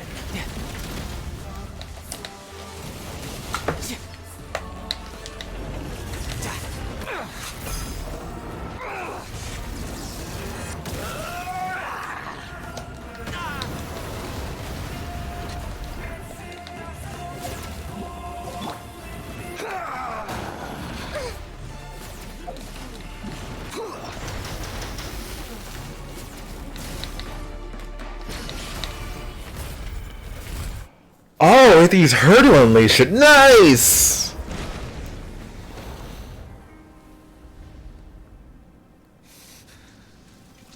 Humans. Filthy humans.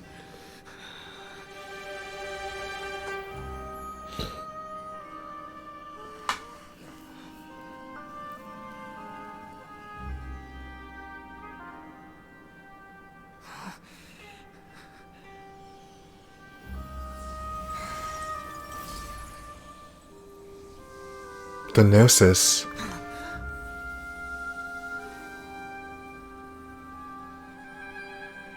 No!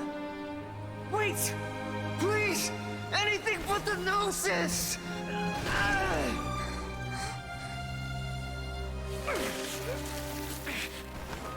That's mine! Don't even try! I'll never go back!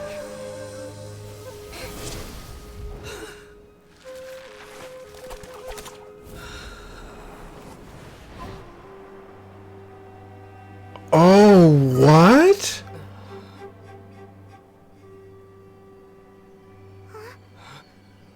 It had to be done, though. We haven't yet found the answer to the most important mystery. Irminsul is still waiting to be saved. With the power of another Gnosis, we may now finally understand the last memory of Greater Lord Rukkhadevata.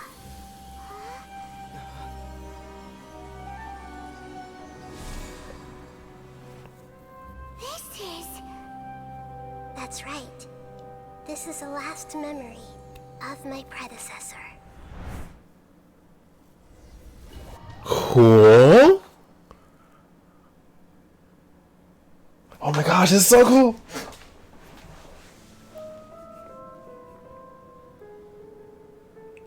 So are we inside? Huh. This sure seems very different from what Paimon imagined. Shouldn't Irminsul be in this realm of consciousness? Yes, that is our destination. But I didn't expect the remaining consciousness of Greater Lord Rukkhadevata to be as polluted as this. Yeah, it has to be from the forbidden knowledge. Forbidden knowledge? It seems you know about a concept that even I don't completely understand. Could you tell me what you know? Yeah, Jacqueline, I'm not the biggest fan of Twitch because of what's been going on. I just have all my friends and people that I know here. I planned on making the move to YouTube this month to see how it goes, and we'll stick it out for as long as we can, and if not, at least we have both to stream from.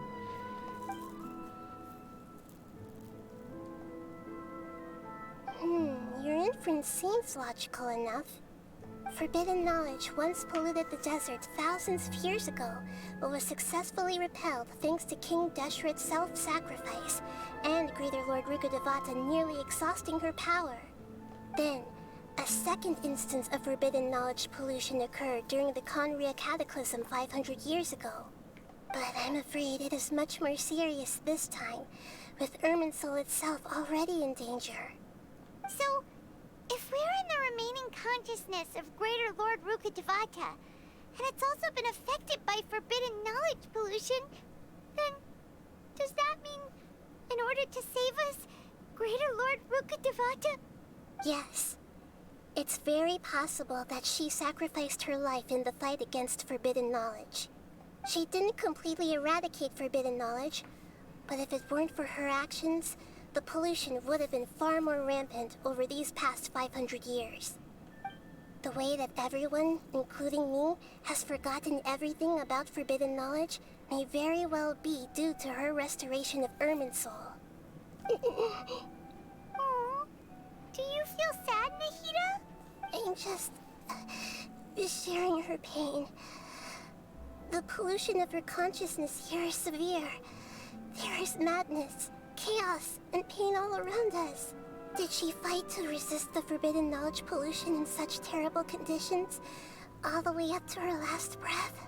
She even used her last remnant of lucid consciousness to leave a clue for us to follow. Yes, her words were distorted by forbidden knowledge, so that's all we could hear. But now, we have a chance to find the answer to this mystery. We can cross the polluted consciousness until we found the right path to meet with her lucid consciousness. And then, we'll let Greater Lord Rukkhadevata tell us the truth in person. Each of us need to be mindful of the state of our own consciousness while we are here. Even with the Gnosis' protection, we must always keep a clear mind. Otherwise, we could go mad at any moment. That's so scary. Don't worry, it should be easy. That reminds me of something in Resident Evil. Let's go. I can't remember what game that is.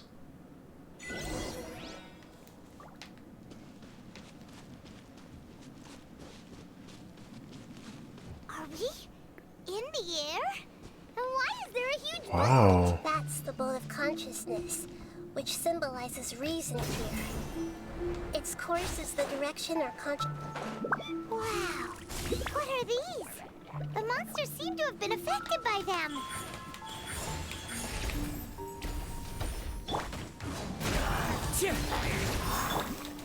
No time to lose.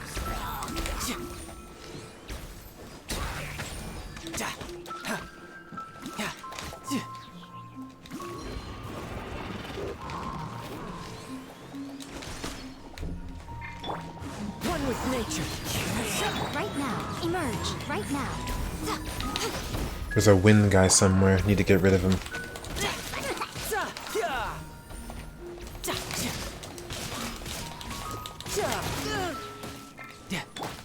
The wind knows me.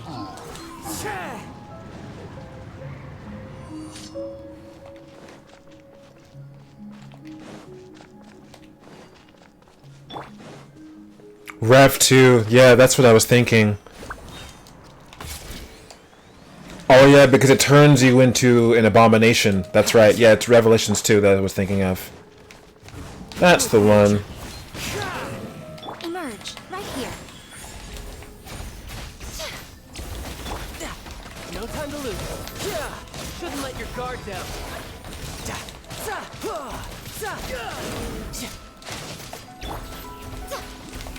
Emerge. Right now.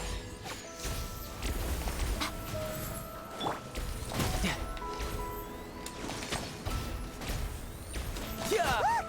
A four-leaf sigil has appeared in the sky!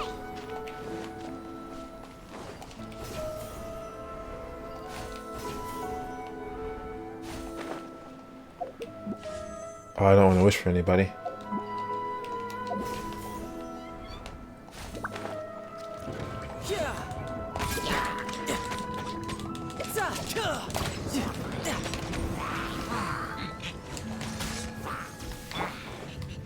Into the wind.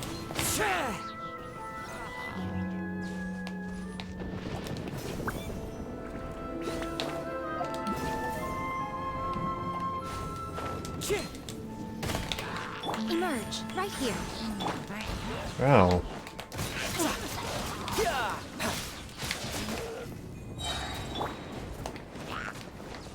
Emerge. One with nature.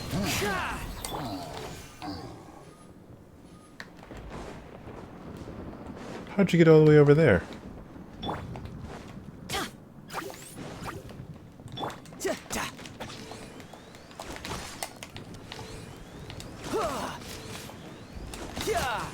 No time to lose. Whoa, hey there. The wind knows me. Right now, right here. Teamwork is dreamwork!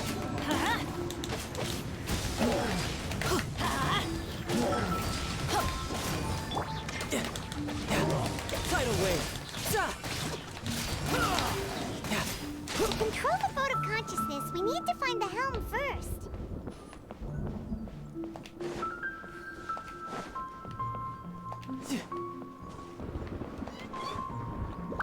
One of my favorite characters who can turn a bow into daggers, which is kind of cool to me.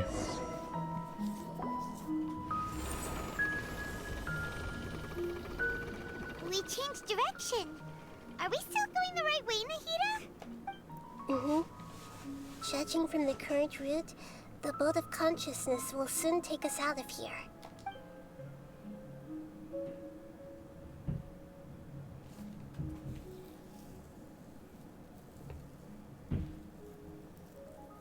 Thank you to everyone that's been here so far. You guys have been great. Sorry for the side quests, but I didn't expect that to happen. We probably would have got to this part a little faster. But I hope you guys have been enjoying what you've seen so far. We'll be arriving at our destination soon. How are you feeling? Are your minds still intact? Huh? But everything's been completely normal for Paimon. Hopefully there won't be any more interruptions. This time, we should be able to meet Greater Lord Rukkhadevata. Are you saying you've never met Greater Lord Rukkhadevata before? No. It seems that my birth and her death took place at the same time. Otherwise, I think she would have given me a little more guidance. Hey, you've done a great job, Nahida. Let's get out of this creepy place and go meet her.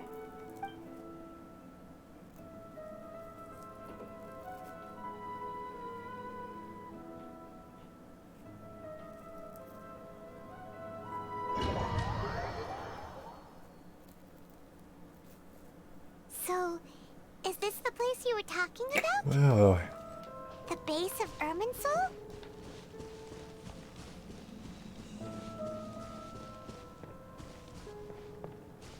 this place is beautiful. Just like in the beginning when we first came here.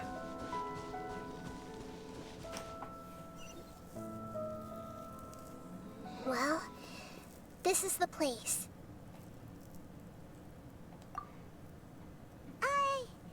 We're here to find Greater Lord Rukkhadevata, right? But the one one standing over there is... Is that... me? She looks exactly like me. Are you... Greater Lord Rukkhadevata? Yes, that's me. Are you surprised by my appearance? Irminsul and the surrounding lands have been reproduced here as they were years ago. But this is just a realm of consciousness. We are manifestations of the same nature. Hence why we would appear exactly the same. We're of the same nature? Why? Because you are me, and I am you. You are me in the new samsara. The new samsara? As Greater Lord Rukkhadevata, I'm the avatar of Irminsul. And you are the purest branch snapped from Irminsul. Imagine it this way. Even if a tree dies, its branches will eventually take root and grow, continuing the tree's life in another form. Yep, Paul. Greater Lord Rukkhadevata. The real me has presumably died a long time ago.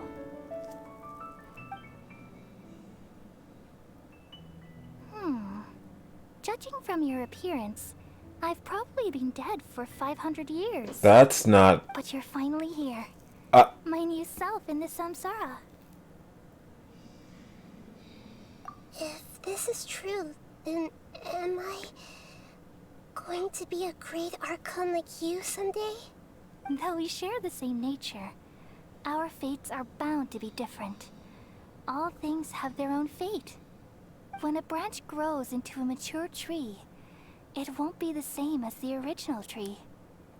That's why fate is the ultimate knowledge, isn't it? That's a great insight. Yes, very good. It's also precisely why you won't become like me. Really? But perhaps you may become an even greater Archon than I. I already see a determination in you that I didn't possess in my time. And the future that it leads you to will be yours alone. Along with the blessings from your past experiences. Don't worry. The growth of wisdom is like that of a plant. You only need to wait quietly for the flower to bloom. Come to think of it, sages never had the faintest inkling of the meaning of wisdom. Thank you. Nothing makes me happier than discovering that the Archon I always admired was in fact myself in another fate.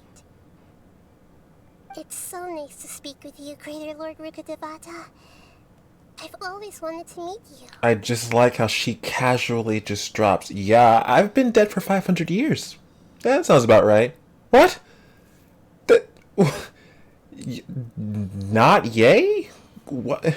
The feeling is mutual. From the moment I snapped the branch off Irminsul and created you, I've also looked forward to talking with you. Could you tell me why you wanted to create me? And what exactly happened when you died? Ah, I see. You're here seeking answers, right? Everything that day, even the sky itself, changed into a color like this. Yup. The Great Cataclysm. So essentially, from what I'm getting from this, if it's what I think it is, I think we're literally talking to her, we're in what's left of her consciousness, of like what literally is left of her. So we're inside of that. So you know how they have those knowledge capsules? We stepped into that to get answers from her for what remained. Because when Nahida snatched it out of Scaramouche's god body, that manifested from the Gnosis. So we took a dive into it. And apparently, this is what she's been trying to fight off all this time. All this pollution, corruption, everything that the humans have that are bad for them, she's been trying to fight off for the past 500 years to the point where she died doing so. But before doing that, she was able to create another her. It's not exactly the same. Yeah, so it's like a fragmented soul, Genkage. Yeah, perfect. So essentially, before she died, she was able to create a fragmented part of her to keep the legacy going, which is pretty cool. So even if she dies, she can take a part of her, so there'll always be a present god. Where the other gods, there's just one of them. I think I'm gonna have to look at the lore. I think there's one other god that's done something similar to this. I think it's Venti. I think the same thing happened with him. A fragment of the truer god was created from that god, and that's how we have Venti today, if I'm not mistaken. So it's pretty cool, actually. I like that.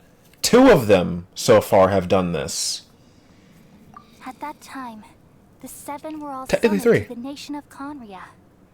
Except for me. I had a more important task to attend to. But this is all leading back to the major cataclysm. So essentially, you and your sister were essentially part of Conria. It was a land that existed long before all of this did. And there was a great war that happened on it with the Archons. As you guys know, there's 7 of them. We've only met 4. So Venti, Zhongli, Raiden, and now Nahida. We've met 4. There's 3 more left that we need to meet, and each of them have what's called a gnosis. A gnosis is granted to them by the gods of Celestia. They grant you one of those if they feel that you are deserving of it, and therefore those are the gods reigning over those nations, each with their own ability to control a specific element. So far we've met wind, earth, electro, and nature. That leaves fire, or pyro, hydro, and ice that are left to meet. I had to protect Irminsul. The disaster occurred together with the pollution of forbidden knowledge. At that very moment, with my consciousness connected to Irminsul, I sensed something was wrong. The pain started to torment my mind. By the time I reached Irminsul, it was already displaying signs of corruption. Had I not repelled the pollution of forbidden knowledge with King Deshret thousands of years ago, I might have felt even more hopeless and lost. So what exactly is forbidden knowledge? It's a kind of knowledge that doesn't belong to this world, and a form of truth that can't be understood. It came from the very bottom of the abyss. Even I could never understand it. The world is constantly rejecting it, leading to all kinds of bad phenomena. If we allow forbidden knowledge to pollute Irminsul, I'm afraid the entirety of Tevat could fall apart. So, there's knowledge that even the God of Wisdom can't understand? At that time, I knew I couldn't repel the forbidden knowledge with my strength alone. Which is why I created a device that compiled human wisdom and named it the Akasha. It's truly the world's most amazing invention. Thank you. For a long time, I thought dreams were the fruit of human wisdom.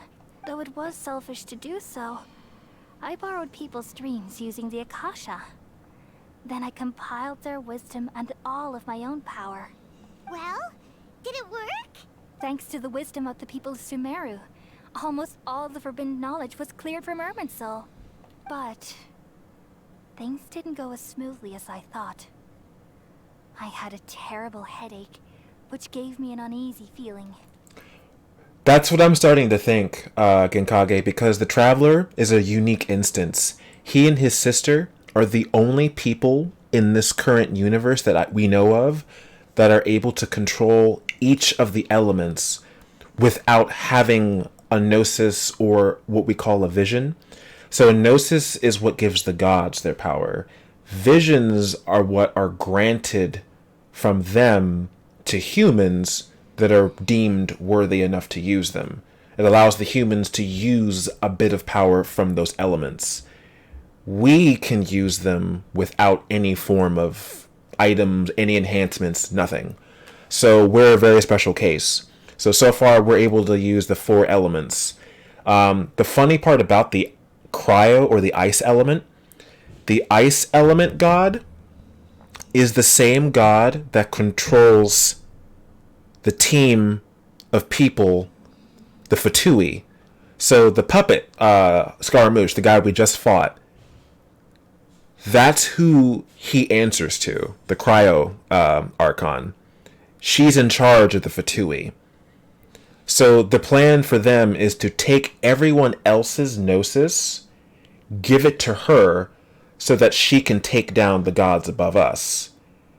So, but at the same time, the Fatui have been fighting us the whole time. So it's a question of who's the real bad guy here. I'm still trying to figure that all out. They're all trying to go to Celestia, but we've also been told that the Abyss is not exactly that great either, and our sister is the leader of the Abyss. She's trying to take her fight up to Celestia too. The Fatui are handling it their own way. So, there's still a lot, and I like where this game is going so far. Like, this story right here has been fantastic. I loved every part of this chapter so far. Like, this right here, the boss fight, all the interactions, it makes me think of Resident Evil and, like, RE6, how I like RE6 because we have all these character interactions. It makes the game that much more exciting to me. But I could digress. We're on the Genshin grind, not the Resident Evil grind today. And then I remembered that my consciousness was also connected with Irminsul. It brought me knowledge and wisdom, but vile corruption as well. From the very beginning, my existence had been polluted by the forbidden knowledge. Oh no. How could that happen? I've experienced that pain in your consciousness. It must have been a horrible experience. Yes, but my feelings weren't important. The important thing was that even if I died, my existence and everything related to me would continue to exist in Irminsul as memories and knowledge, meaning that the forbidden knowledge couldn't ever be permanently eradicated. And there's no way for me to eliminate myself. Yeah. It would be a sort of paradox.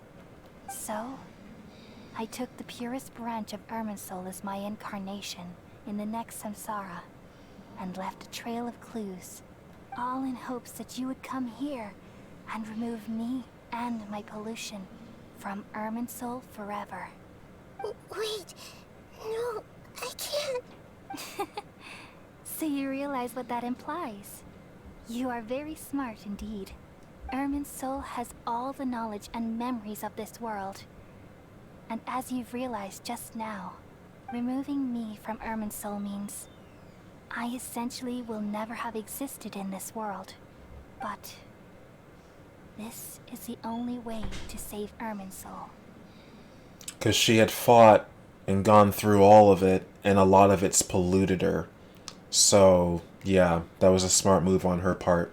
But sadly, in order to get rid of any remaining traces, that actually kind of hurts my soul a little bit. I don't want to see this happen. People love you so much, and they've missed you so much over the past 500 years. I am exactly the same. So how can we just forget you like this? That's terrible. All that hard work, and it's like, okay, we're just gonna go ahead and just remove you like you never happened. All that work you did for your people, everything you did for your whole nation and for the whole world, just blip like it never even happened. Is there really no other way? There must be something else I can do. You're the god of wisdom, Boer. You should know that there is no other way. But this is so cruel. I don't want to forget you. No need to feel so sad, Boer. As someone who delights in wisdom, you should feel joy at finally finding the answer. No, because that means erasing your existence entirely. I don't really find that exciting. In their entirety. The answer you've been seeking all along. Let the world completely forget me. We are nestled under the great tree of wisdom, peering out to perceive the world. From the earth and from the rain, we perceive its wonders, until we become a white bird to perch atop a branch, and finally snap off the most important leaf. Oh, this is gonna make me cry a little bit. Oh, she hugged her. No. In my dreams, everybody would also. This makes me sad. I'm actually tearing up a little bit. Yeah, I told myself I wouldn't. Some tumbled to the ground, and others floated to the sky, connecting all things in the world into one dazzling net. Among a plethora of worlds were numerous smaller worlds, all of fate, finding within the tapestry their brilliant Oh, stop it! I gradually understood that these indescribable and constantly changing things oh gosh. profound things in the world. Only they This is so sad. Only dreams. Oh no, it's getting worse. Yeah. Yeah, Genkage, that's exactly how I feel. Oh no! That's really sad, but it has to happen. I'm the one who posed this question, yet also the one who sought a solution. Saving the world with the dreams of the people used to be my answer. And now, you've also found your own answer, and I shall return all the dreams to the people.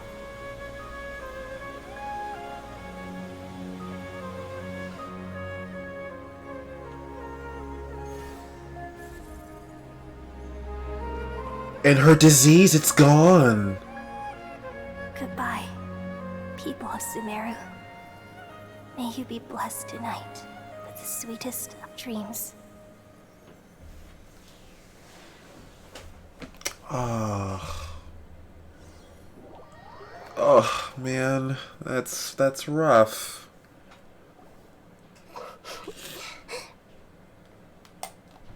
I'm alright.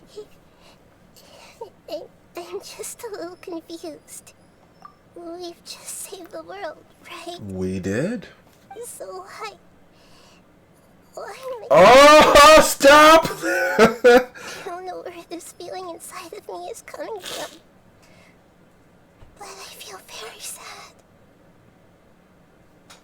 She does, because everybody wanted her. The god we just saw. Everybody wanted her, and no one cared for her. She did just as much as the other god did, that we just had to let go.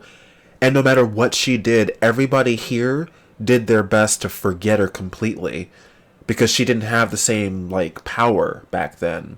She's literally just started as a god, so no one cared for her at all.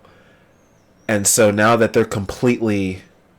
she's completely gone, now it's her time to shine. But it's yeah, that's a lot. So now everyone can dream. Everyone has something that has meaning. Because before we stepped in here, for those of you who didn't see the first stream, essentially the idea behind Sumeru is that nobody could dream. Nobody had aspirations. They kind of laughed at you if you even said anything that was about dreams, because whoever was in charge had everybody running a cycle over and over and over again, to the point where it was actually killing them. People got that disease and there was no cure for it, and it actually turns out, well, the god herself was the leftovers of it. And until she was, I guess, erased, eventually these people would have kept living in the same life cycle. So imagine you come home, eat PB&J, go to sleep, and repeat the same cycle until you die. Pretty much is what this was about. Just now, we used the power of two gnosis to successfully connect with the Irminsul consciousness from 500 years ago. Then, we removed the remaining pollution from Irminsul. Yeah, what's wrong? Weren't you there just now?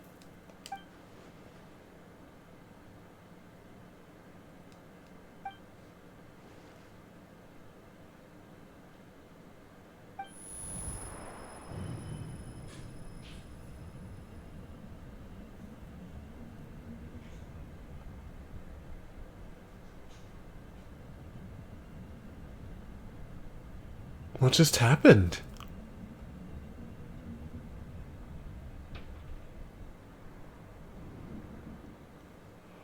Oh no! That was the doctor. He came back? That sound. Traveler, Paimon.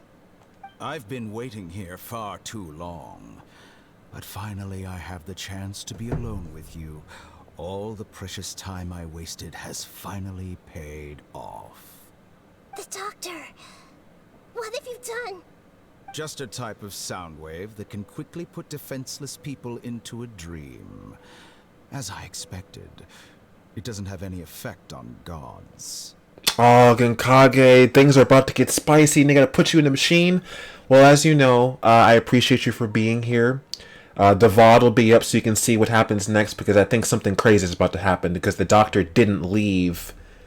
But the VOD will be up on Twitch and it'll be up on YouTube, so whenever you get a chance to watch, if you want to watch the last half of it, you can do that. But darn, I'm sad that you have to leave because it looks like things are about to get a little spicy here. But I appreciate you watching for the time you've been here, greatly do. And I think tomorrow's Friday, so as usual, when the Resonance of Evil stream, I will definitely see you there for more fun and excitement as always. Thank you so much for being here, Genkage. And as always, please feel better and take care of yourself, dude. Thank you for being here. This is the only thing of interest I found among the sage's research. I thought I'd take it for a little spin. Don't worry. I know you would never forgive me if I actually killed them. I'm here to negotiate with you. Naturally, I won't do anything dangerous that could potentially damage our relationship. Negotiate with me? I heard you had already left Sumeru. Why are you here again now? I left Sumeru, but I also stayed in Sumeru. Even the God of Wisdom is restricted by the habits of cognition. How disappointing. You mean there are many different versions of you in this world? An astute guess. Even the same individual will have different cognitions at different ages. A long time ago, I made a major decision in hopes of preserving all my perspectives of how I observe the world. Observation is the first step of any experiment, but observing the current world doesn't satisfy me. It lacks an important dimension, that of time. So I saved segments of all my ages and made them into independent individuals. That's all there is to it. Indulge me. How does the God of Wisdom find my method of seeking knowledge? It's an insult to the very concept of life. Life inherently has many rules and restrictions, each with its own significance and reason to exist. They can't be broken on a whim. Good. Amazing, even. Indeed, it's difficult for humans to make peace with themselves, not to mention oneself from a different period. Since you are in the academia, why wait until now to show up? You could very well have stopped us and helped that fake god. Simple. Let me ask you this. Would any staff member ever help the subject in the middle of an experiment? It was my experiment. So why should I interfere with the results? The academia saw the plan to create a god as their ultimate goal, yet you only saw it as an ordinary experiment. You really are crazy. If the experiment succeeded, you would have had a new god on your hands. How would you have faced your own god then? Would you still take the same stance? Would you still hold the same view of yourself? I'm first and foremost a scholar. These results should be left to the judgment of the hypothetical me confronted with that outcome. But you're right.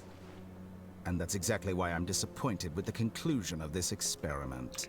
His voice is amazing. His outfit is amazing. But God, he's crazy. As an individual, you don't have any sense of belonging. You seem to have even fewer convictions than a typical scholar.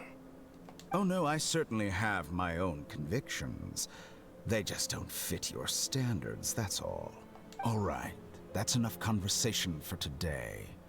The experiment is over, and it's time to tidy up the equipment and reclaim any useful materials. I'm assuming he means the Gnosis. The Gnosis. Yep. Lesser Lord Kusanali, you're an intelligent Archon. I'm sure you understand the disparity in our combat abilities at this time. Besides, you have no way to use that Electro-Gnosis in battle. Didn't you say you were here to negotiate with me? Somehow, it's starting to seem like you intend to take it by force now. I'm merely stating a fact. After all, I'm also a scholar. Naturally, I hope to show proper respect and dignity to the God of Wisdom. Your hypocrisy is built on absolute confidence. I understand your scheme, but... what if I were to destroy the Gnosis now and awaken the heavenly principles? Awaken the heavenly principles? Do you think that's really possible? The heavenly principles have been silent for many years, but the Gnosis are symbols of their control over Teyvat and all the laws. Will the destruction of a Gnosis attract the attention of the heavenly principles? And if so, how do the Fatui plan to deal with the consequences? Do you dare to gamble such a possibility with me? Gamble? How surprising. I thought you would show evidence or use rigorous reasoning to prove your point. The word gamble is the last thing I expected to hear from the God of Wisdom. But this is a clever move. You must have seen through me when I first captured your consciousness. As a scholar, I respect all possibilities.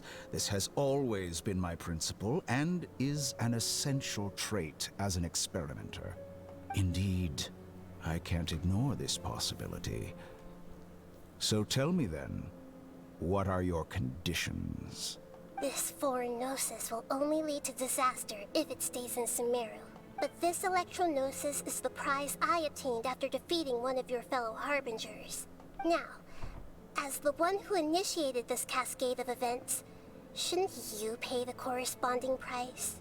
Price? Interesting. What price would you have me pay? How about erasing all your other segments? So this is how you wish to restrict me, the most threatening opponent of the Nation of Wisdom. What you request of me is like plucking out the eyes I have placed in the dimension of time. Segments are extraordinarily difficult to make. They require extremely rare resources and enormous amounts of time and effort, requiring me to destroy them all here and now. Bravo. A suitably wise decision on your part. Yes, how very interesting. Can I assume that you have long been wary of me? Among all the versions of me, this segment you see now is the most selfish. If it weren't me, your idea wouldn't have worked. What did you see when you were imprisoned? You were observing me, and that's how you know I've long grown tired of their doubts and endless arguments.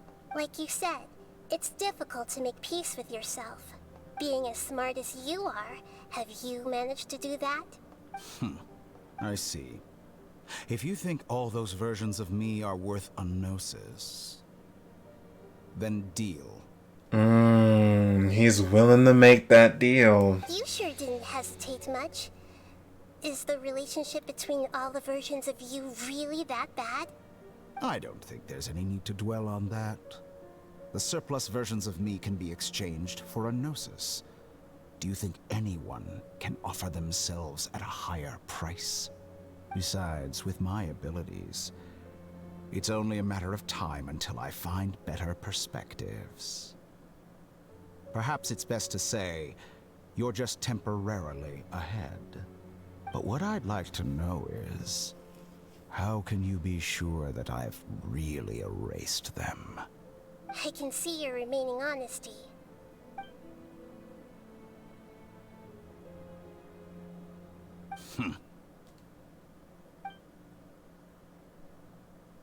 What a ridiculous decision! Sheer You can't be foolishness. serious!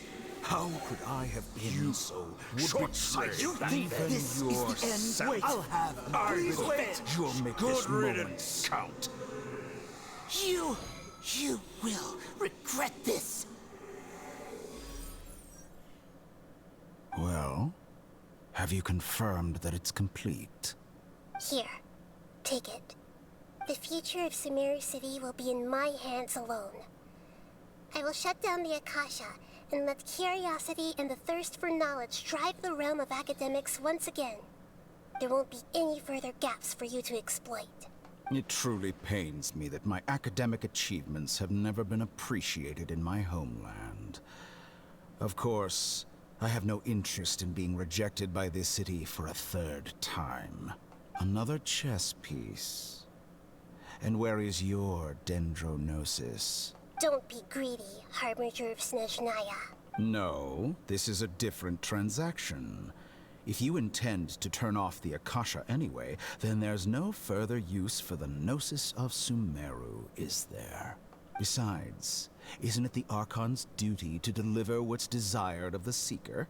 Oh. Judging from your expression, you don't seem to find the idea very agreeable. Then let's think of it this way. Since you're the god of wisdom, how about I exchange some knowledge with you? People exchanging knowledge with the God of Wisdom is the stuff of legends. Yet here you wish to exchange knowledge for the God of Wisdom's property. Arrogant as that is, it has piqued my interest. Let me ask you, have you in all your mighty knowledge ever heard the rumor that the skies of Tevat are fake? Huh? That's the secret hidden by Ermin's soul concerning the truth of this world. Once I finish telling you about this, it will be time for me to say goodbye. With negotiations, we've all gotten what we wanted. I'm very glad I got to meet you like this. Your arrogance may know no bounds, and convictions may mean nothing to you. But I'll still listen to what you have to say.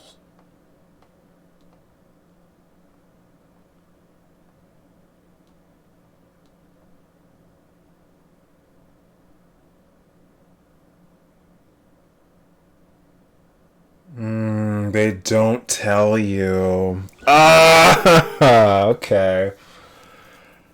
They can't give you everything. That was a really cool cutscene between them.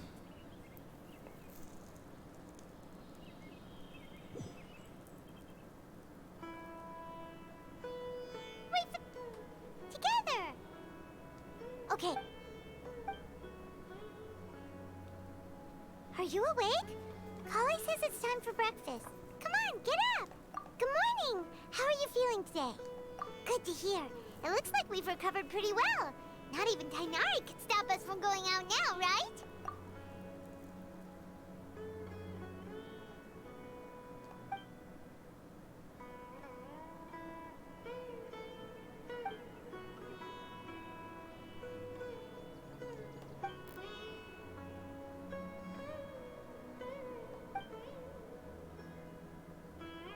Come on, Traveler, let's go!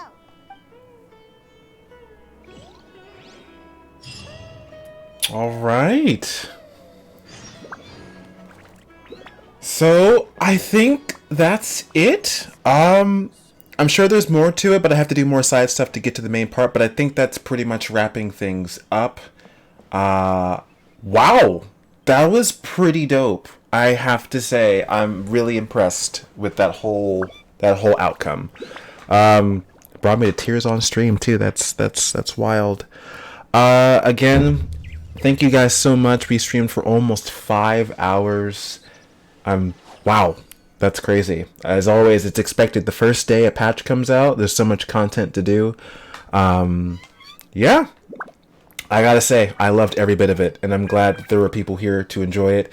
I'm sure it's getting very late, so I'm sure not everyone was able to be here to see everything. But alas, the boss was great, the story was great, the cutscenes were great. Again, I apologize. I did not see the extra side quests getting in the way. There weren't that many, but it adds up.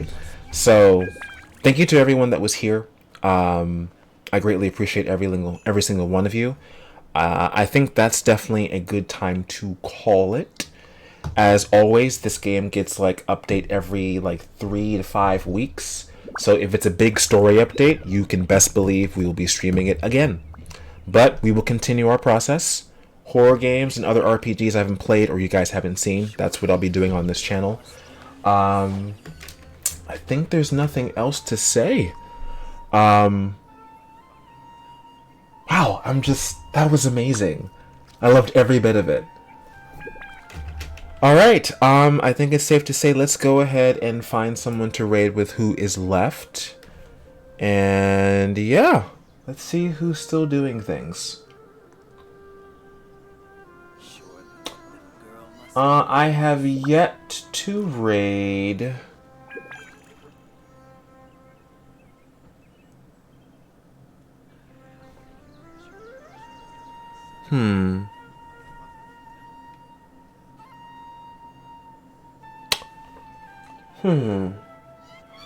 We're gonna raid a buddy. He's currently playing Overwatch. Let me go ahead and get his name here, and I'll go ahead and raid him. Or no, hold on.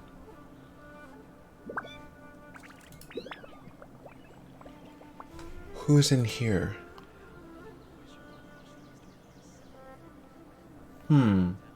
No, I'll stick to it. Wait a minute.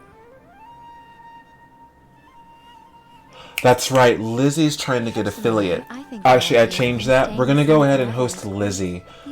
She's kinda close to getting affiliate, and I know she's trying to work her way to get there.